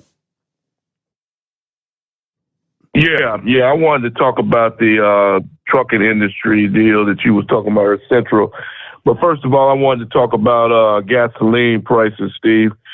You know, I was talking to a guy today, Steve, at a truck stop, and I know it's true. I used to, back in 2000 and let me see, what the hell was it, around about 2001 or 2 or 3, somewhere around there. I used to have a Honda Civic 4-cylinder vehicle, and I used to be able to pull into a gas station. And that's right, I used to be able to pull into a gas station, Steve, with a $20 bill and pump fuel into that car and get change back and still drive out with a full tank of gas, with a full tank with less than $20. And, you know, I talked to a guy today. I pulled into a gas station the other day, Steve, before I got back in my truck, and I looked at the fuel. I looked at the fuel pump, and somebody had paid $20. Somebody had paid $20 for fuel, and guess how many gallons they got? They got about 4 gallons of fuel for 20 gallons. For $20. Your needle, you can't even get half. You get less than a half a tank of fuel for $20 now, Steve. And it's all, and like I said, it all goes back to Joe Biden again. I talked to that same guy I'm telling you about. He told me it cost him almost, I don't know how much money it cost you, Steve. He told me it cost him almost $70 to fill up his vehicle. That's how much money it costs. When a couple of years ago, you could fuel up your vehicle for less than 20. Now, there's something wrong with that picture. What do you think about that, Steve? And who do we blame for the higher prices right now? It's doesn't have anything to do with shutting down the Keystone Pipeline and more federal regulations and taxing the oil industry, does it? Yeah. Well, yeah, like I say, Steve, it's really a shame. And I really don't even see our owner-operators, guys that operate their own trucks. Maybe somebody can call in tonight or tomorrow. I really don't even see how they can earn a profit nowadays with the like I say, I'm a company driver, and I'm glad I am, because these fuel prices are just ridiculous. I really don't even see how our owner-operator can turn a profit when you paying this much money for diesel fuel, and you have to really get some good loads to compensate for the cost of fuel that you over high dollar fuel that you're paying for these vehicles. And like I say, it goes back to Joe Biden, Steve. Things. Like I said, first thing that idiot did when he got in the White House was shut down one of the pipelines and put all these oil industry people out of work. It makes absolutely no sense. And they tried to warn American people. That's the reason why, Steve. You said the other day people have buyer's remorse about Joe Biden. You shouldn't even have buyer's remorse about Joe Biden. We knew the people, the American people, I have no sympathy for a lot of Americans that voted for Joe Biden, because they knew that this guy, well, they didn't know, they were too stupid to know, but they should have known that Joe Biden was a turncoat, that this guy was no good, that he was going to send the U.S. in a free-for-all. Like I say, he just took over where Obama left off at in sending the U.S. into a free-for-all down the drain. And that's the reason why, I just laugh at somebody when I'm talking to them, and they say, yeah, man, I sure do wish I would have voted for Donald Trump.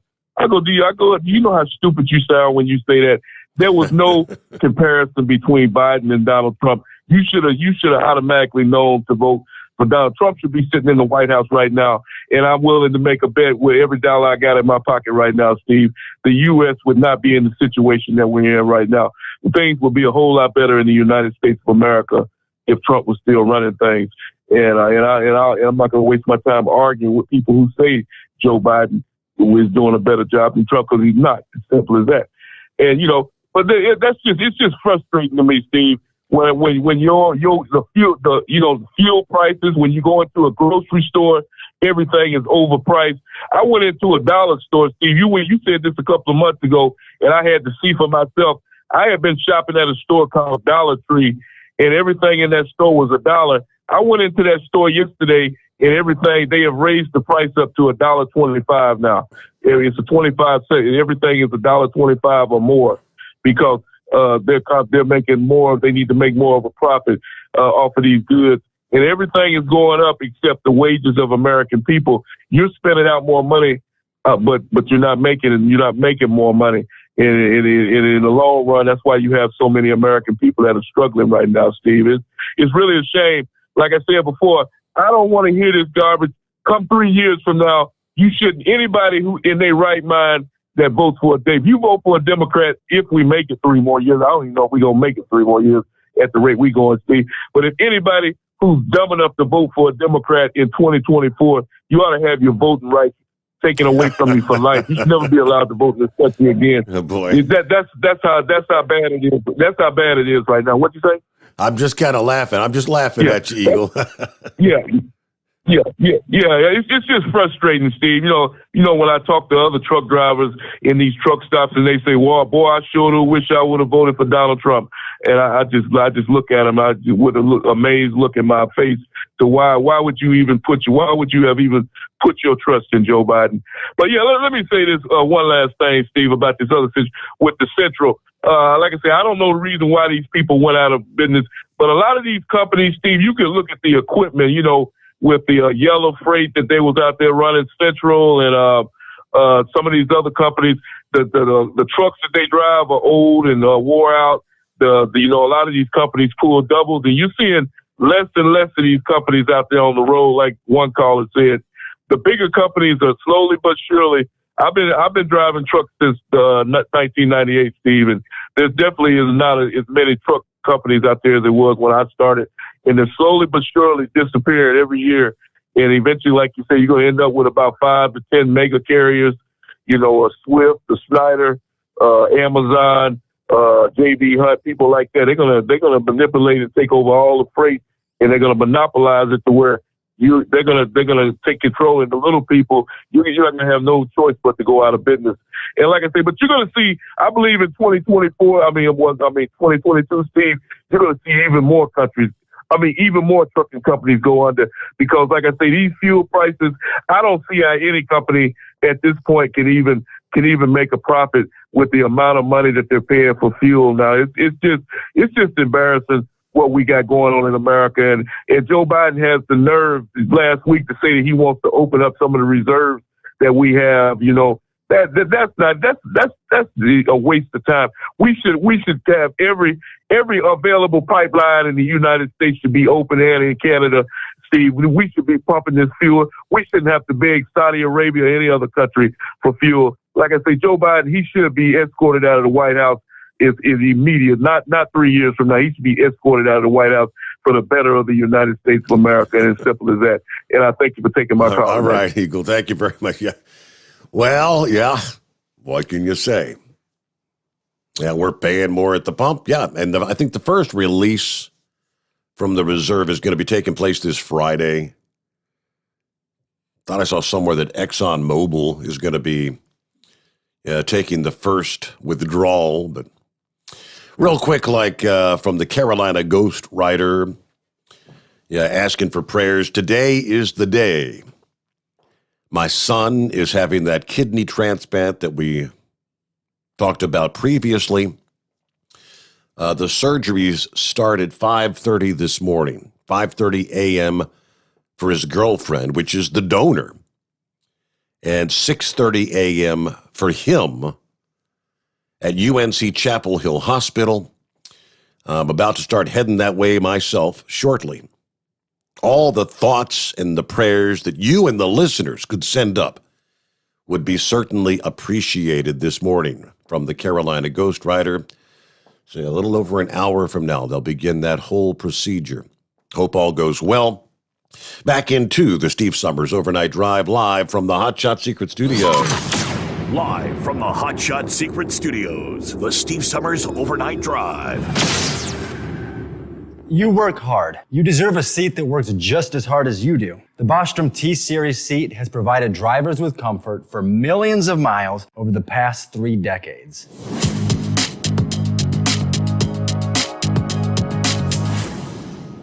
Each seat is built right here in the USA and has 4-position front cushion tilt and higher low-profile air suspension with Isolator. It's also equipped with many standard and optional comfort features, such as high and mid backrests, 9.4-inch fore-aft slide adjustment, adjustable armrests, and manual or dual air lumbar support systems to keep you comfortable throughout your ride.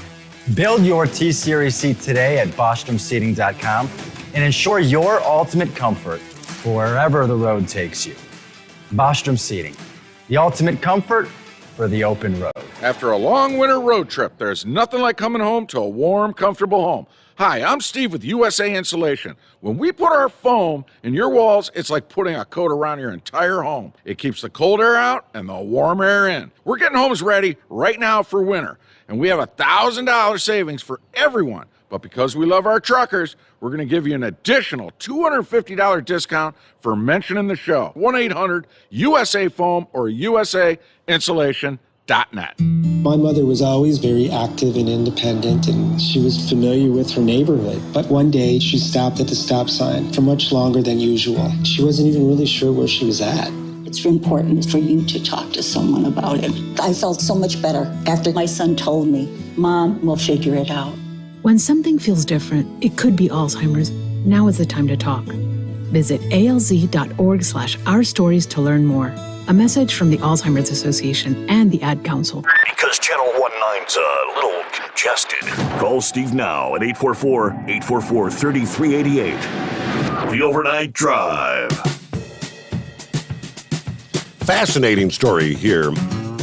Yeah, last evening when you talked about there were some inmates, I guess like from the county jail, that worked at the candle factory there that was devastated by the tornado.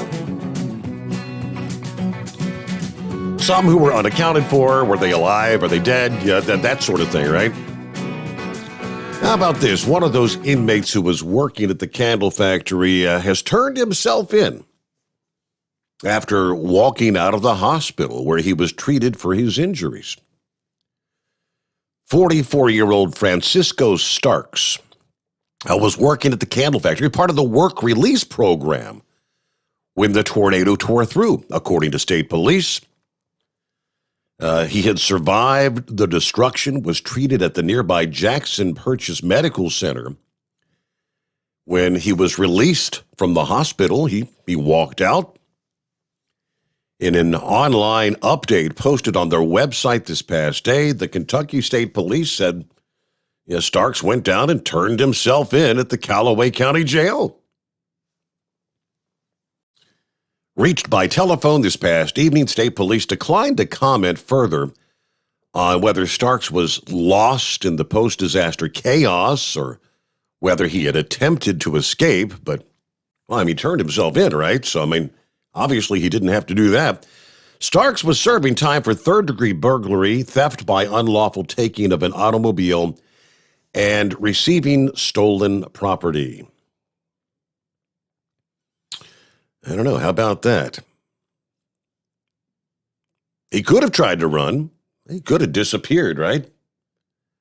Could have been one of those scenarios where, it was the destruction of that tornado. Who knows? He could have been torn to shreds, gone forever.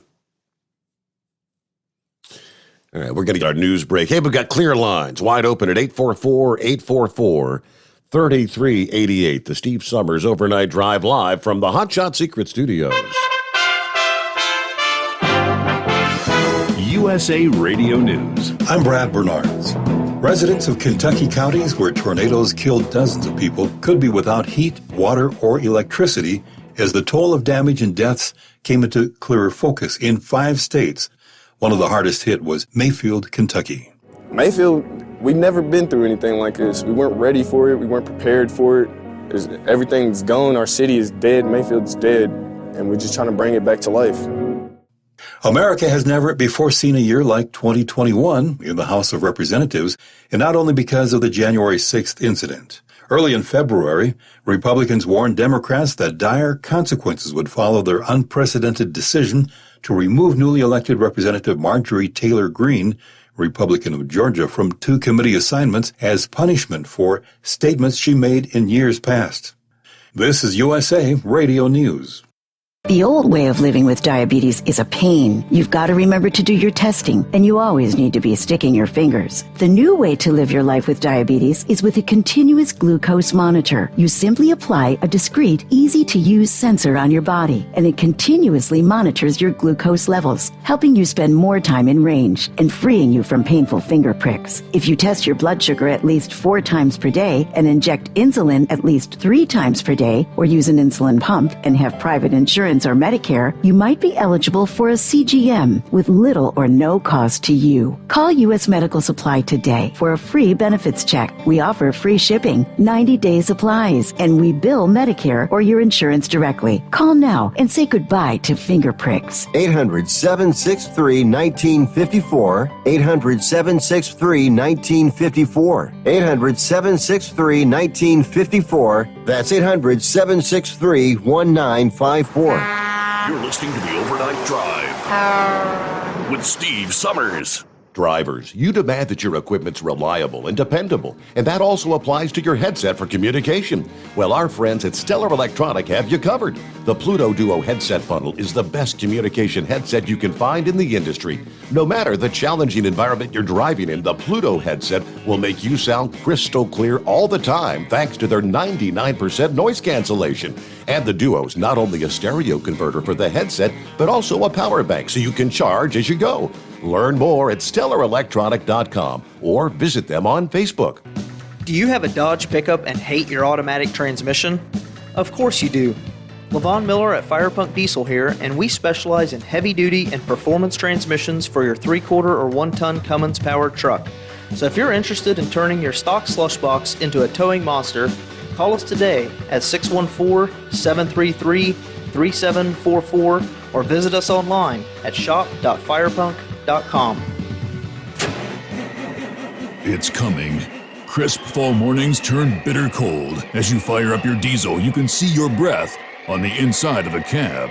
Imagine looking deep into your engine. Freezing temperatures impact your diesel's fluids, especially fuel. On a 23-degree morning, the paraffin wax in your untreated fuel starts to morph from fluid to large crystals. These crystals clump together and form a gel. At minus 10 degrees, your fuel hits the point where it no longer pours like a liquid. It's so dense that the flow through the fuel filter will slow, causing hard starts or no starts. Get prepared now for the cold that is coming. Hot Shot's Secret Diesel Winter Anti-Gel is a premium fuel additive that lowers your fuel's pour point to minus 65 degrees. If it's that cold out, you shouldn't be on the road. You ought to be at home in front of the fireplace. Hot Shot's Secret Diesel Winter Anti-Gel Premium Fuel Additive. Available now online at HotShotSecret.com. Hot Shot Secret.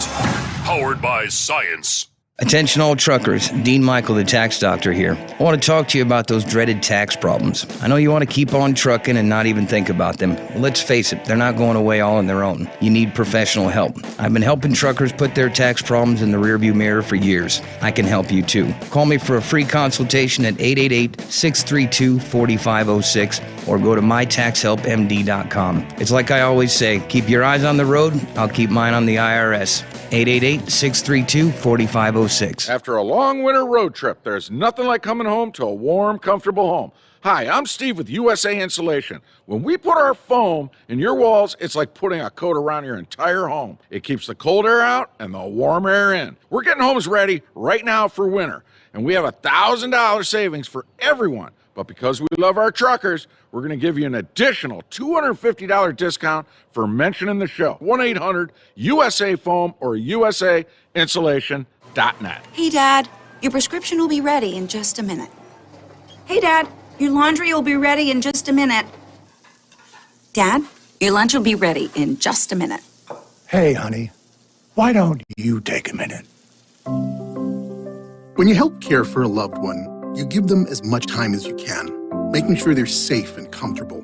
But it's just as important that you take some time for yourself. At AARP, we can help with information and useful tips on how you can maintain a healthy life balance, care for your own physical and mental well-being, and manage the challenges of caring for a loved one. Because the better care you take of yourself, the better care you can provide for your loved one. Thanks, Dad. Thank you. You're there for them. We're here for you.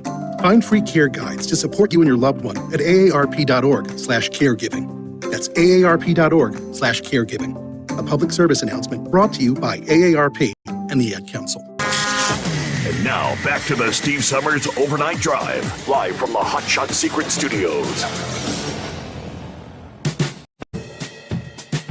Well, what else in the mix? All kind of interesting stuff this morning as we roll into a Tuesday. Here we go, 14th day of December.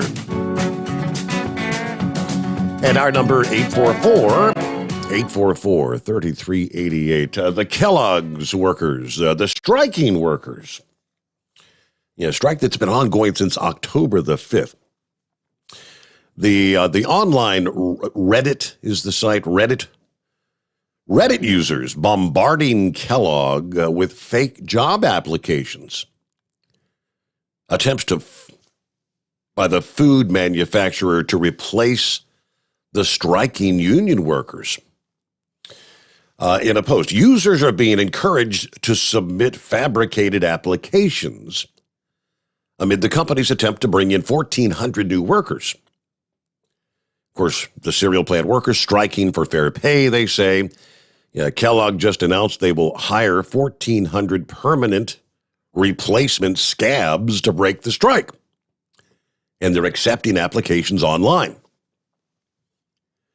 Descriptions on the job listings, which were posted online late last month, specifically note prospective workers would be taking positions from employees which are on strike. Okay. All right, so we said the unions representing Kellogg's employees in these plants are on strike. We're looking for employees to permanently replace them, joining hundreds of Kellogg salaried employees, hourly employees, and contractors to keep the lines running, said the listing. The Reddit post has been upvoted more than 45,000 times, with users flooding the comments to announce their participation. I live near one of these. I've applied with full intentions of showing up and wasting their time, says one user. Users also shared video interviews with those on strike detailing the grueling conditions they described that they face working at Kellogg. In a statement online, Kellogg reacted to the rejection of the latest contract proposal by arguing they had offered a fair agreement. We've made every effort to reach a fair deal, including making 6 offers to the union throughout negotiations, all of which have included wage and benefits increases for every employee. It appears the union created unrealistic expectations for our employees. So they went on to say this prolonged work stoppage has left us with no choice but to hire permanent replacement employees, positions that have been vacated by striking workers. Not the result we hoped for. We have to take the steps to ensure business continuity, though. All right, speaking with reporters outside of the plant in Memphis last week, the local union vice president offered support to the strikers who had rejected the company's proposal. Yeah, the majority said they didn't like it. That's the only issue that matters.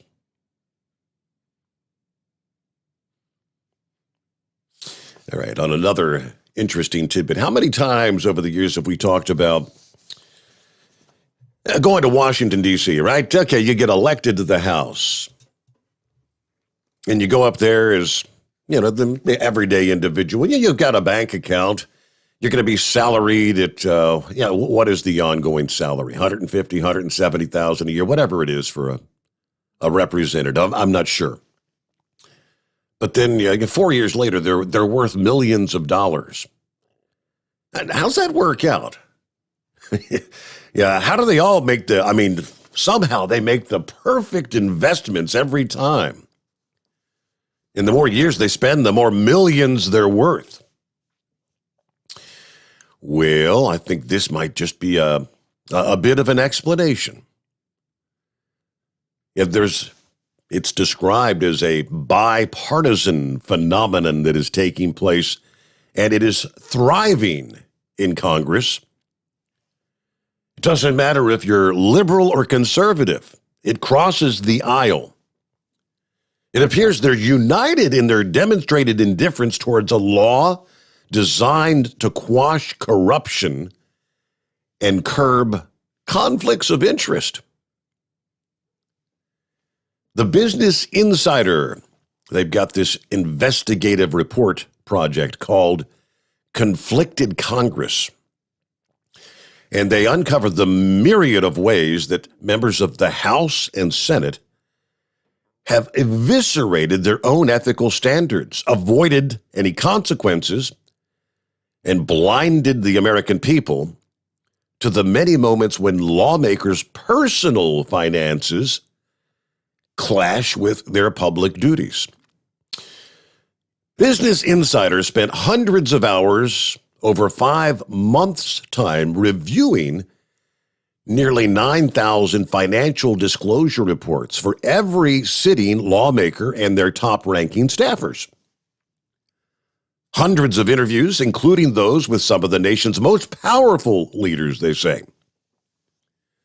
Well, this past day, Insider published the first of what will be more than 24 articles and the data, the visualizations that they say will reveal there are 48 members of Congress and 182 senior-level congressional staffers who have violated federal conflict of interest laws, nearly 75 federal lawmakers who held stocks in the COVID vaccine makers, Moderna, Johnson & Johnson, or Pfizer last year, with many of them buying or selling these stocks in the early weeks of the pandemic. They will disclose 15 lawmakers tasked with shaping defense policy with active invest in military contractors. More than a dozen environmentally minded Democrats who invest in fossil fuel companies or other corporations with concerning environmental track records. You know, it's the whole do as I say, not as I do. Lastly, they say they will unveil members who regularly chide the media, but personally pour their money into at least one of the nation's largest news media or social media companies, including Facebook, Twitter, Comcast, Disney, or the New York Times Company. Their Conflicted Congress report is also rating every member of Congress on their financial conflicts and their commitment to financial transparency. There are 14 senators and House members who have the red danger rating on what they're calling a 3-tier stoplight scale. There's 112 members with the yellow borderline rating. So throughout this week, they say, Conflicted Congress will publish investigations into congressional ties with tobacco companies, cryptocurrency players, real estate investments, transparency avoidance, lax tax enforcement, and crushing student loan debt. Yeah, they say there are other articles which they plan will reveal the 25 wealthiest members of Congress and where they put their money, and the 50 most popular stock holdings among members of Congress. Finally, on Friday, they will publish an exclusive searchable, sortable database of all members of Congress' personal finances, including their assets, their debts, and sources of outside income. Boy, oh boy, get ready for a whole boatload of data to be dumped right before our feet. That shall be interesting. We get back to your calls in two. It's 844-844-3388. The Steve Sommers Overnight Drive live from the Hotshot Secret Studios. Live from the Hotshot Secret Studios, the Steve Sommers Overnight Drive. Dean Michael, the tax doctor here. Are you one of those truck drivers that came home after a long haul and found the only thing waiting for you was a stack of IRS letters? Your significant other was gone, but your newfound IRS problem is still there. I've heard this story many times over the years. While I can't help you with your broken heart, I can fix your tax problems. If you owe more than $10,000 to the IRS or haven't filed for many years, call me for a free consultation at 888-557-4020 or go to mytaxhelpmd.com. Like I always say, you keep your eyes on the road, I'll keep mine on the IRS. 145 over 92. 180 over 111. I had a heart attack and a cardiac arrest, and then a stroke. Your blood pressure numbers could change your life. Lowering your high blood pressure could save you from a heart attack or stroke. If you've stopped your treatment plan, restart it or talk to your doctor about creating one that works better for you. Start taking the right steps at manageyourbp.org. Now I'm, trying to get better, stronger than ever. Brought to you by the American Heart Association, American Medical Association, and the Ad Council. At Hotshot Secret, we share the science behind common diesel problems. For example, stiction. Found throughout the oil system, stiction is the sticky friction that negatively impacts your engine's ability to function at an optimal level. The molecular structure of oil is a hydrocarbon. The engine's extreme heat, tight tolerances, and high pressure cause the oil to break down and release hydrogen, leaving behind varnish, a carbon-based deposit. The varnish clings to the engine's moving parts, creating drag on the turbocharger, oil pump, and pistons. Symptoms of stiction include a rough idle and the loss of fuel economy and performance. Hotshot Secret Stiction Eliminator delivers a 98% clean rating in third-party scrub tests. Its synthetic cleaner plus nano lubricant contains no harmful solvents and is formulated to be left in the engine to safely dissolve stiction for thousands of miles. It works as you drive. Stiction Eliminator is available at truck stops, Tractor Supply, O'Reilly's Auto Parts, and online at hotshotsecret.com. Hotshot Secret. Powered by science. Because Channel 19's a little congested. Call Steve now at 844-844-3388. The Overnight Drive.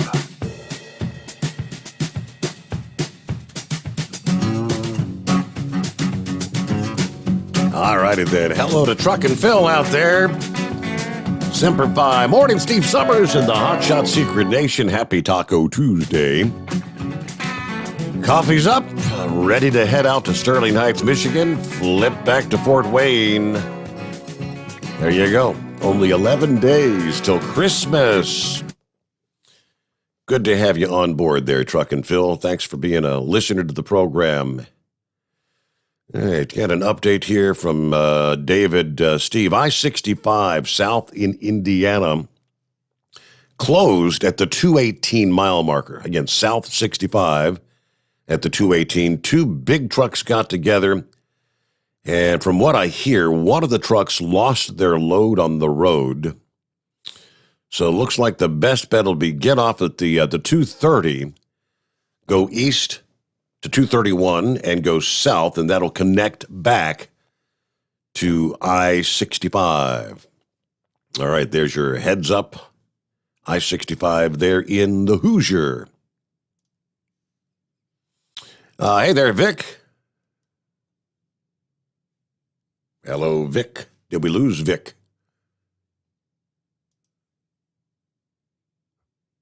Okay, we'll try again here. Let's see. Is that the Knucklebuster impersonator?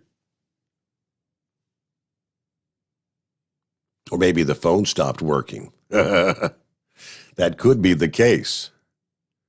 Yeah, because I'm not hearing anybody. Check one. All right, it's 844-844-3388. Coming up December the 22nd.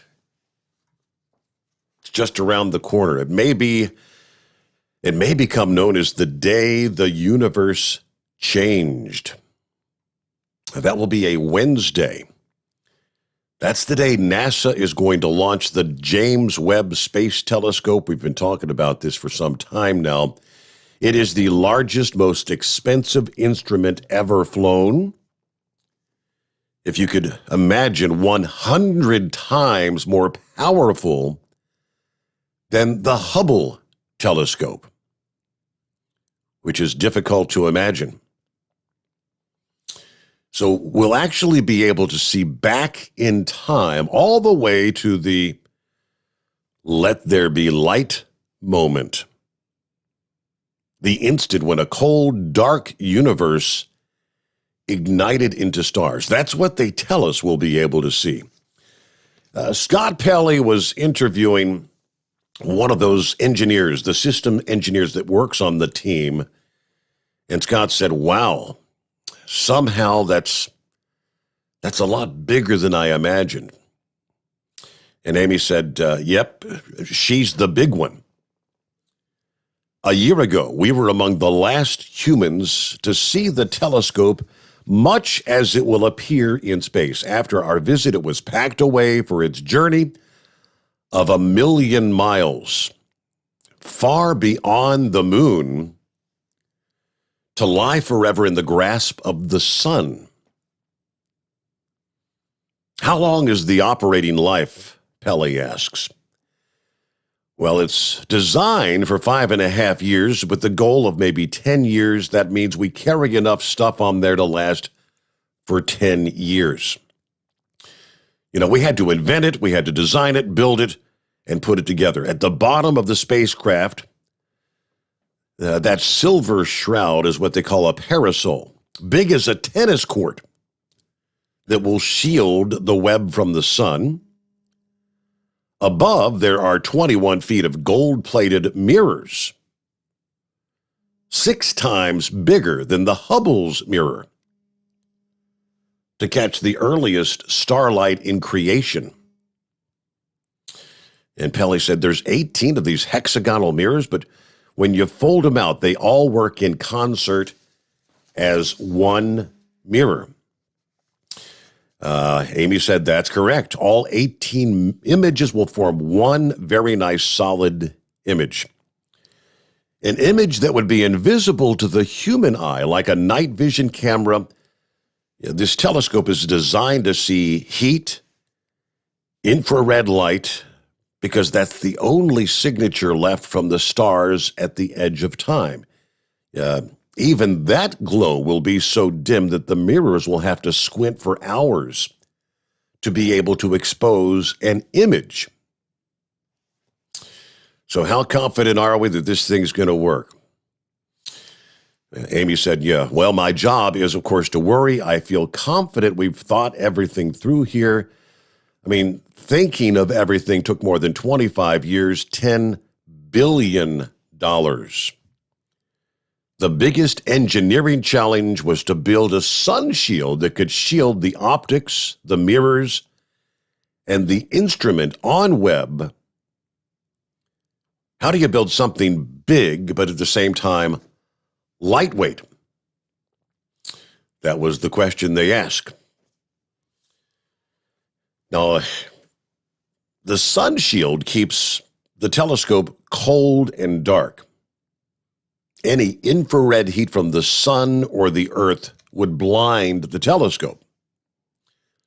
So there are 5 layers made of gossamer sheets. If you're familiar with like a mylar balloon kind of thing, the layer facing the sun is layer number 1. And layer number 1 will reach about 230 degrees Fahrenheit, kind of like a warm oven. If you wanted to cook a meringue or something. And then on the telescope side, on that side, the temperature would be, what do you want to guess? Negative 370 degrees Fahrenheit. How bizarre is that? We're talking roughly a 600-degree difference in temperature from one side of the heat shield to the other side. Yeah, the story I shared last week was discussing that there's so many integral parts of this. Every single one of them has to work correctly. What was it? Something like 18 various, was it 18 or 180 things that if it doesn't work, it could make it all for naught. Everything has to open correctly. And boy, if it does actually work, though, what a fascinating thing that'll be. If you were fascinated with what we have been able to visualize and you see from the Hubble Space Telescope over the last 20 years. Imagine being able to see back, again, 100 times further. What might we see out there? All right, so yeah, my apologies. I believe the phones did kind of crap out there at the last few moments of the program, but thanks for all for being a part of the show here this Tuesday morning. Have a great day. Travel safe out there. I hope you'll come back and join us again at the midnight hour tonight. We'll do it all over again. Another edition of the Steve Sommers Overnight Drive, live from the Hot Shot Secret Studios.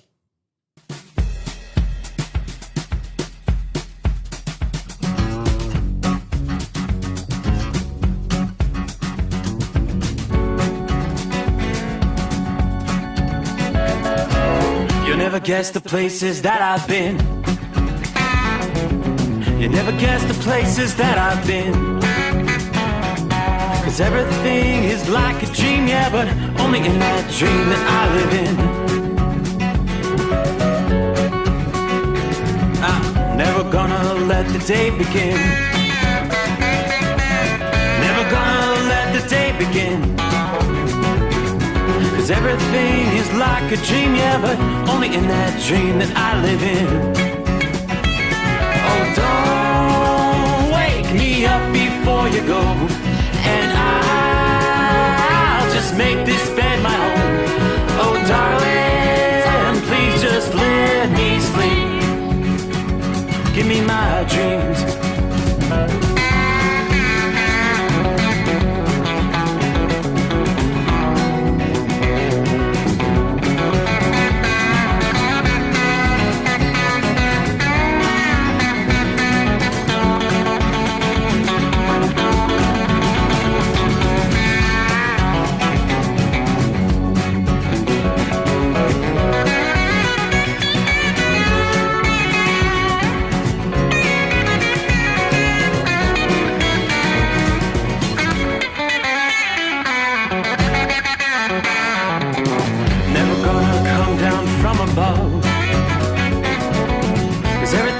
Better from above.